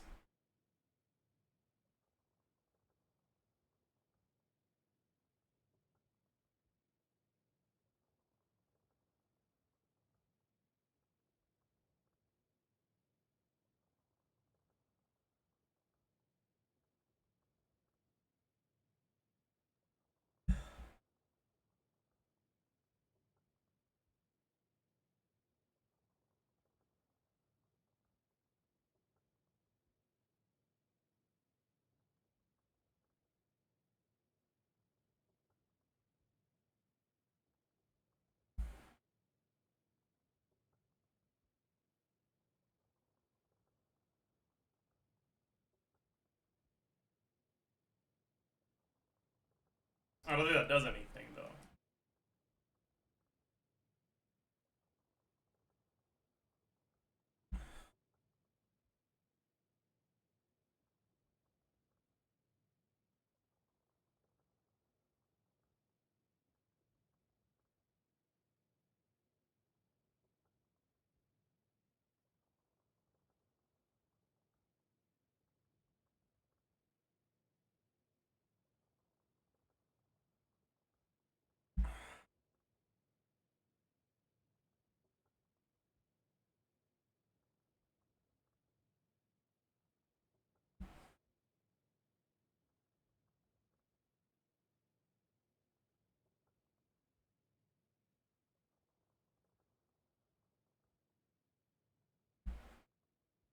That's a cool idea.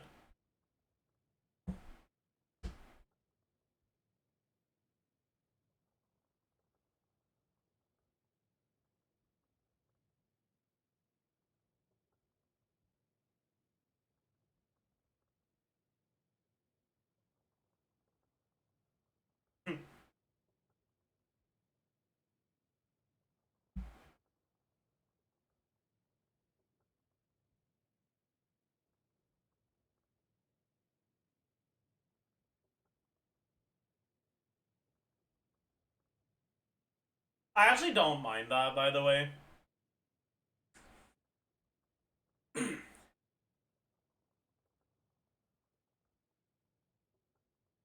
Genshin's combat isn't really designed around enemies having attacks that are difficult to dodge. If your main focus is survival, it's honestly hard to die. The only reason people die is because you lose a lot of DPS if you focus only on survival. So most people don't. Right? They don't run away from the scary attacks, they try to iframe them. And if you fuck it up when you try to iframe, you die.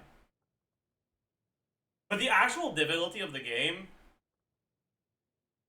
YouTube video is muted on the VOD? Shit, I'll go fix that. Thank you for letting me know. Oh shit.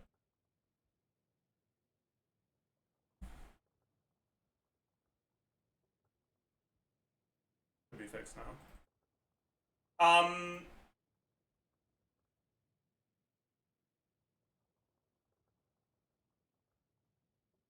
And that means that, like, the game's difficulty isn't decided directly from difficult attacks. It's decided indirectly from external factors impacting the difficulty based on how much you care about them. And I don't mind that certain characters have layers of difficulty separate from the default ones we have. I think it's fine, conceptually, for Albedo's flower to require good positioning to work. I think in practice, boss hitboxes should not break the flower if they move into it, right? Once your flower is spawned, it should stay there forever. And if a boss moves over it, it just stops lifting. I don't think... Because boss movement is often RNG, and the boss moving into the flower and breaking it feels like ass. And that's cringe. But the requirement for Albedo to place the flower behind you, I don't think is an inherently bad part of his kit. If anything, I actually like that. I would not want it to be completely removed.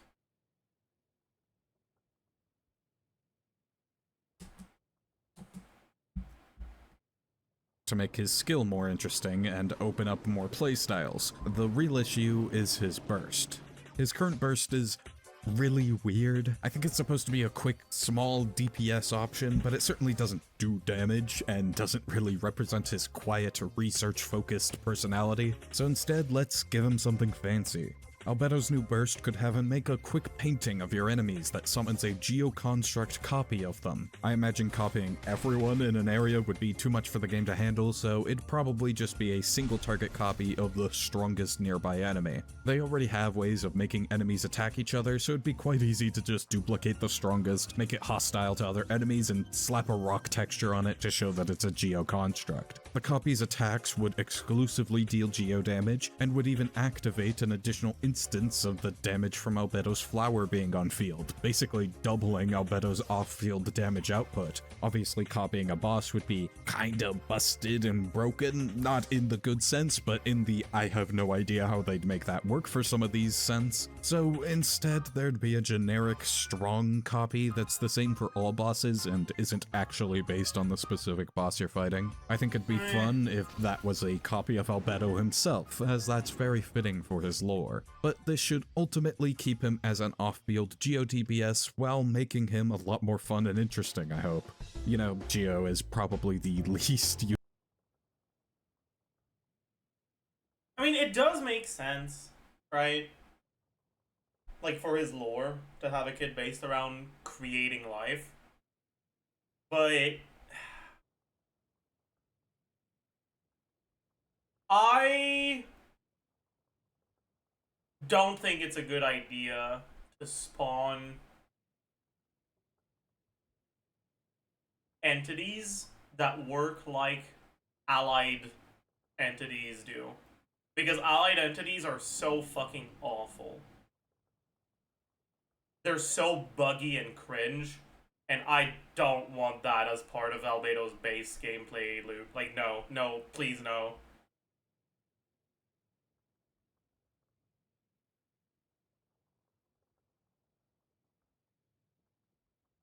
What they could do, if you want to focus on creating life, is you could create a, like,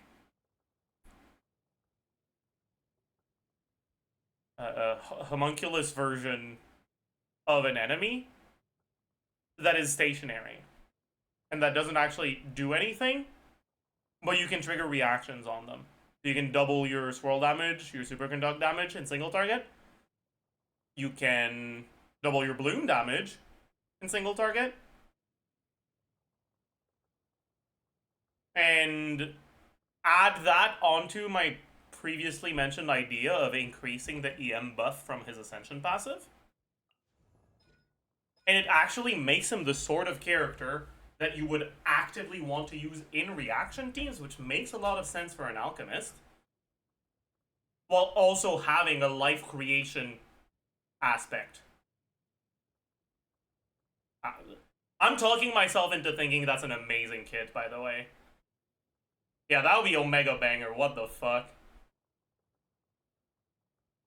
That would be so fucking banger. Holy.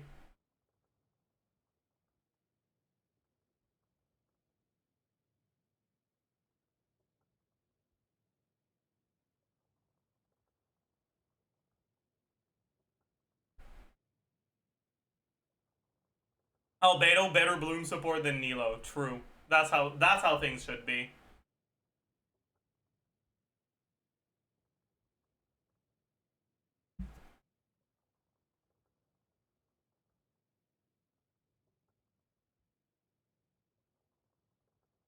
True, wait. And you could use his burst to create a test dummy when you want to test stuff. Wait, that's so true, actually. What the hell?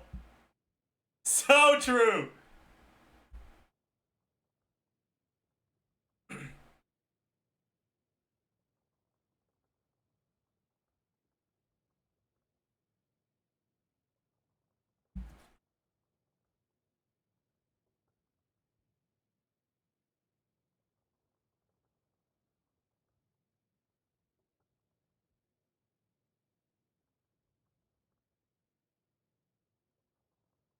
Yeah, that's we figured out the best way to rework Albedo. That is 100% what it should be.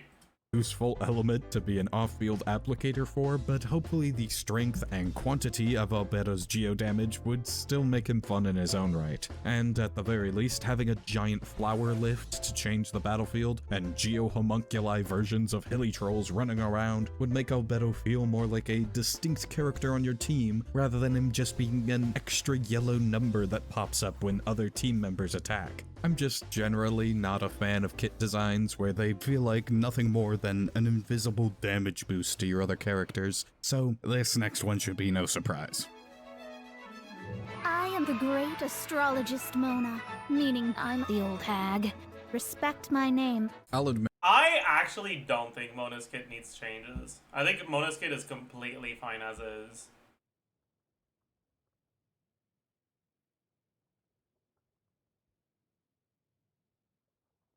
Mona's an interesting one for me to include in this video because I haven't played her and don't really care about her as a character. But I am aware that her main purpose on a team is just to make number really big, which didn't seem very fitting for the best astrologist in Tevat that can peer into any future or whatever she does. Now, to be fair, looking into what her kit actually does, her burst seems quite fun, freezing enemies in place, and her skill seems underwhelming, but fine. Though the fact that her gameplay usually boils down to just burst, switch to a different character and let them do all the damage, still— Okay, actually though, one thing I think Mona should have is, I don't think Mona's skill should pop the Omen. Because Omen duration ends up being practically always lower than what it should be, because it gets popped by Mona's own ability if you EQ. And if you don't EQ, you're not proccing the fav that you fucking need to have on her anyways. Feels like there's room for improvement to make her a more methodical and tactical support. Like all taunt skills, Mona's Phantom of Fate is not very useful, so I'm just gonna change it entirely. We're giving Mona a skill similar to Nahida's or Charlotte's, where you can either tap it to quickly apply an effect to an enemy, or hold it and aim to choose who you apply the effect to. And let's take a note from Genshin descriptions and give this effect an unnecessary name: Predicted. Because having a name to say every time instead of just effect will actually make this easier to talk about, which I guess means it's not like Genshin descriptions, huh? Anyway, unlike Nahida or Charlotte, Mona can only apply Predicted to one enemy, either the closest one you hit with the tap skill or the last one you targeted with the hold skill. When an enemy is predicted, their next couple of attacks will be slower, and will steal that mechanic that's been in like 2 events and 1 local legend where there's a white flash right before they're about to attack. If you perfectly time a dodge with the assistance of the white flash and the slowed down attack speed, it'll hit your predicted enemies with an explosion of hydro damage and give your team a damage boost for a That's a really bad idea.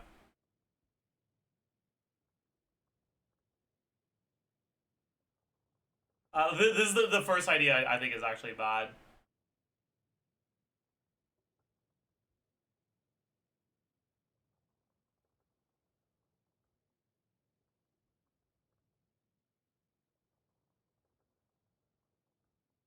For the same reason why parries are bad in Genshin.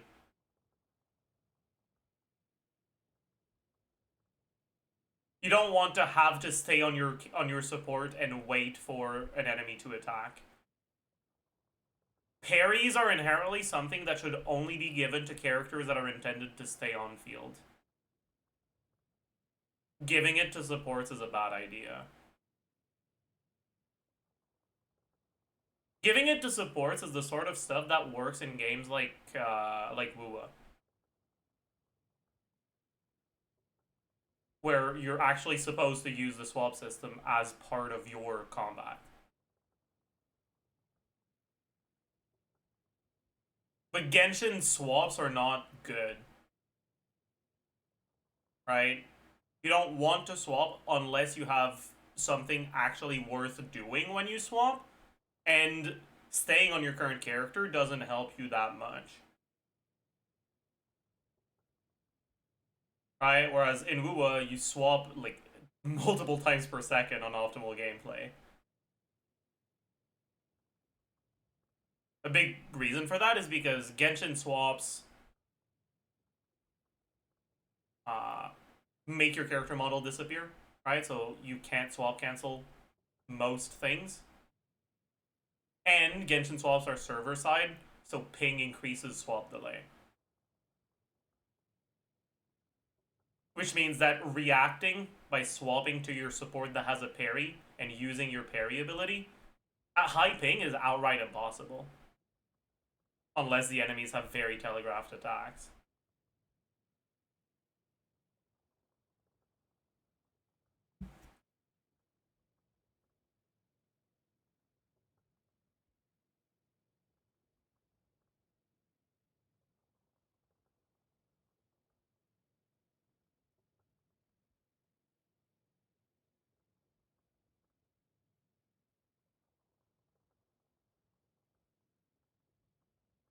Yeah, I guess here the idea is that she's not getting the parry, the carry's getting like pseudo parry. But even then, like, it's better like that. But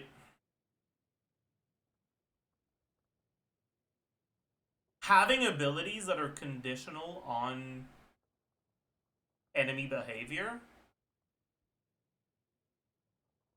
means that you introduce even more layers of RNG. And that sort of stuff is just not fun in practice. short duration. This means Mona is still solidly a damage booster, but in a much more unique way than just giving it to you for free. It'd be like Beto's skill, which I know most meta players don't bother with timing, but I find to be one of the most fun abilities. It is fun, but it just doesn't work with Genshin's combat. I've talked about this before, right? But I think it would be really cool if there was a carry who had a parry ability that was an optional part of their gameplay loop. Right?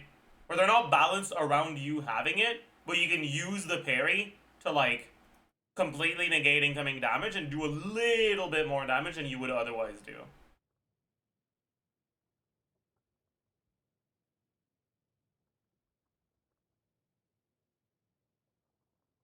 Beto, but with higher numbers? No, because Beto's kit is not the kit of an on-fielder.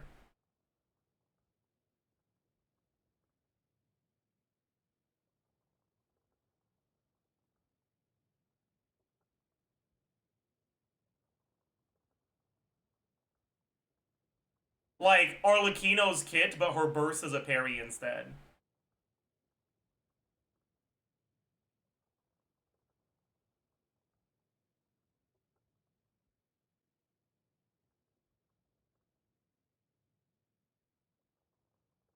That would actually fit Cloyne. You're right, that would fit Cloyne. That's actually so true.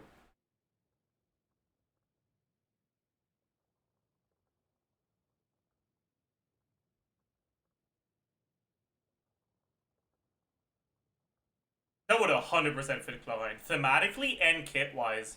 Her current burst is kind of random as hell, gameplay-wise. It doesn't really fit with the rest of her kit. So, like, her character identity is pretty detached from the burst, so the burst could be changed without changing her character identity. And a parry would be incredibly thematically appropriate for Cloyne as a character.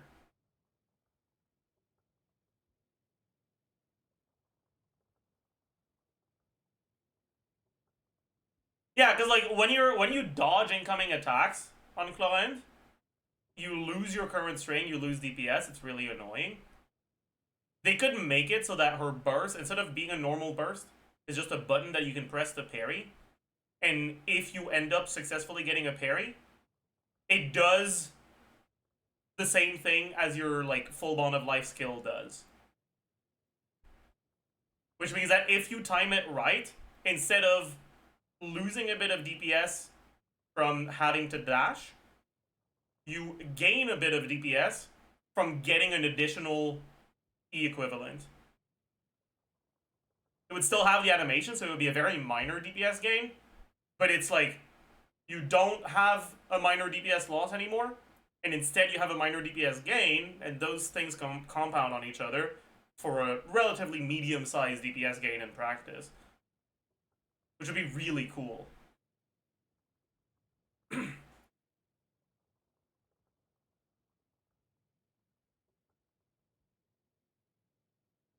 They could also just make the dash during her E being a parry if timed right. Yeah, they could. And that would incentivize not using E at the same timing every time. If you notice there's an attack that's about to hit, instead of using E, you do like 1 or 2 more gunshots, and then you use the E. And that does additional damage.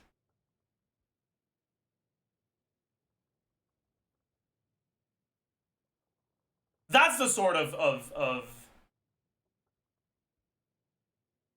parry mechanics that I think would fit in Genshin's combat. But parry mechanics, like supports where their skill is a parry, to me, not good. Not good at all.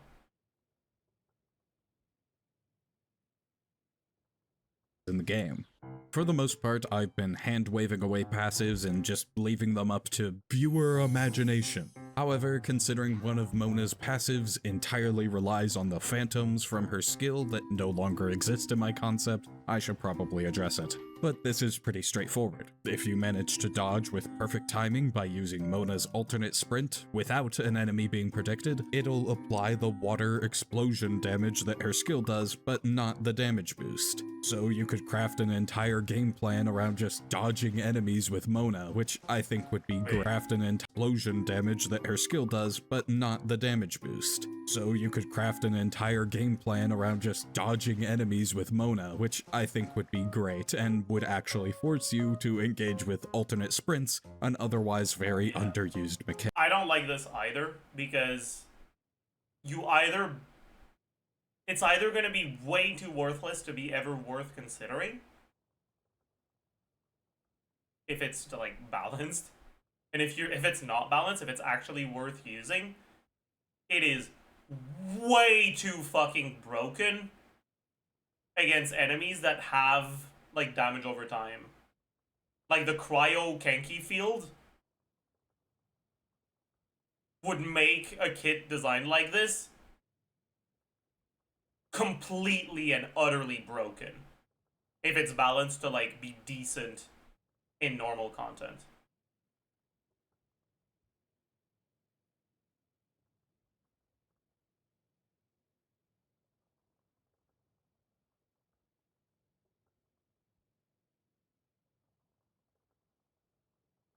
Assume it wouldn't work against damage over time effects, but it's not actually a damage over time effect. You're not affected with a debuff that deals damage to you over time.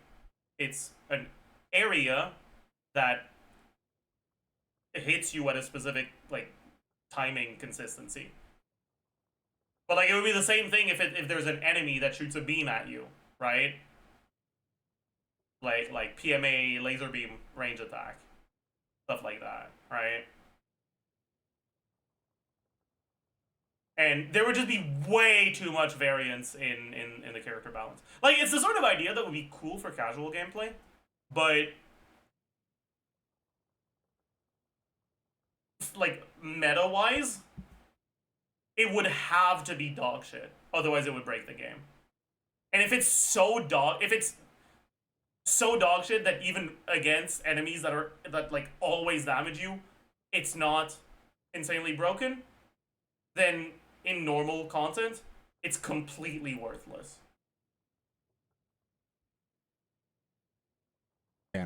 Though speaking of special mechanics that people don't tend to care about, I want to give Mona's skill a non-combat use as well. She has the held version where she uses her magic astrologist scrying abilities to predict enemy movements, but it'd be fun if she could use it to locate collectibles too. Any nearby collectible item, challenge token, or maybe even chest would be revealed in the area that you use her skill towards. But of course, there's still her burst. I actually like that. That's really cool. Give her hold skill like X-ray vision, where things you can interact with become shiny. I had with her to begin with. I think having her burst suspend and like no rank limit.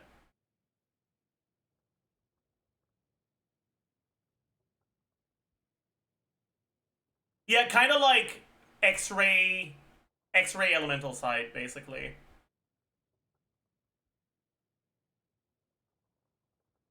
In place ranges the render distance, yeah.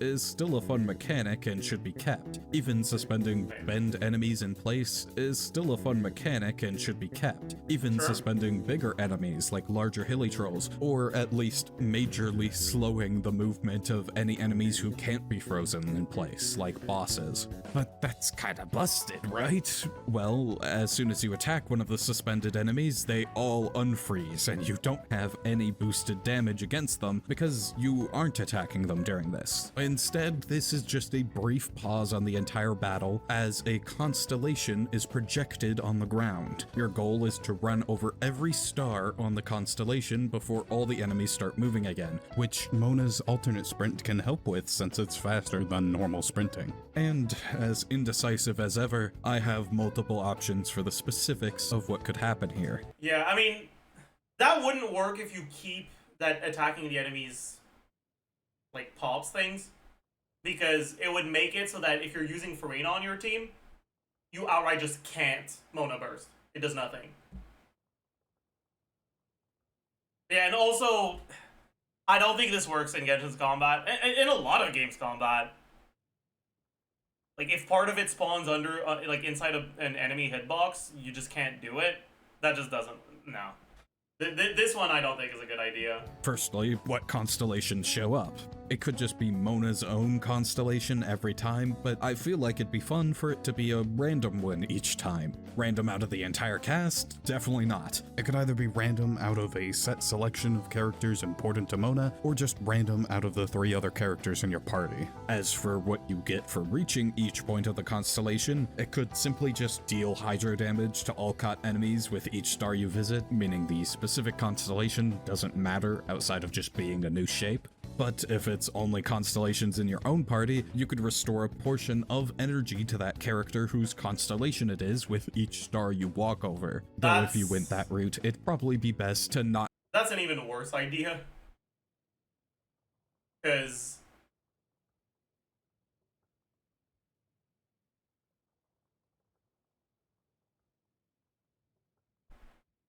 say you're playing Mona, Bennett, fucking, I don't know, see, Daya, Kazuha. Playing Daya carry. Cool. You wanted to hit Daya. It hits Daya, you're happy. It doesn't hit Daya, Daya doesn't have enough ER. But what do? Build more ER on Daya. Cool. Now I have enough ER on Daya that even if it doesn't hit her, I still can burst. What now? It hits Daya. It literally does nothing. This is awful. Like, particle generation to a random character, or energy generation to a random character, does not work. It is something that does not work at all in Genshin. It does not work. It's an awful idea.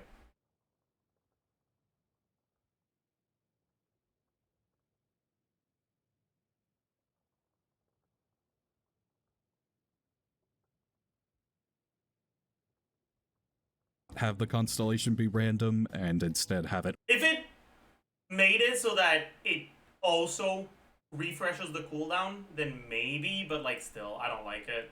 Because that would mean you have to burst before Mona, and you don't want to burst before Mona. You want to burst after Mona. You want to buffs. So yeah, I don't like it. always be whoever has the least amount of energy. However, the most chaotic, and therefore most fun option, would also work best if limited to only constellations on your team. And that's to have a unique effect happen depending on the element of the constellation. That effect would get stronger with each point you reach, and could even have a bonus effect if you get all 6, because that could work. I imagine the short duration of Mona's burst would make it difficult to achieve that every single time. And yes, I came up with an effect for every single element, so let's get through this as quickly as possible. For Animo, there'd be a big gust of Animo damage that groups up enemies into the center of Mona's burst after the duration runs out. The strength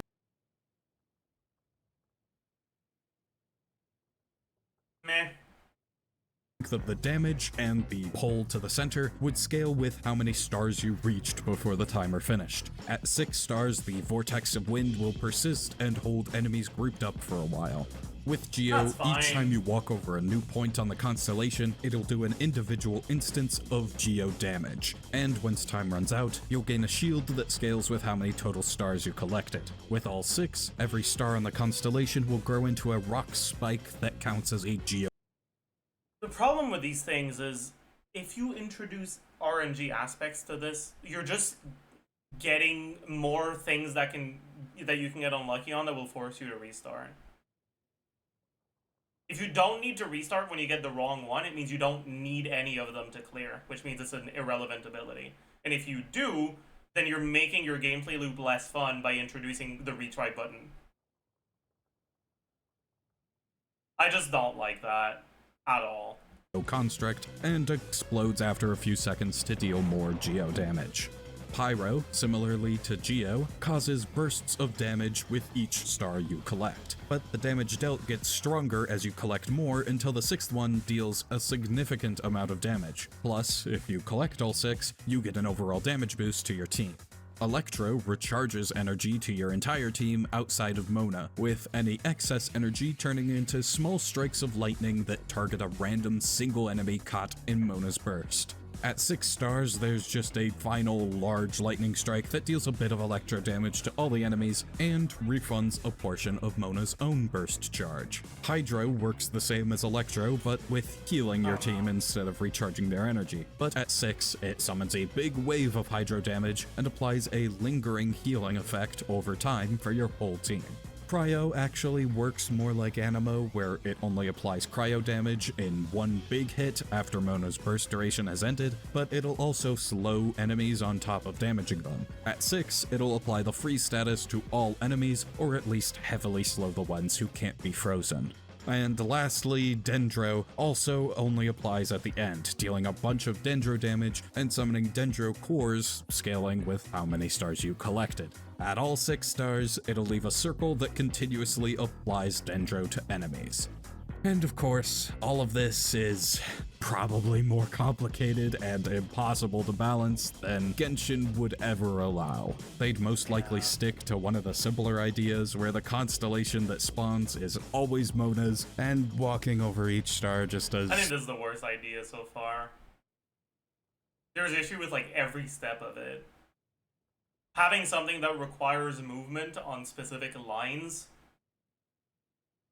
doesn't work because enemy hitboxes sometimes prevent you from walking in certain directions.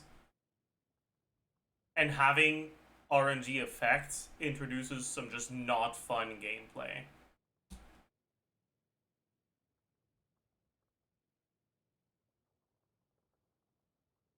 Hydro damage to everyone caught in the burst, yada yada, whatever. But I had a lot of fun with Mona's potential moveset, alright? This would be a totally unique playstyle that would majorly change how you approach battles and team building, so I went for it. But don't worry, for this next one we can calm down and have a tame, sensible moveset idea.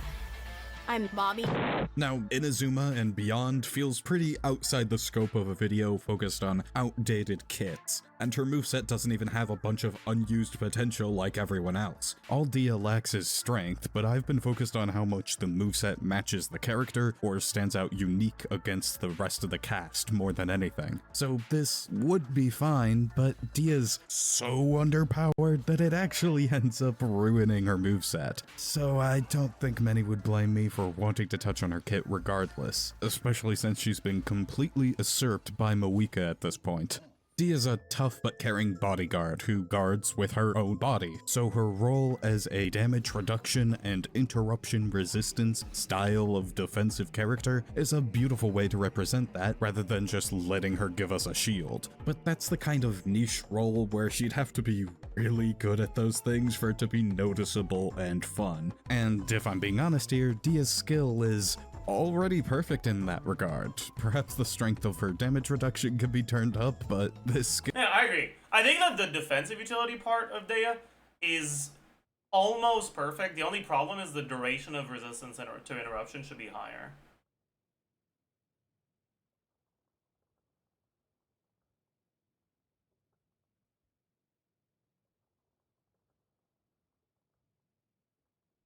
But like the actual way it functions, I think is perfect. It's a really cool form of defensive utility. Isn't the duration higher with C2? No. It increases the skill duration. It doesn't increase the duration of the increased resistance to interruption you have for the first, 7 seconds?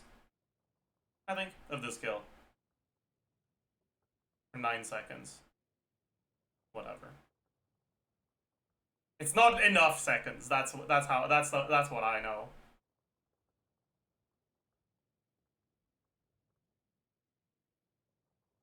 skill is already the perfect core to her moveset identity. I mean, I could try to bolster her potential as an off-field pyro applicator, but that's exactly what Moeka replaced her in. We're not here for Moeka applicator, but that's exactly what Moeka replaced her in. We're not here for Moeka at home. We're here to— Moeka's not a good off-field pyro applicator. She's a good damage dealer. You definitely could make Dea unique as a good pyro applicator. The problem is that that role is already occupied by Xiangling, not Moeka.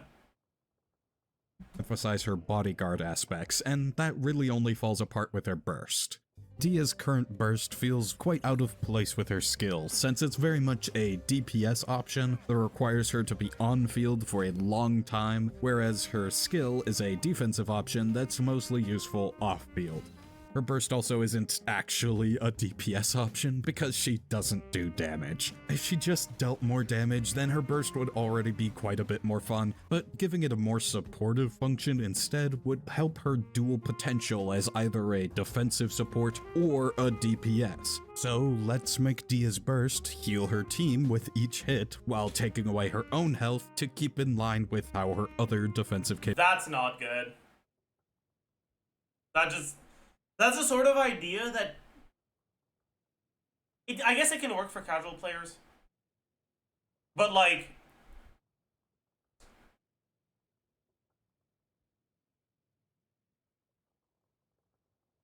meta-wise, you don't want to spend time on healers that don't do damage.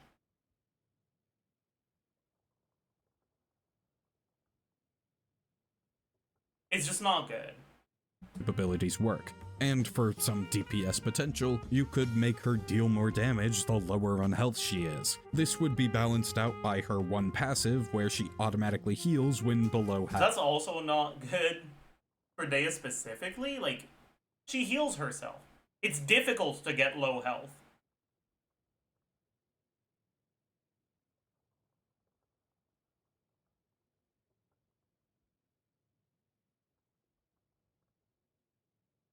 Health, so you can't just bring her to low health and then get insane off-field damage. Though my other issue with Dia's burst is just how awkward it is to use, because it doesn't function as a transformation burst, it's just a single long attack. If you jump or fall, it cancels the attack. No matter what attack button you press, or even if you don't press anything at all, it does the same single swing back and forth over and over. And it doesn't even activate things like Xingqiu's sword more than once because they don't count as individual attacks. So let's make her burst work more like Raiden's or Cyno's, where it's a different mode that completely changes up her kit. So obviously it wouldn't cancel itself, but she'd also actually have a charged attack and unique skill. You can have a big finishing punch that does a ton of damage and hits enemies away, or maybe a volcanic eruption uppercut that knocks enemies into the air, and this would make her burst far more fun to use. But because Dia's issues were largely just number tweaks and some extra mechanics, I should point out that some of her constellations do help with a few of the issues I had, such as making her damage scale with HP so her defensive and DPS properties are more intertwined,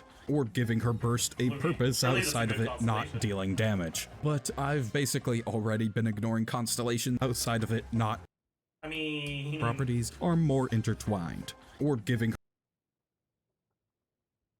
that's not actually that's not actually a purpose outside of her damage. Restoring energy to her doesn't make her generate more energy for the team.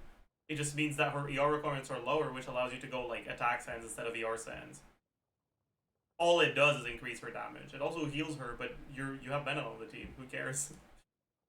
her burst a purpose outside of it not dealing damage. But I've basically already been ignoring constellations, as those shouldn't be considered a part of a character's base design. A character should be fun without them, and I think my changes would accomplish that while still letting those constellations be fun bonuses. Also, accounting for all constellation effects would take forever to think about, so I ain't doing that. But with Dia sorted, is that all? Surely there isn't a... Yeah.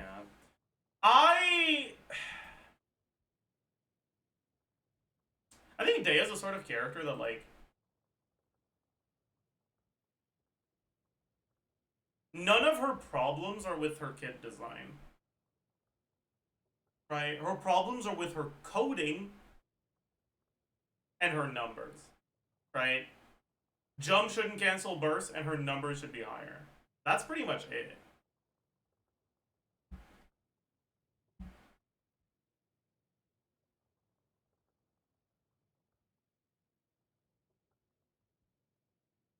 The targeting? I mean, the targeting is coding, too.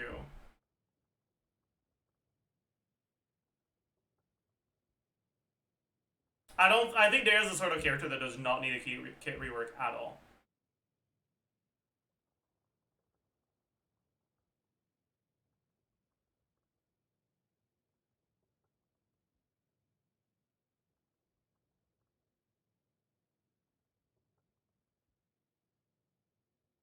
Fixed character I'd want to update. Well, no. There's way more than that, so let's do a rapid-fire round of small touch-ups I'd make to several other characters. In my opinion, her ult shouldn't be a damage ability. Why? Do you think that defensive-focused characters should not have any of their abilities be damage? Do you think it should be a buff instead? Do you think it should be a healing or like defensive utility effect instead? Like, what do you think it should be?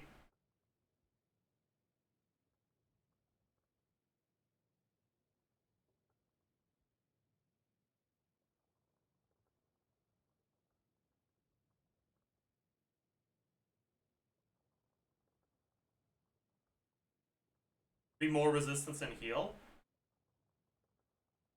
That's the worst possible idea, though, because she doesn't need it. Her skill is already more than enough defensive utility for your teams. Giving her more defensive utility on her burst would make her burst completely worthless in every single way. Even less useful than her current one. At least her current one is a bit of pyro application against elemental shields.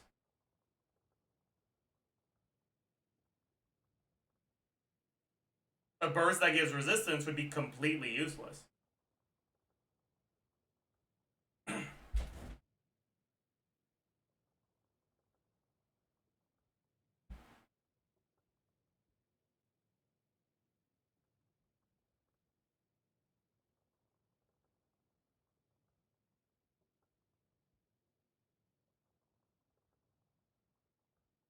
But if the burst is going to be useless, I'd rather it at least be different, right?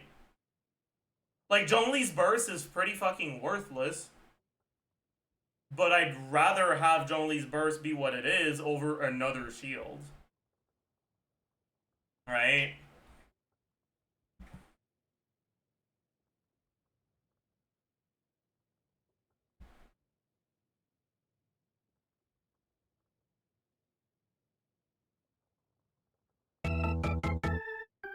To start, a big thing is I want there to be actual timers on abilities. It doesn't have to be giant bars next to your character like the Notlin characters have, but even just a circular bar around the skill or burst icons in the corner, or next to the character icons on the side would be really nice. As for specific characters, I'm generally not a fan of when bursts are just a character's skill, but again, like Sucrose's. But honestly, Sucrose's burst is the more useful one in terms of her role as a support, so I'd probably change her skill. We can make it a different Animo Cube attack, What? the vacuum attack, so her skill will draw in enemies but then launch them away from the center with Animo That damage. is not factually accurate.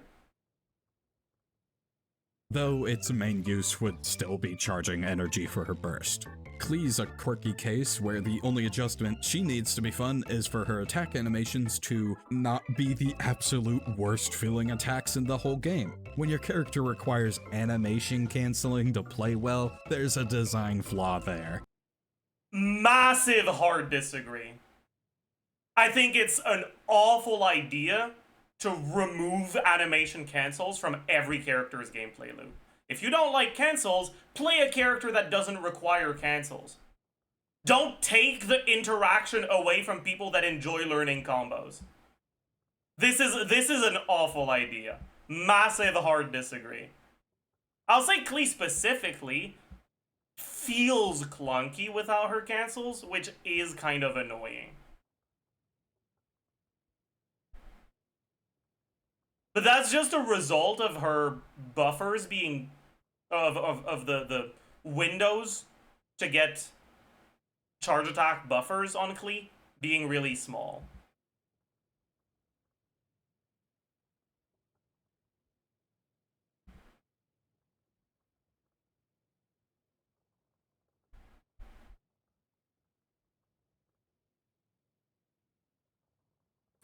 if you could input buffer your charge attack a bit earlier into Klee's normal animation, like you can with characters like Hu Tao,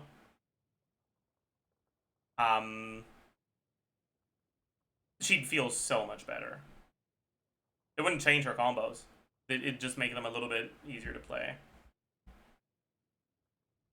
Although letting her burst persist after she switches out is also a very common, simple fix suggested for her. But that's basically like saying, I'd like her better if I didn't have to play her, so still not a glowing review, and I'd rather her attacks just feel better to use.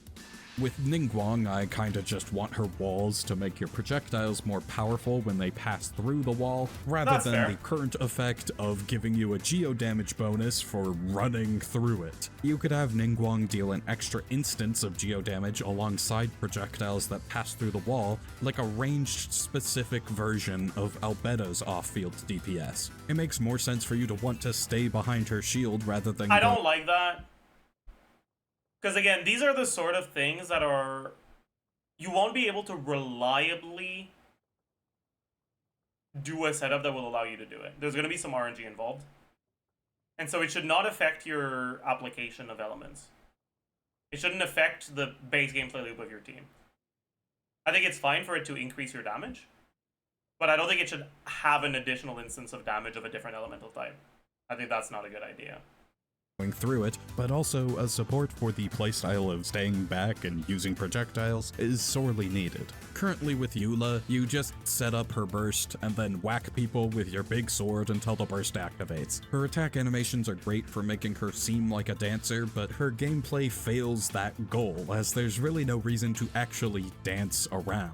So I'd maybe replace her skill with a dash. It could be like Yelan's, where you can even hold it to run around ice skating. Or you could give Eula an alternate sprint, like Ayaka and Mona, since tapping an alternate sprint to dodge attacks can often feel like dancing around more than running. It feels weird that Kirara's... I mean... I like the idea conceptually here. Giving Illa a dash that actually gives her a stack of burst would actually be pretty cool.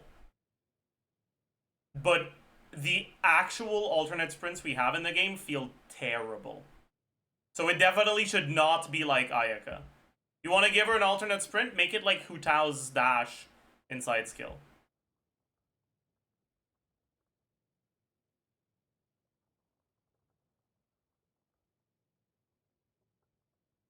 burst is entirely a damage burst when her Please not like Mona and Ayaka.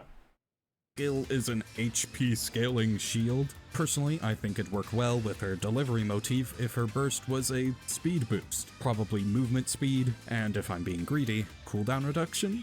And lastly, for That doesn't fit Dendro at all. Toma, they should add a broom polearm, and then he'd be perfect because his burst would literally be sweeping. So, fellas, I think I've made it clear that I'm the best idea. I think the later ideas kind of sucked, but the early ones were pretty good. Guy you could hire. I explain things in such a complicated and long-winded way, I'd fit in perfectly with all of your modern designs. Cease and desist. This was a good video, though. Let's keep going with this. So,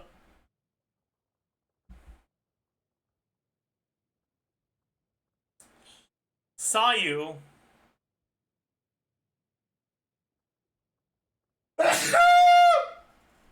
Sorry. Sayu doesn't really, like, whatever. Sayu is Sayu. It is what it is. Raiden. Okay, chat.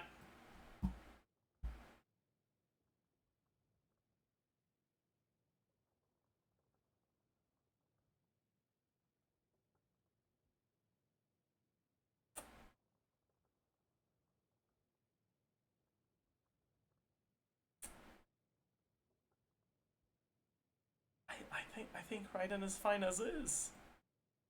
I don't think she's the sort of character that really needs changes. Like, sure, you could buff her. But I think she's completely fine.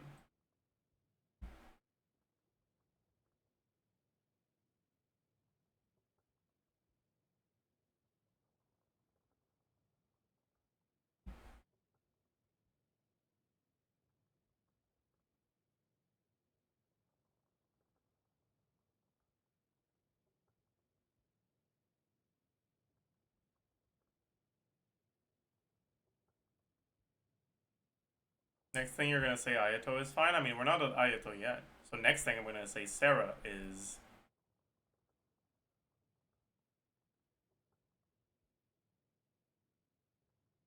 Sarah is mid should get buffed actually.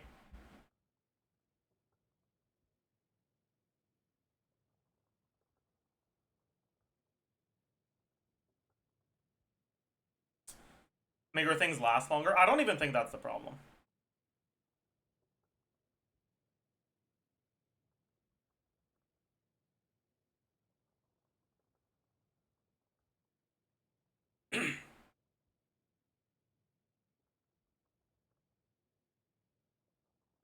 Just remove the fucking charge attack and make the skill do everything by itself. And maybe increase the AoE of the self buff.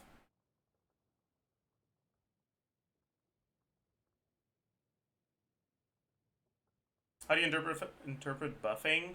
Well, it's just because there was a leak that they're supposedly going to be buffing some of the old characters, like rebalancing some of them.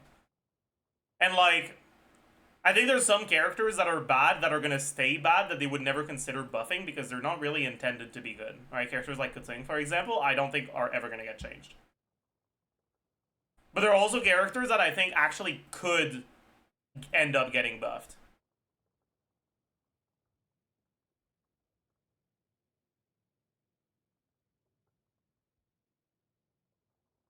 I think the buff is just the clothes. I mean, they said there were some model redesign and some buffs. There wouldn't be an end if there were no kid buffs. But it might just be a fucking lie, right? Don't get me wrong. They'll use me as a source for oh my god, Hoyo confirmed going to, but like, no. But anyways. Alright, Kokomi. No. Kokomi goes in the shouldn't get buffed. Aloy goes in the wouldn't get buffed. Toma's fine. Ito is the sort of character that would get buffed, 100%.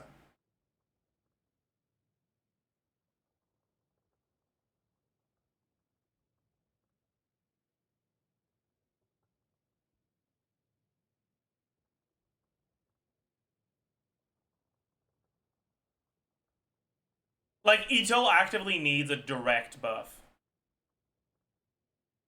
to not be completely worthless.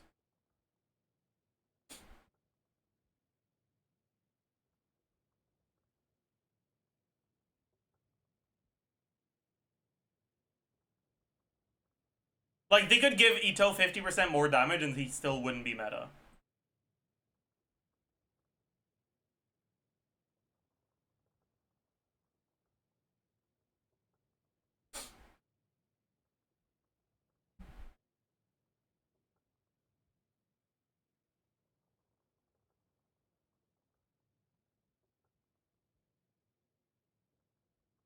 Doesn't that mean he needs a rework? No. Because the problem is his numbers. His kid is actually pretty cool. The problem is that the numbers are so low that they would need a major buff. But also, I don't think they want any of these characters to actually become meta. I don't think they want any of these characters to be on the same level as Maoika. I don't think they want them to be on the same level as Verissa either. I think at best, if they do end up buffing characters, they'll buff them up to the level of like Ayato. Maybe a little bit higher than that. Up to the level of like Raiden. That's why I don't think Raiden's gonna like that's why I don't think I wouldn't really see Raiden getting a buff, because like the level of Raiden is basically where I would expect the characters to get buffed up to.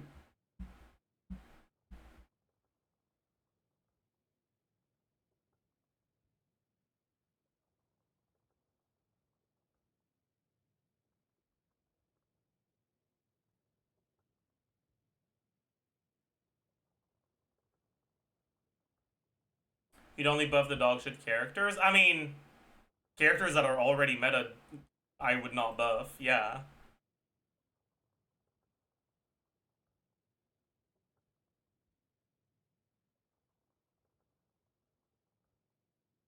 But I also think that characters that should get buffed are characters that are actively different in a noticeable way from current meta characters. And the ways they get buffed should emphasize those differences. Right? That's why when I talked about Albedo, the buff I suggested was a buff to the EM sharing he has. I think if you just buff his off-field damage, it just makes him even more like Chiori, and I don't see that happening.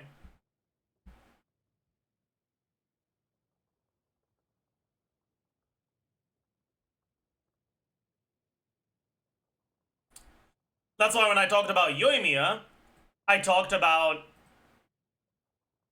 going all in on her Ascension passive that gives her power damage when she hits things. Make the number on it higher, and remove the stack limit. That actually makes her feel incredibly different. The exact opposite of Arlecchino. Because, like, right now, Yoimiya is just bad Arlecchino. Like, dog shit Arlecchino. But if you make her a character that gets stronger the more you attack with her, you effectively give her the reverse damage profile that Arlecchino has, and you're also making it so that she inherently synergizes with things that work differently. Arlecchino has awful synergy with attack speed, because getting more attacks just gives you more attacks at low bond of life, and makes you like run out of bond of life faster. So it's not actually good. Getting attack speed on Yoimiya, if you remove the stack limit and made the number on it higher, actively means that she gets more damage percent from this passive.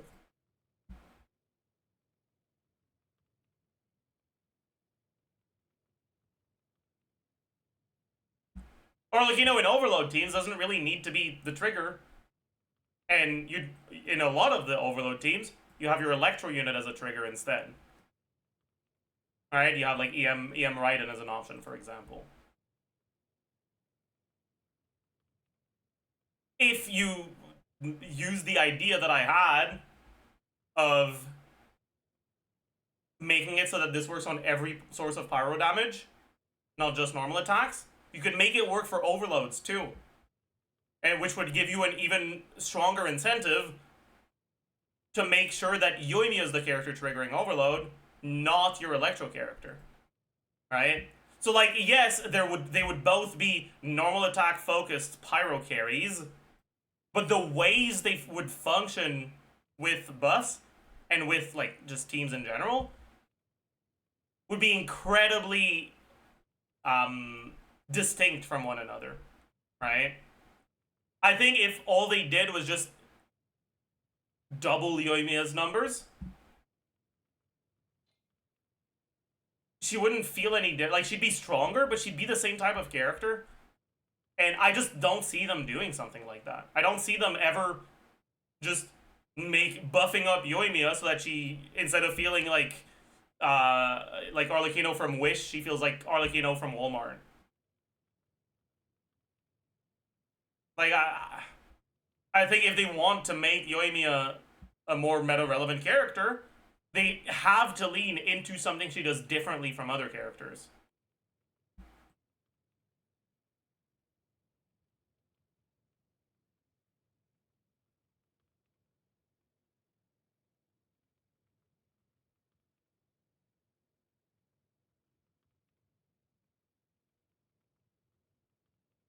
That's also why I suggested that Ella start pulsing with like half of the current stacked burst damage every time, or every time she gains 2 stacks. Makes her synergize with attack speed.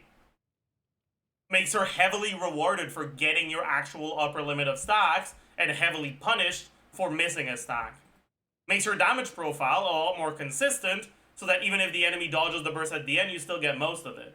It fixes all of her issues while also making her feel very different from any other physical carry we have right now, even though they're bad, but also without taking away from potential design space for physical carries in the future. Right? She would inherently be a character that synergized with attack speed way better than every other stat, if that's the kit you made. And so you could still release physical carries that don't synergize with attack speed and make them strong without them just being power creep to Emma or being worse than her. Like, make them actually distinct.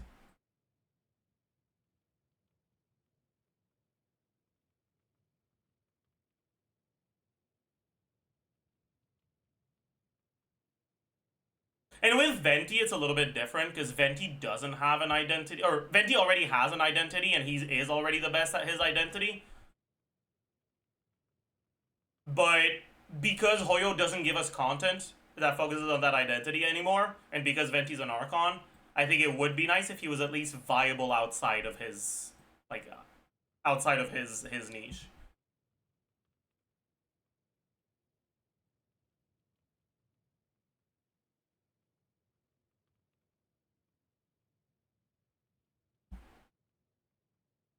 They could also fix Venti by just reintroducing Ventiable content, but I don't think they're gonna do that.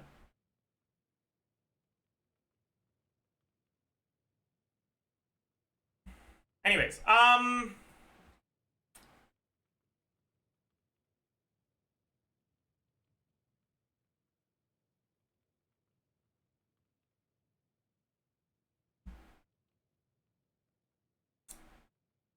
Goro, I don't see them changing Goro, honestly.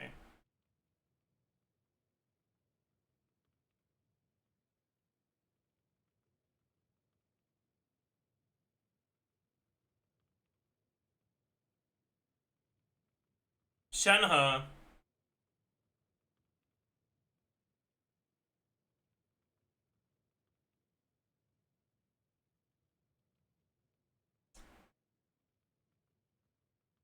Shenhe is the sort of character that, like, balance-wise, isn't that good.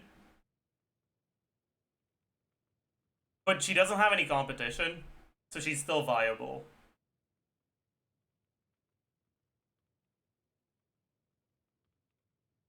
I don't think they'd change her numbers. Yunjin. And I would like Yunjin to get buffs. I don't think they would, but I would really, really like for her to get buffs.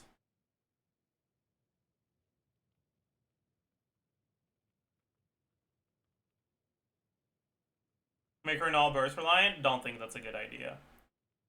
I think her kit is completely fine. I wish her numbers weren't complete dog shit, basically.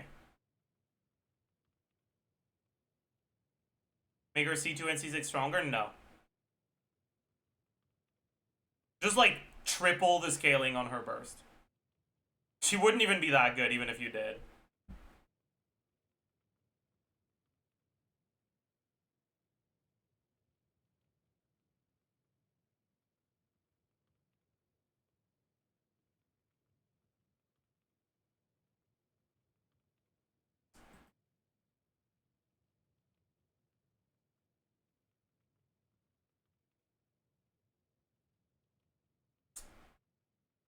Yai. I think Yai is at the like the lower limit of balance where I don't think they'd buff her.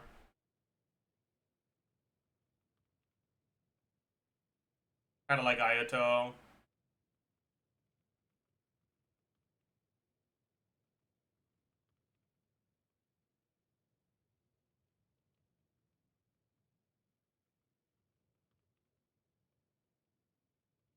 Dylan doesn't need a buff. Cookie doesn't need a buff. They would not buff it. Fully doesn't need a buff. Dory doesn't need a buff. Sino. I could see Sino getting buffed.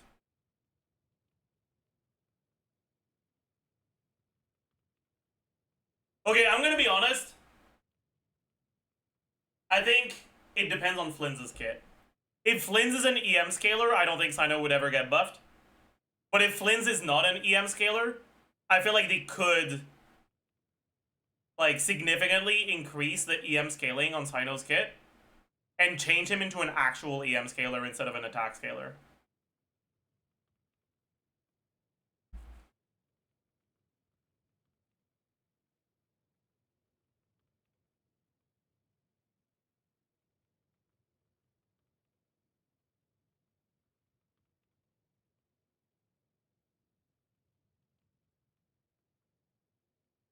Raiden being in the shouldn't / wouldn't get buffed tier is wild, bad take. I mean, I think she's good enough now.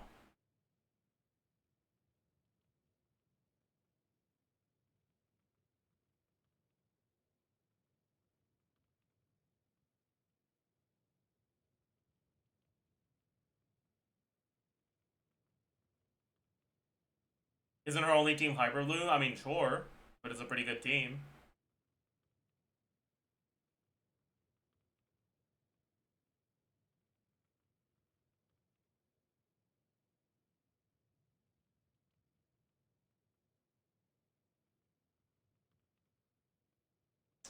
Yeah, like, if you want me to put Raiden here, sure. I don't really give a shit.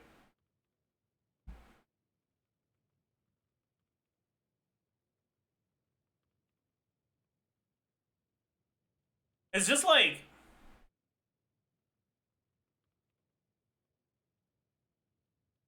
how do you buff Raiden without just making her exactly the same as the other electro carries? Like, just increase her numbers? Okay, congrats. You now have a character that's, like, just blind, but also... but from Inazuma.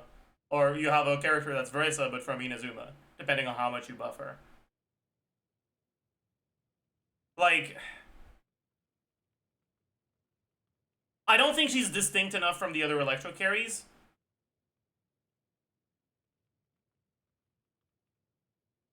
To warrant a situation where you would want to buff her and she wouldn't just become the same thing as something we already have.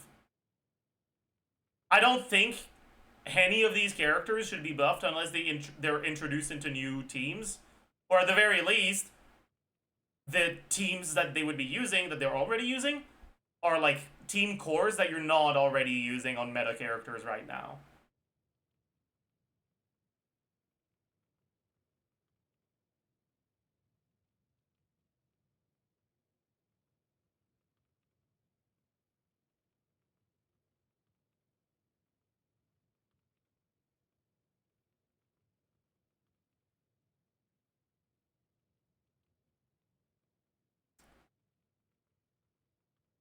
Improve her ER scaling, and what does that change? It just it might change your subset priority, but does it actually change her team building? No. Does it actually change the way her teams play? No. All you're changing is the numbers on your stat screen. You're not actually changing anything about the gameplay. So I don't think that's a good idea.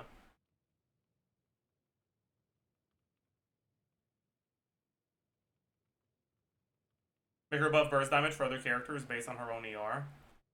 That is a way you could actually make her feel different. But if you buff that enough for it to be a strong meta team, you're limiting future design space. You're making it impossible to make strong burst focused characters that are off field.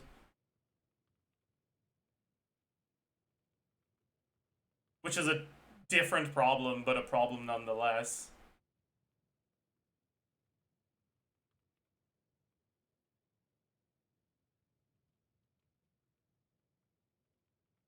Reduce the duration of her burst.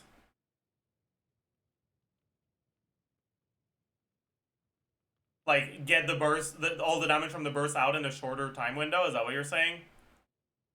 I mean, that's something you could consider, but in order to reduce it to the point where you would actually consider her as a last slot with pyro carries, I think you would have to change it so much that it would effectively be a rework. So then she'd be in this category instead.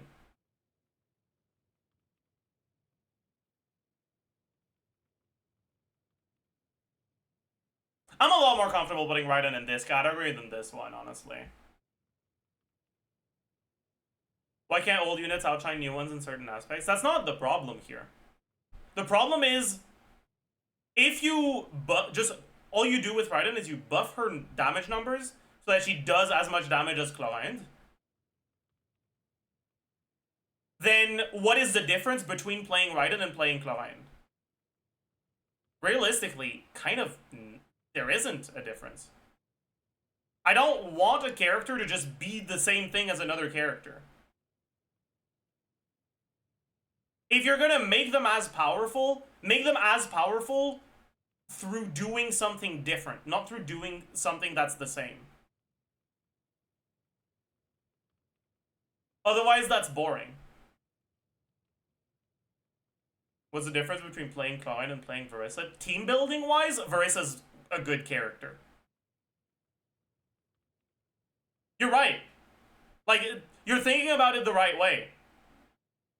If Verissa was balanced to be the same level as Clown, team building wise, she'd be kind of fucking boring.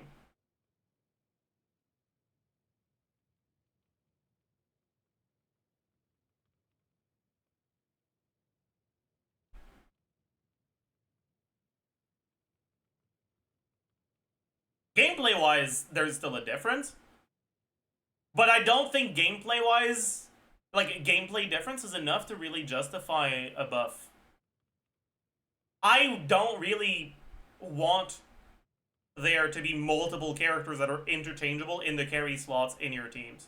I think that's boring. I think each character should have their own identity. Each carry, at least.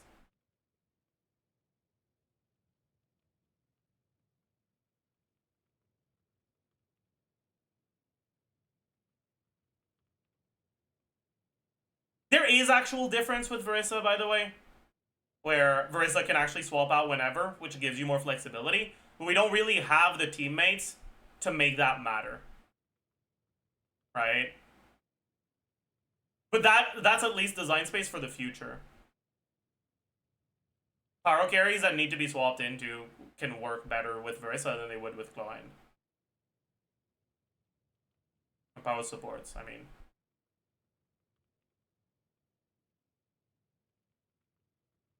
And Verissa also works a lot better with Bennett than Cloyne does.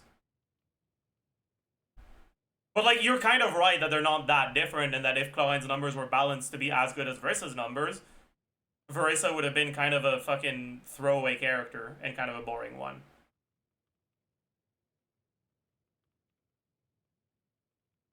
That's hypocrisy. Just because X isn't that distinct from Y gameplay-wise doesn't mean X shouldn't be as good as Y numbers-wise.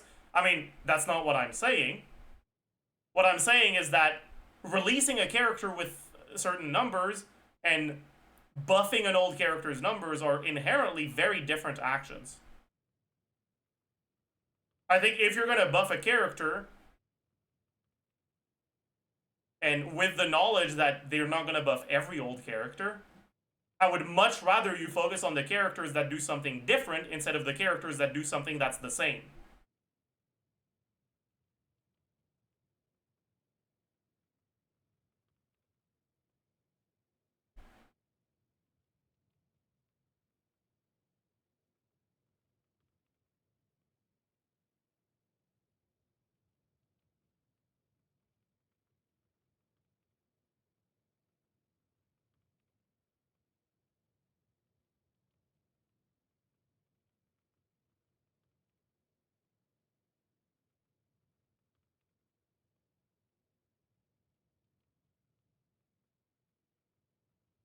Maybe changing Raiden Burst and not use the entire energy. Make it depend on the time you spend on Burst, and if you swap out early, your cooldown is lower, meaning you can use it multiple times. That could be a really interesting one. Yeah, I like that.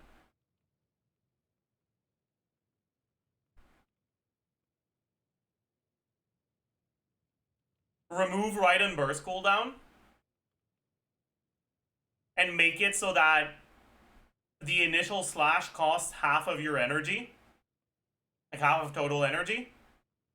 And then the attacks you do after the initial slash cost the rest. So if you have a lot of particle generation, You can use her burst, swap out to do shit on your other characters, and then swap back to Raiden, use burst again, swap out, do shit on your other characters, back to Raiden, burst again. That's a kit redesign that actually would be really interesting, which would effectively keep the same abilities on her while actually giving her a different identity. Kind of like Sethos. Yeah, but I think it would be different enough from Sethos since it's like quick swap focused gameplay that plays with energy instead of like carry focused gameplay that plays with energy. Wouldn't that just be Verissa? Not really. Verissa doesn't scale linearly with energy. You're gated by your skill cooldown for her mini burst. Even though the mini burst itself doesn't have cooldown, you're still actually gated by skill cooldown and relatively long skill animations. But my idea of this version of a Raiden rework would have no gate other than the energy itself. So if you have a lot of energy recharge on her, or a lot of energy particle generation, you'd be able to use her burst proportionally more based on that amount of energy.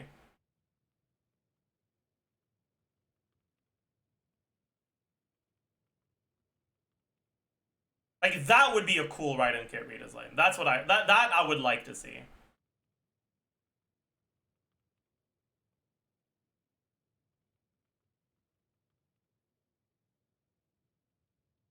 It would also actually go all in on her ER scaling, because right now her ER scaling is nice, but like once you have enough ER, you don't want more, right? Like, you'd still rather have attack over ER if you have enough energy to burst.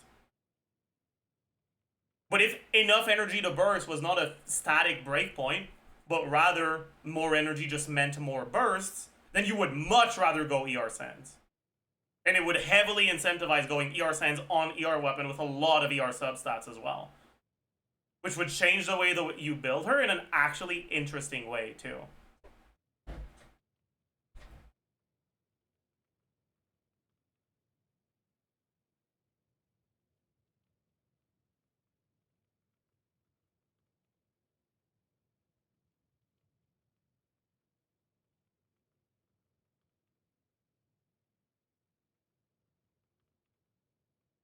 Would Fav be her best weapon over Sig? Probably not over Sig.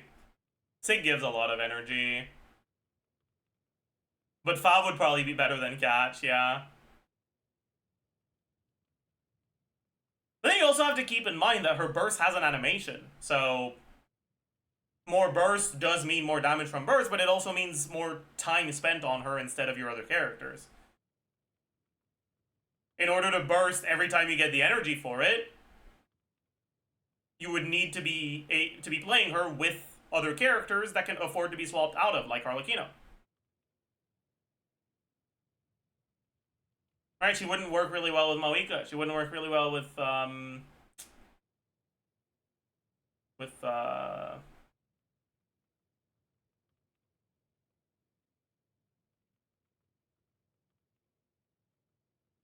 Yuimiya. She wouldn't work really well with,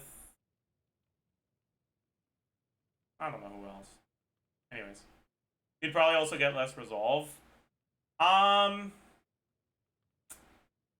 guess.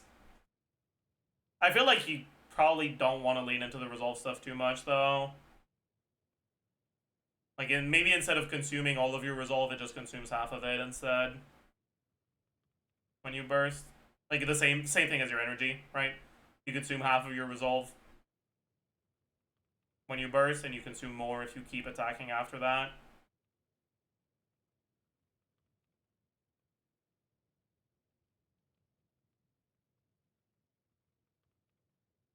Wouldn't that make EMC insane for her? Yeah.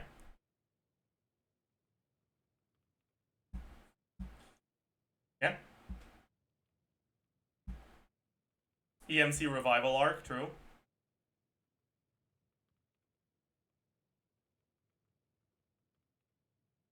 Yeah. And by the way, like, that's why I'm comfortable putting Sino here. Because, like, Sino already has an aspect of his kit that separates him from other Electro characters.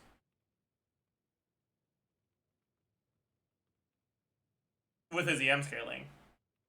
Technically, Sethos also has EM scaling, but Sethos also has a lot of things that make him different.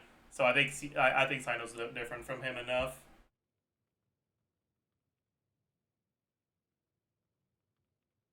Anyways.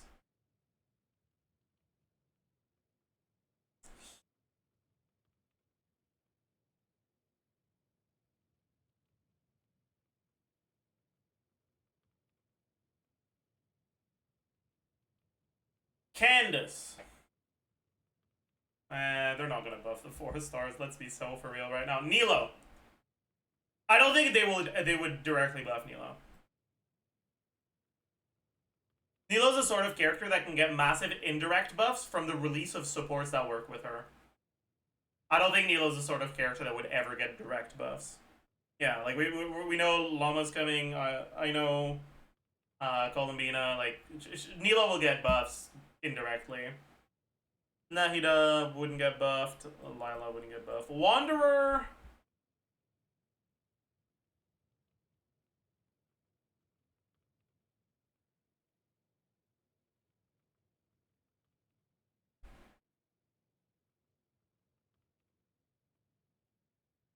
I don't think they'd buff Wanderer.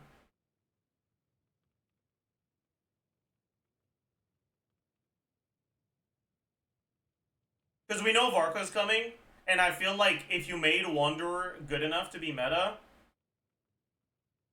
you're taking away too much design space for Animo carries.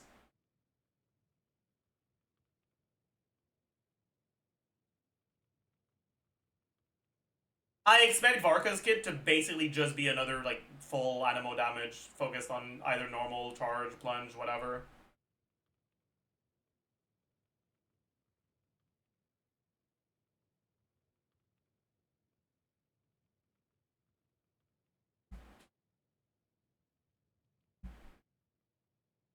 Only Shao gets buffs. I also put Shao in this.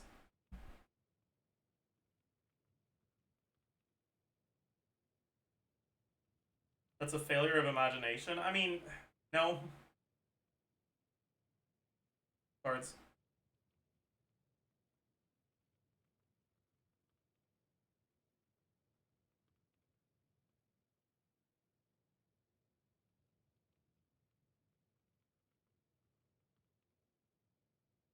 What? Then okay, Mr. fucking Bob Ross with the amazing imagination. What's your recommendation for buffing Wanderer in a way that makes him distinct without taking away from Varka design space?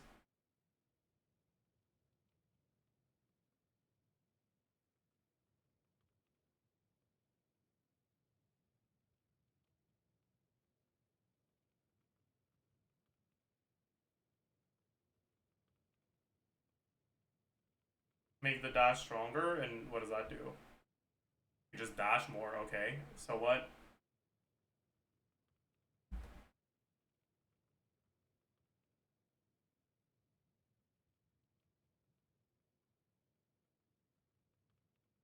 The button you input becomes different, but the team building and the base gameplay loop doesn't change. So that's not really different.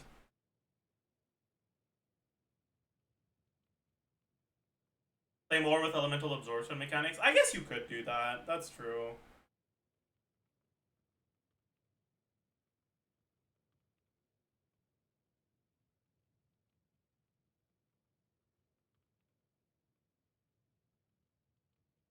That's just Chaska? No. Chaska's absorption makes her change her damage types, right? Wanderer's absorption gives him buffs based on the elements he gets. They work inherently quite differently from one another. If you lean more into the elemental absorption stuff for Wanderer, it wouldn't make him a non-Animo carry. He'd still be an Animo carry who does only Animo damage. But it might change the way you want to build his teams. That's actually a good way you could go about it. Okay, yeah, I'm convinced. I'm convinced. Let's put him here.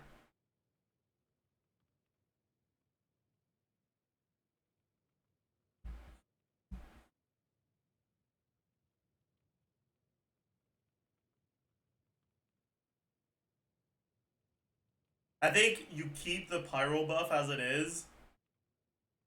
You keep the Hydro buff as it is. But you Omega buff the Electro and the Cryo one.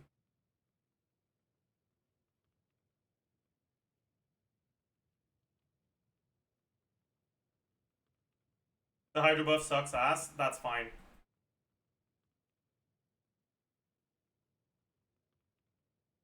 The reason why I would not buff the Pyro one or the Hydro one isn't because they're already very strong. It's because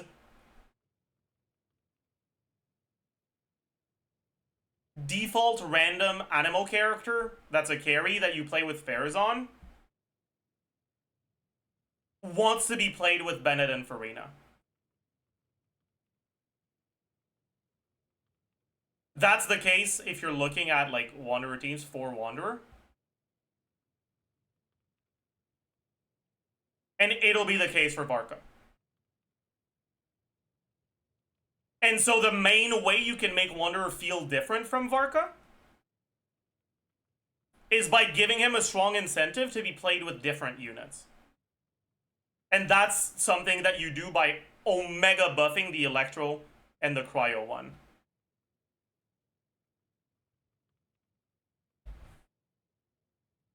Make it so that the Electro one, when he gets it, his burst cooldown becomes 2 seconds and his burst cost becomes 10.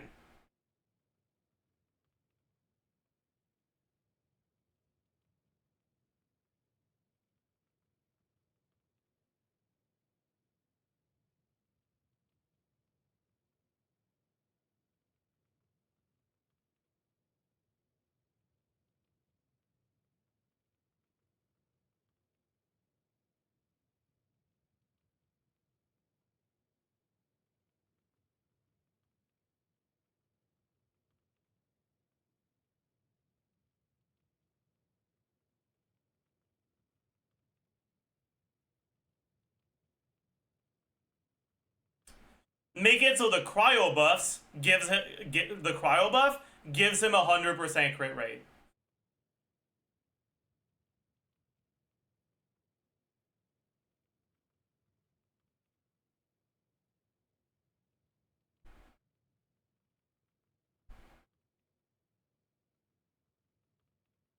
That would be too broken? No, it would not.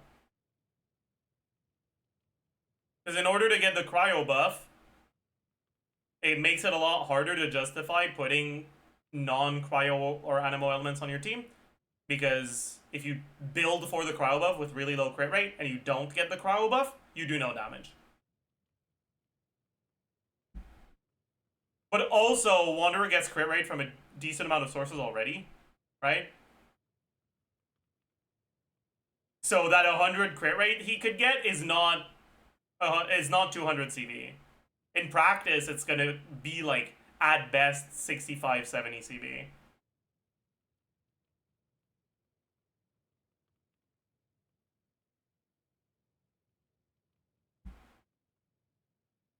But it is a big enough buff to make that cryo buff preferable over the other ones.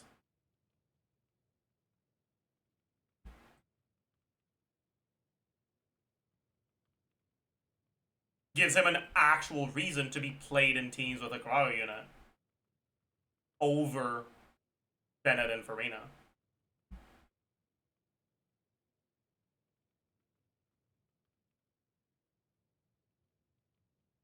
Why not make it crit damage then? I mean, you could, sure.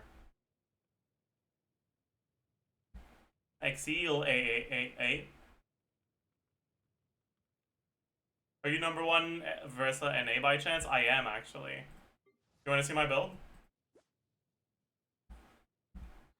This isn't even the number one NA build, but my number one build is 104 ER, and I'd rather have the comfy 116.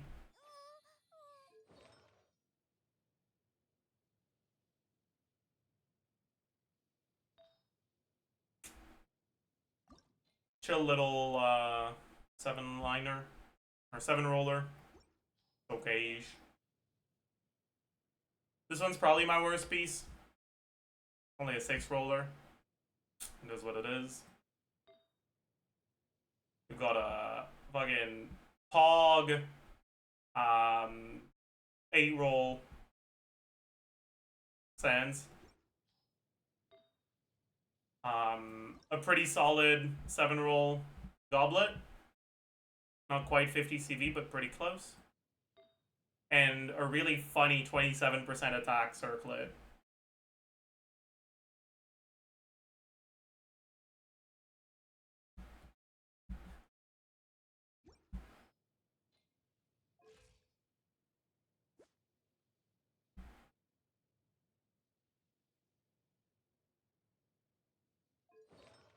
What will you reshape next? I'm using my guarantee on a different character. I'm using my guarantee for my Arlecchino Circlet, or Goblet, I mean.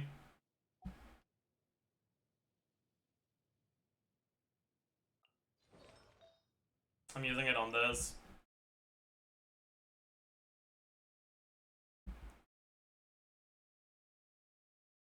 Because 3 guaranteed crit rolls is a guaranteed upgrade from this.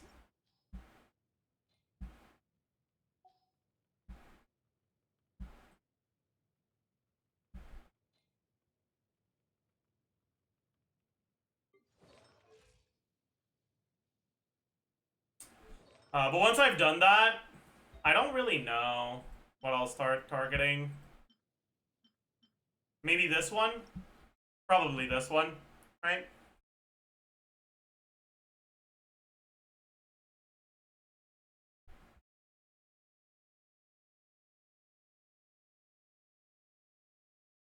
Alright, it's a 4-liner with 3 out of 4 useful stats.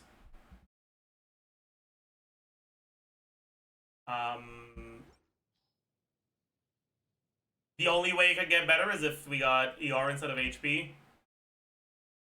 But if the ER doesn't get us to an ER breakpoint, it doesn't actually help us leaderboard better.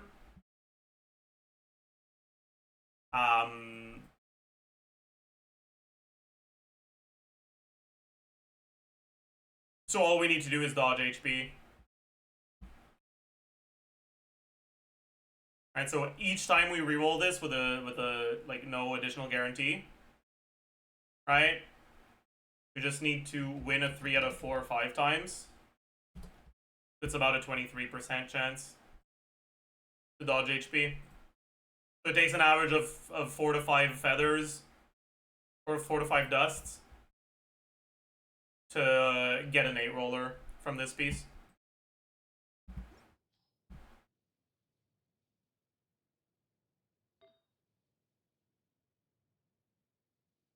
Would EM be worthless on Barissa? Yeah, pretty much. There are some Barissa teams where you end up with Pyro Auras, mainly with Charling. But I'm pretty sure the Akasha team they use is with Maoika, and Maoika gets barely any overloads.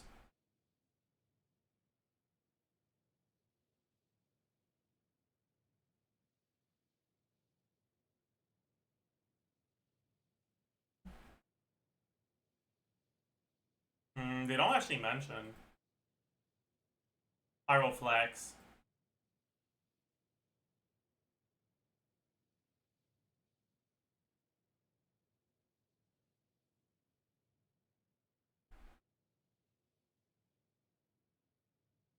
They don't mention assumptions. Huh.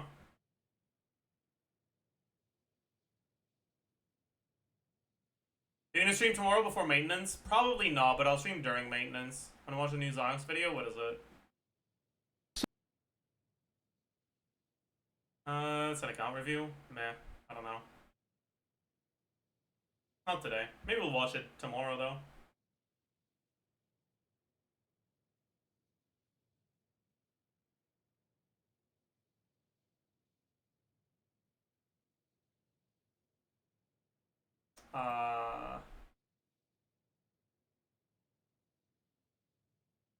What is bro doing?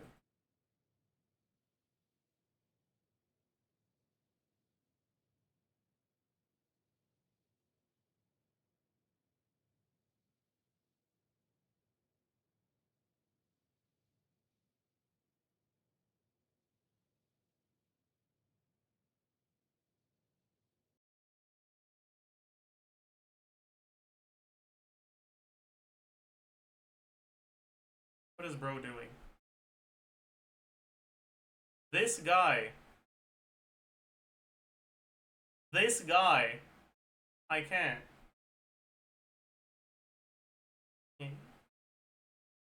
Ain't no fucking way. Bro asks me to call and then doesn't pick up. I can't. I can't.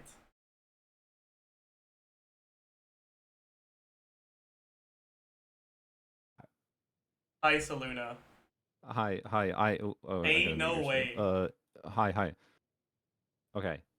So I didn't know you called. I had notifications off. What's whatever. up, man? I was going to call you. I did not realize you were going to call me. Sure, excuses. What's up? Yeah. So someone in my chat pointed out, and this is gonna really piss me off if it's true. So you know, like Stygian Onslaught says it's going away in 13 hours and 4 minutes, right? They called it. I'm not like being insane. They called it permanent content, right? So Yeah. it should still be playable after 13 hours and 4 minutes, or whatever. Oogie. Right. Okay. But like, I feel like this is if it's not playable, this is a kind of a problem in my opinion, because it's kind of the content we need to evaluate new characters by, and it might literally not be playable for a week after new characters release. Yeah, you're right. That is kind of fucking weird. Like, it's gonna really annoy me. Like, That's actually it's a really also good point. I didn't even think about the fact that like the time it's not here is when the fucking new characters drop.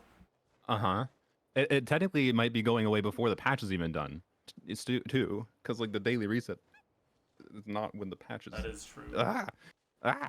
Like maybe like my hope is it's just gonna disappear from the event page, but it's still playable, or like maybe the events aren't acquirable after the 13 hours. But I don't know. Apparently Asia's almost gone. Oh yeah, I guess. Do you have an Asia account? I don't have one. I guess we could check on an I have Asia a Taiwan account. Okay, well I assume that's the same time. But it says the time remaining like on the map like marker, not just on the event page. So it probably is gonna be gone. Yeah. I did notice that too. Oh my god, bruh. What? They called it permanent. You can't have. You can't call something permanent and then delete it for 1/6 of the game's time's existence. That's Why literally not? not permanent. Why can't they lie? Why can't they? I mean, they can. They can. Bro, I'm gonna have to make drama content tomorrow. I hate making drama content. This makes me salty. So Luna, more like Saltuna. Am I right? I am salty. Like, especially because like I went out of my way to try to like optimize my freaking Arlecchino gameplay on my polearm account to clear with a Chevro's team against Tulpa at dire difficulty, mind you, because C6 Arlecchino. And if I was did gonna it. be enough, and it won't be. No, I did. I cleared it. I already cleared it. But I think a Nefa might be enough to get sub 60 seconds. Oh shit. Which I think I did a 90-second clear without an EM timepiece already and without riding on tenacity. It was just misery optimizing the freaking mini Tulpas. It took me like an hour or two, but like a Nefa's additional damage there might, I feel like, get me to the point of just getting a 60-second clear, but I don't know. That might be me overestimating a Nefa a bit against Tulpa. I mean, you were using TOM Raiden, right? No, I wasn't. I should have been, but what were you using? Well, at first I was just trying to figure out the Tulpa optimization, because I could tell that the damage was not the problem. I was using so it's Eon San Chevro's Raiden, but okay, without so you were Raiden using Raiden Electro. Yeah, just without her on tenacity, like should have been for. But yeah, so Inefa is gonna be like 200 more EM, not 200, a little bit less than 200 more EM on your Arlecchino. Yeah. You'll also gain the TOM buff if you put Inefa on that. Yeah. And you have Inefa personal damage. I don't know if that's enough to bring it to 60. Maybe. I'm not sure. So I would have to test EM timepiece too. I don't know. I'm pretty sure I could get a better clear time already than I did. So I'm really not sure. It'd be interesting to test though. Is kind of my point. Like I went out of my way spending some time on this, and I was like gonna include it as footage in an Arlecchino. Like here's my stupid broken Arlecchino build, and the perfect Arlecchino video. And I wanted to have that as a comparison and be like, hey, even on a Polar Only account, you can do fun, stupid crap with enough insanity, and it's gonna be gone. Like I. My chat's asking Sorry. me if I flex my versatility to you yet. I don't think I have, right? I think I saw it, but you're welcome to. I mean, flex it. I upgraded it recently. Wait, oh really? Okay, Yeah. like in again. I'm number one Or- NA now. Okay, well I was in your chat I think when you first did that. Yeah. That's crazy. So yeah, I saw that. I saw that you were number one NA, which congrats. Proud of you. You tried really hard for that. Honestly, the most impressive thing is how highly you are with only like 20,000 resin. Yeah. Because I did get but I pretty think- lucky. That's Yeah. true. I also think- I did spend all my dust on this set, but yeah, I also got pretty lucky. Oh yeah, that's true. Bro, that Sans is actually like Yeah. it's unethical. Oh, I guess I should show your thing. Wow. Let me. Oh, that's not working. Yeah, there we go. Oh yeah, that's Sans. Yes, that is a crime. That is the main thing holding my Varesa back, realistically. Yeah. I have a sad like sub 30 CV Sans on her. I got a 4-line. I got a crit rate circlet with crit damage, max roll, attack percent, and ER yesterday. That's for her. nice. And still it don't have rolled one of not into those. crit damage at all, but yeah. I have something that's I have pretty good, Sig. though. Like this. Oh yeah, no, is- it's still good. Yeah. I have Sig weapon, so obviously I have to optimize a little differently around that. Dude, I wish I didn't have to optimize it around Lost Prayers, because Mhm. I can't reroll this. Because if it Yeah, rolls yeah, no, crit, you I'm can't. overcapped. Yep. No way. But like, I could get so much like better like stat value and just like roll value in general if I could reroll this. Yep. But I can't. I mean, you could abandon your hate of 5-star weapons, but I don't think you should do that. That seems dumb. Yeah. You have 100% crit rate. It's so good. I don't I know. know. I think you should just be Bro, happy. this with is it. It's such like a it's comfy build. Never miss a crit, enough ER. Like Mhm. you're it's so nice. Oh yeah. Oh, speaking of never missing a crit, my chat wants me to tell you about this. I've been strong boxing for Navia because I wanted her on her 4-piece, so I could be happy with her and never change her again. Yeah. And I just wanted a timepiece that was on set, and I got a goblet today that was 4-line double crit attack percent ER with all max rolls except for crit rate. Oh, I was just like, oh, that's not what I expected. that's pretty good, And though. it rolled like a piece like yours rolls. It rolled like 3 max rolls into attack percent or something, but it was still cracked. It took her to top 2% without even trying. So, that was nice. And then also I went to use her, and she failed the crit twice in a row with 83% crit rate. 83 is not that much. I mean, no, but it's really like I'm using Mawika's weapon. It's kind of freaking. I logged into the same dang account. I'm using Mawika's weapon. It's really hard to get freaking a lot of crit rate on her. I should just use Serpent's Spine, I guess, and I'll have 100%. True. Fucking whale. Deserved. Yep. There you go. A terrible whale for daring to wish in the weapon banner. A few weeks ago, I was doing some account review stuff, and I logged into an account that had a fucking like 30 ER circlet for their Navia, and I was like, that can't be good. But then I mean, I looked at their build, and because they had cons on Navia, okay. literally like crit rate was literally a useless stat. Oh yeah. Is- She has the C2 that gives. Yeah. Yep.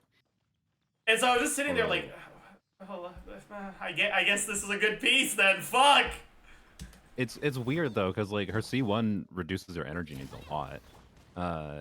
So like, I don't know. Well, unless you're spamming her burst more often, because you can also, it shortens the cooldown too, I think. So it's weird. Navi is a weird character. The weapon skins reset too. I think the weapon skins reset in the patch itself. That's actually gonna make me even more salty. Like I'm gonna have the stupid trophy, but I can't play the game mode when I have the trophy. Ugh. Hell. Yeah. I like what am I supposed to do with a Nefa for a week? What do I do with this character for a week? Like, go to Abyss and just clear Abyss in 2 seconds? Wee. Yes. I But did you expect endgame content in Genshin Impact? You can't have that. when they called it permanent, yes, I think there was a reasonable expectation when they called the new content permanent. Okay, fine. It's not. I mean, fine, they it's did fine. also call it a fucking artifact loadout. They did. And preset, and they use a lot of different words when describing it pre-release. And Okay, but loadouts are something that's like, I like, we get like their exact implementation is such that it's a really garbage loadout system, but it does save a thing, and you like you technically they can get away with calling that loadouts, right? But the word permanent, like, is there much ambiguity in the word permanent? I mean, it is permanently a temporary event. It happens every single batch. Did I get the fucking key I need? It's permanently temporary, so it's yes, no. Okay, or it's no, no, or whatever. I don't know. Whatever. Can I pick up the stupid sparkle? Oh my god. Okay, there we go. Got it. I just whatever. Okay. Well, Yeah, it's thanks permanently recurring. permanently recurring. You know, that probably is their intention. Yes, you're probably correct. I hate that. The yes. I just. Great. It's just gonna go onto the list of things that I paste into the survey every time for like core stupid things about the game that they should fix. Like, Yeah, I used to do that at the I don't- start, but then I realized it doesn't matter. They don't read these. Yeah. I mean, I think they do. They just this game has too many different like kinds of players it appeals to, and so there's no. It's not possible to please everyone, and that's fine. Just I think they ignore and look at the wrong things sometimes. But, oh well. Well, thanks. I honestly, it's gonna affect you worse than it's gonna affect me. It's gonna annoy me, but It's your content is okay. more directly We just, about we just, like. we just go back to fucking vibes and tier list content. It is what it is. Yeah, I was doing tier list content today. Yeah. I mean, I was- end of patch, that makes sense, but you know. I was talking about what characters could use a buff the most if they ended up deciding to buff characters. Well, okay. Well, actually, let me guess. Raiden? No, actually. Really? Okay. Because the thing with Raiden is, like, if you just buff her without a rework, she just becomes a side grade to the stronger Electro characters, and she ends up being played on the same teams as them. Sure. Okay. Yeah. It doesn't introduce anything new, and I think that's boring. I mean, they can rework things too. Yeah. But Like, that's a more complicated. I question, had her so- in the tier of needs a rework for a buff to matter. Yeah. I can agree with that. People would be happy with just a buff, but yeah, a rework would be much better for her. Okay, so so this was specifically the characters you said that would get a buff, right? Yeah. Or it was okay. I need to go look through the character archive to try to think. Was this focused on 5-star like DPSs? So like Shao, for example, maybe Wander. It was focused on 5 stars, and it had a lot of carries, but Chao and Wanderer were not some of them. I think the biggest problem with Chao and Wanderer is that how comfortable are you with Leaker's Yap here? I mean, technically I'm a Hoyo creator, but I talk about leaks because I don't think they're leaks. I think it's talking about things I have seen. I don't know whether the things that we are talking about are leaks or not. Well, okay. It is confirmed from the fucking Nograi trailer that Varka is Anemo, and it shall be fairly you could talk about theorized whatever. that a character that people have been looking forward to this much is likely going to be designed as a carry. Yes? Okay. Yes. Cool. I think anyone coping that Vark as a support is being insane. Okay, good. So with that in mind, I think it's a reasonable expectation that he will be an Anemo damage carry and not a character like Chaska. Yeah. And with that as the setup, how do you make an Anemo focused, like Anemo damage focused carry that feels different in team building from Wanderer and Shao? And the answer to that is you can't. You just make them stronger. Yes, I agree. Yes. And the problem with that is that, okay, then how do you buff Wanderer or Shao without just making them Varta? It comes back to rework. I mean, exactly. Like I still think it would be good, right, to just buff them and Wander in more need of it than Shao. But yeah, I think that for Wanderer you could make, and that's something I initially I didn't think about, but chat brought it up. Because of his passive that like gives him buffs based on different elements, you could make it so that the buffs are not balanced at all, and you're like actively supposed to get specific ones, which would incentivize him to be played with units that are less popular. Like, make the Pyro buff worthless. Make the Hydro buff worthless. Incentivize playing him with characters other than Bennett and Farina. I agree with that. I would say this probably goes back in the territory of kit reworks, though. So, like, that's I think the struggle here is like what things are just going to be anything more than just making them slightly worse than existing units they're pushing.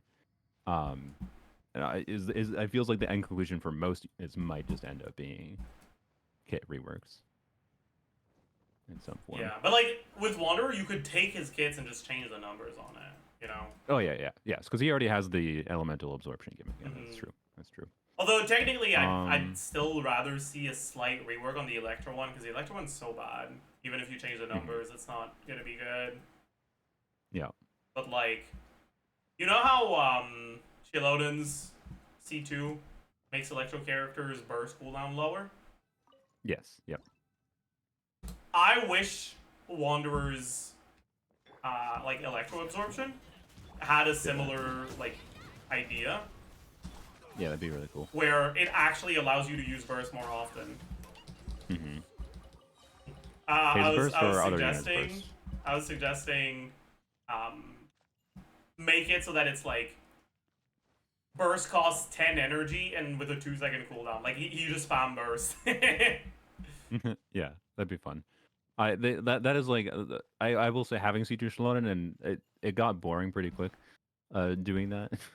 But there's a lot of people that would like that still. So I think they should do a C0 character that has some ability to I think it's because spam bursts all the time bad. for sure. Like that's why it gets boring, because it's not good. Like you feel like you're not playing optimally. You feel like you're just fucking doing things for the sake of doing them, not because it actually works. I agree. The only place where I found C2 Shalonen really meaningful and kind of fun is with Sethos, but that's because he uses energy very differently. So yeah. But anyways, so I'm looking at the actual character list now. Okay, well, like, so was Siegeween on your list? Because like Siegeween, I think was actually a competent character balanced around Farina's existence when she released. Not like incredible, obviously. I hadn't reached that far into the roster yet, because like the list I was started using was from 1.0. Okay. the release. But post Siegeween is a 4-star, so you know. Like Siegeween needs to do, I don't know what she needs to do. Probably a kit rework again, because I don't know, or just increase her buff, whatever. Okay, early characters. Did you include standard banner characters in the list? No. No. Okay, I don't think they're gonna ever change those. I'd be very surprised. Like Klee and Venti, Tartag had to be on the list, right? Yeah, I had Child in the same category as Raiden, where. Okay, yeah, he needs rework. Yeah. And the thing is, like, the rework he needs is so small. Just remove the passive that applies Riptide on crits. Make it so that if you consume the Riptide with the melee burst, you actually don't have Riptide on the enemy anymore. So you actually have to choose between consuming your Riptide to deal more damage or delaying your burst and, like, not vaping it instead. Or use the range burst even though it's less damage. And like maybe increase the melee burst number so that like it actually is worth using over the range burst, like without because of the energy requirements, right? Some minor tweaking to actually have a reason to use his different things. Yeah. I can agree with that. So buffing Zhongli, like I feel like Zhongli, he still has his like generic utility appeal, obviously, but I feel like Zhongli does need a buff to like make his burst actually worth using. I don't know, think make so. it do. I think Zhongli's Really don't think so? completely fine as is. You think so? Okay. Yeah. I don't use him on my Polar Money account ever anymore. I don't really use him in any sort of Like- in-game content, but I use him all the time. Every single time I want to test something, Zhongli's on my Oh, team. sure. Okay, so as a content creator, you need him. But so like you that's don't get that's interrupted. as a Sure, content sure. creator, testing things is my casual gameplay experience. That's fair. I mean, A that's lot been of my one people's desire to casual have him gameplay on my main experience account. uses but- Zhongli Yeah, just because of the that- comfort. sure. I just think his burst should have an actual real reason to be used. That's the only thing I would change about him, honestly. Other than that, I think he's in a fine place. But I don't know. 'cause- Maybe. I don't like when a fancy, cool looking, badass ability is just bad to use, like actively negative. Generally speaking, especially when it's like, oh, it freezes the enemy. That's cool, but it just so. Anyways, I feel like Albedo doesn't need to be buffed. I think Albedo just needs Lunar Crystallize, which who knows if that'll happen. No. I disagree. I had Albedo as one of the Really? characters I want buffed. I Okay. don't want his damage numbers to be buffed. I want his Ascension passive that buffs EM to be buffed. Okay, like more EM buff. Yeah, or- like instead of or- 125, give us 300. Okay. Yeah. Okay. And someone in my I'm chat down with it, also, and I watched a video about like proposed kit reworks from someone, and they had a decent like start of an idea that I built onto. Imagine if Albedo's burst spawned an entity, like a homunculus, because he's a fucking like he's his whole thing is creating life with alchemy, right? Yeah. Imagine if his burst spawned a like homunculus entity that you could target. And you could use that like in Bloom teams to get reactions. And you could use that in Superconduct teams for the double Superconduct damage.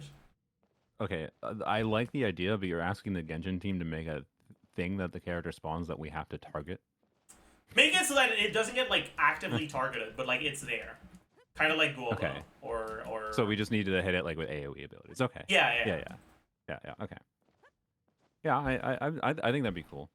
I don't know. Hey, this quickly is just again headed in the direction of like most characters could use kit reworks more than anything, and like they did kit reworks in Zenless, they did kit reworks in Star Rail, so like that like changed things more than just multiplier values. So I don't know. Was Eula someone you think just needs bigger numbers or kit rework? I think she if needs- all you give her is bigger numbers, you're just taking away from future design space for physical carries. But what if she's the only physical carry ever? That's not a good idea either. But I had an idea, right? You don't change any of her numbers, but you slightly rework one thing. Make it so that every 2 stacks you build on the burst pulses for half of its current like stacked damage. Okay, yeah, I like that. And- That would be enough. Yeah, and it would even out her like backloaded damage issue too. Yeah, and I yeah. think the best part about it is like it would make her synergize so much better with attack speed. Yeah. Because getting to even breakpoints of attacks would actually start mattering a lot more. Like one more attack isn't just one more attack; it's also one more pulse at max stacks, right? I see. Yep. And Having real Mika synergy rather than the yeah, exactly. Karina Real synergy. Mika synergy, real signature weapon synergy. All right, yeah, I like that idea a lot. And it Right, wouldn't the- take away from future design space on physical carries because, well, attack speed is a pretty specific buff. Yep. So if you make physical carries that don't benefit that much from attack speed, whether it's just like current Illa or whether it's just like make them a skill focus or a burst focus character, it would actually create more design space for more physical supports, right? That unlike Mika, buff has that other than attack speed and stuff like that. I just think it'd be really cool.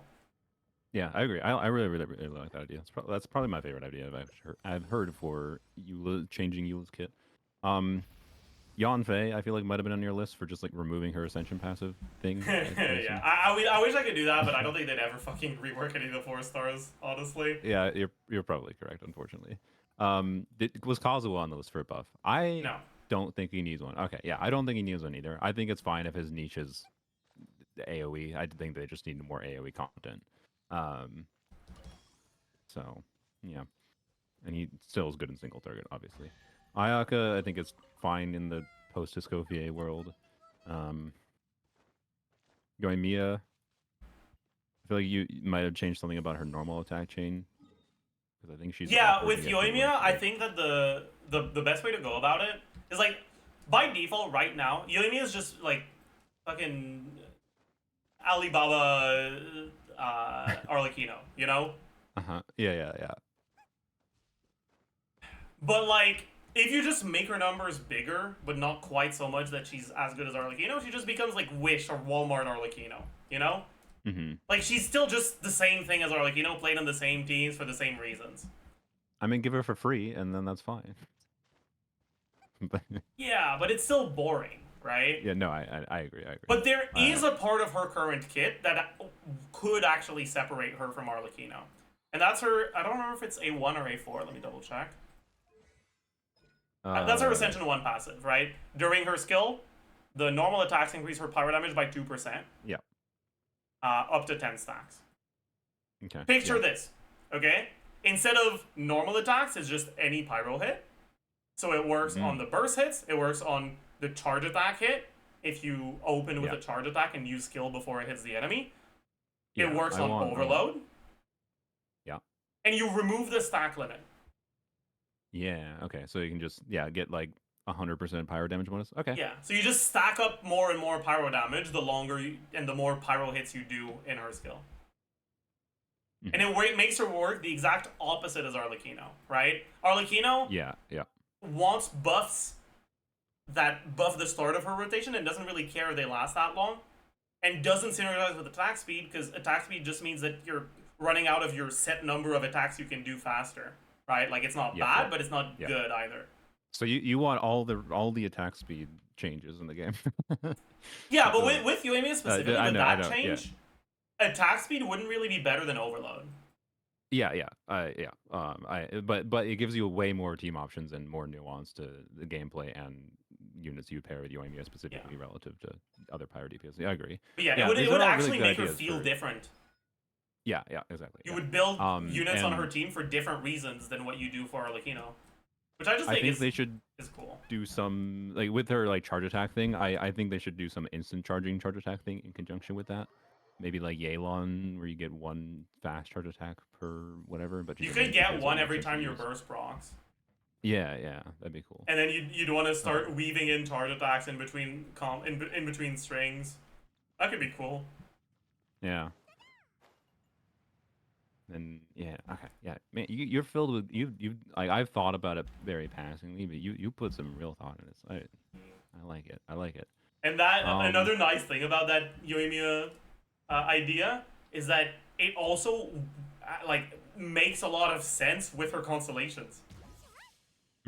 Right, especially her C6. Like right now, her C6 is pretty dog shit. Because like in high investment Yoimiya teams, you want to play reaction. But C6 ruins reactions. But the C6 actually would help a lot at stacking the passive. It just doubles the amount of stacks you get from normal attacks. If there wasn't a limit on it.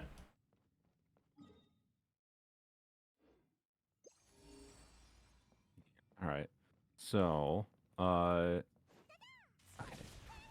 Well, it's been a fun chat. I might try to get back on top of my thing. My chat did inform me they're on Asia, and Stygian is indeed gone. So. Oh no. 07. 07. Great. Cool. Now I gotta think of just something I have to record before it goes away in 12 hours. Aware. Okay. Whatever. It's fine.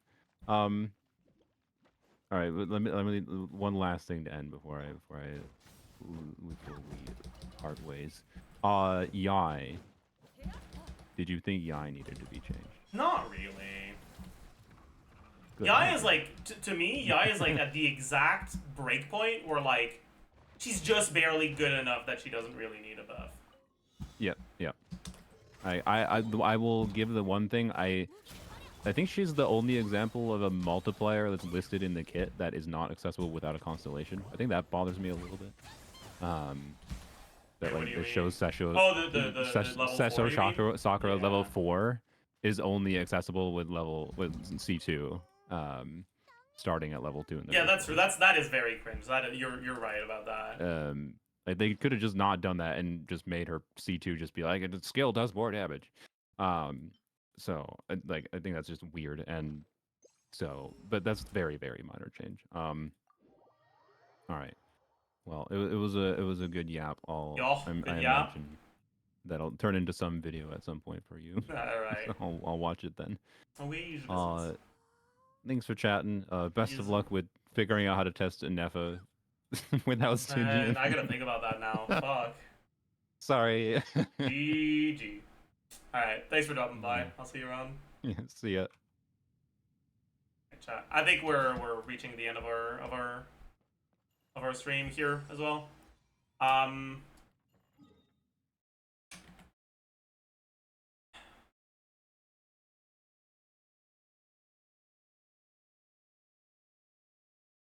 The Anidol. We already did the Anidol though. We already did our stall.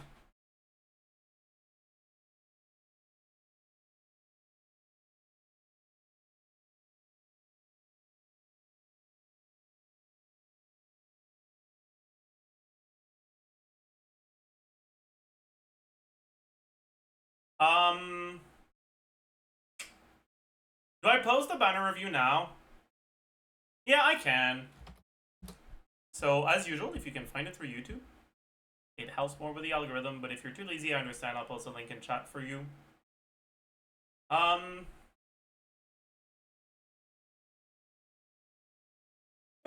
What should I title the video?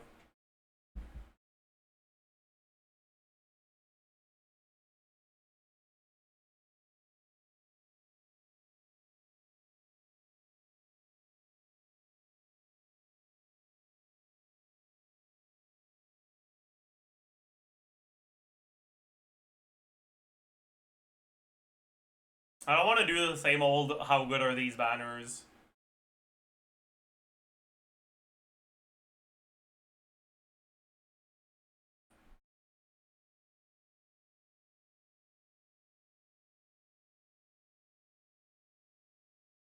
Best Electro character rerun? Inefa 2, I guess. No.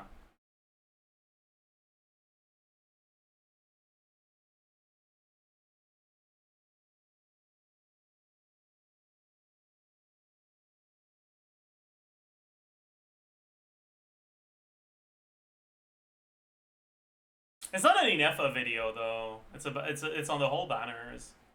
There is a good amount of Inefa yap.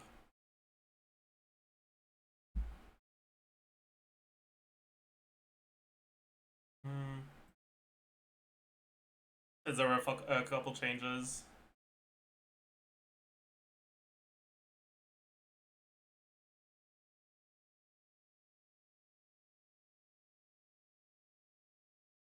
I have 12 minutes of Inefa yap. No, 13 minutes of Inefa yap and 1 minute of Citlali yap, by the way. That's so funny.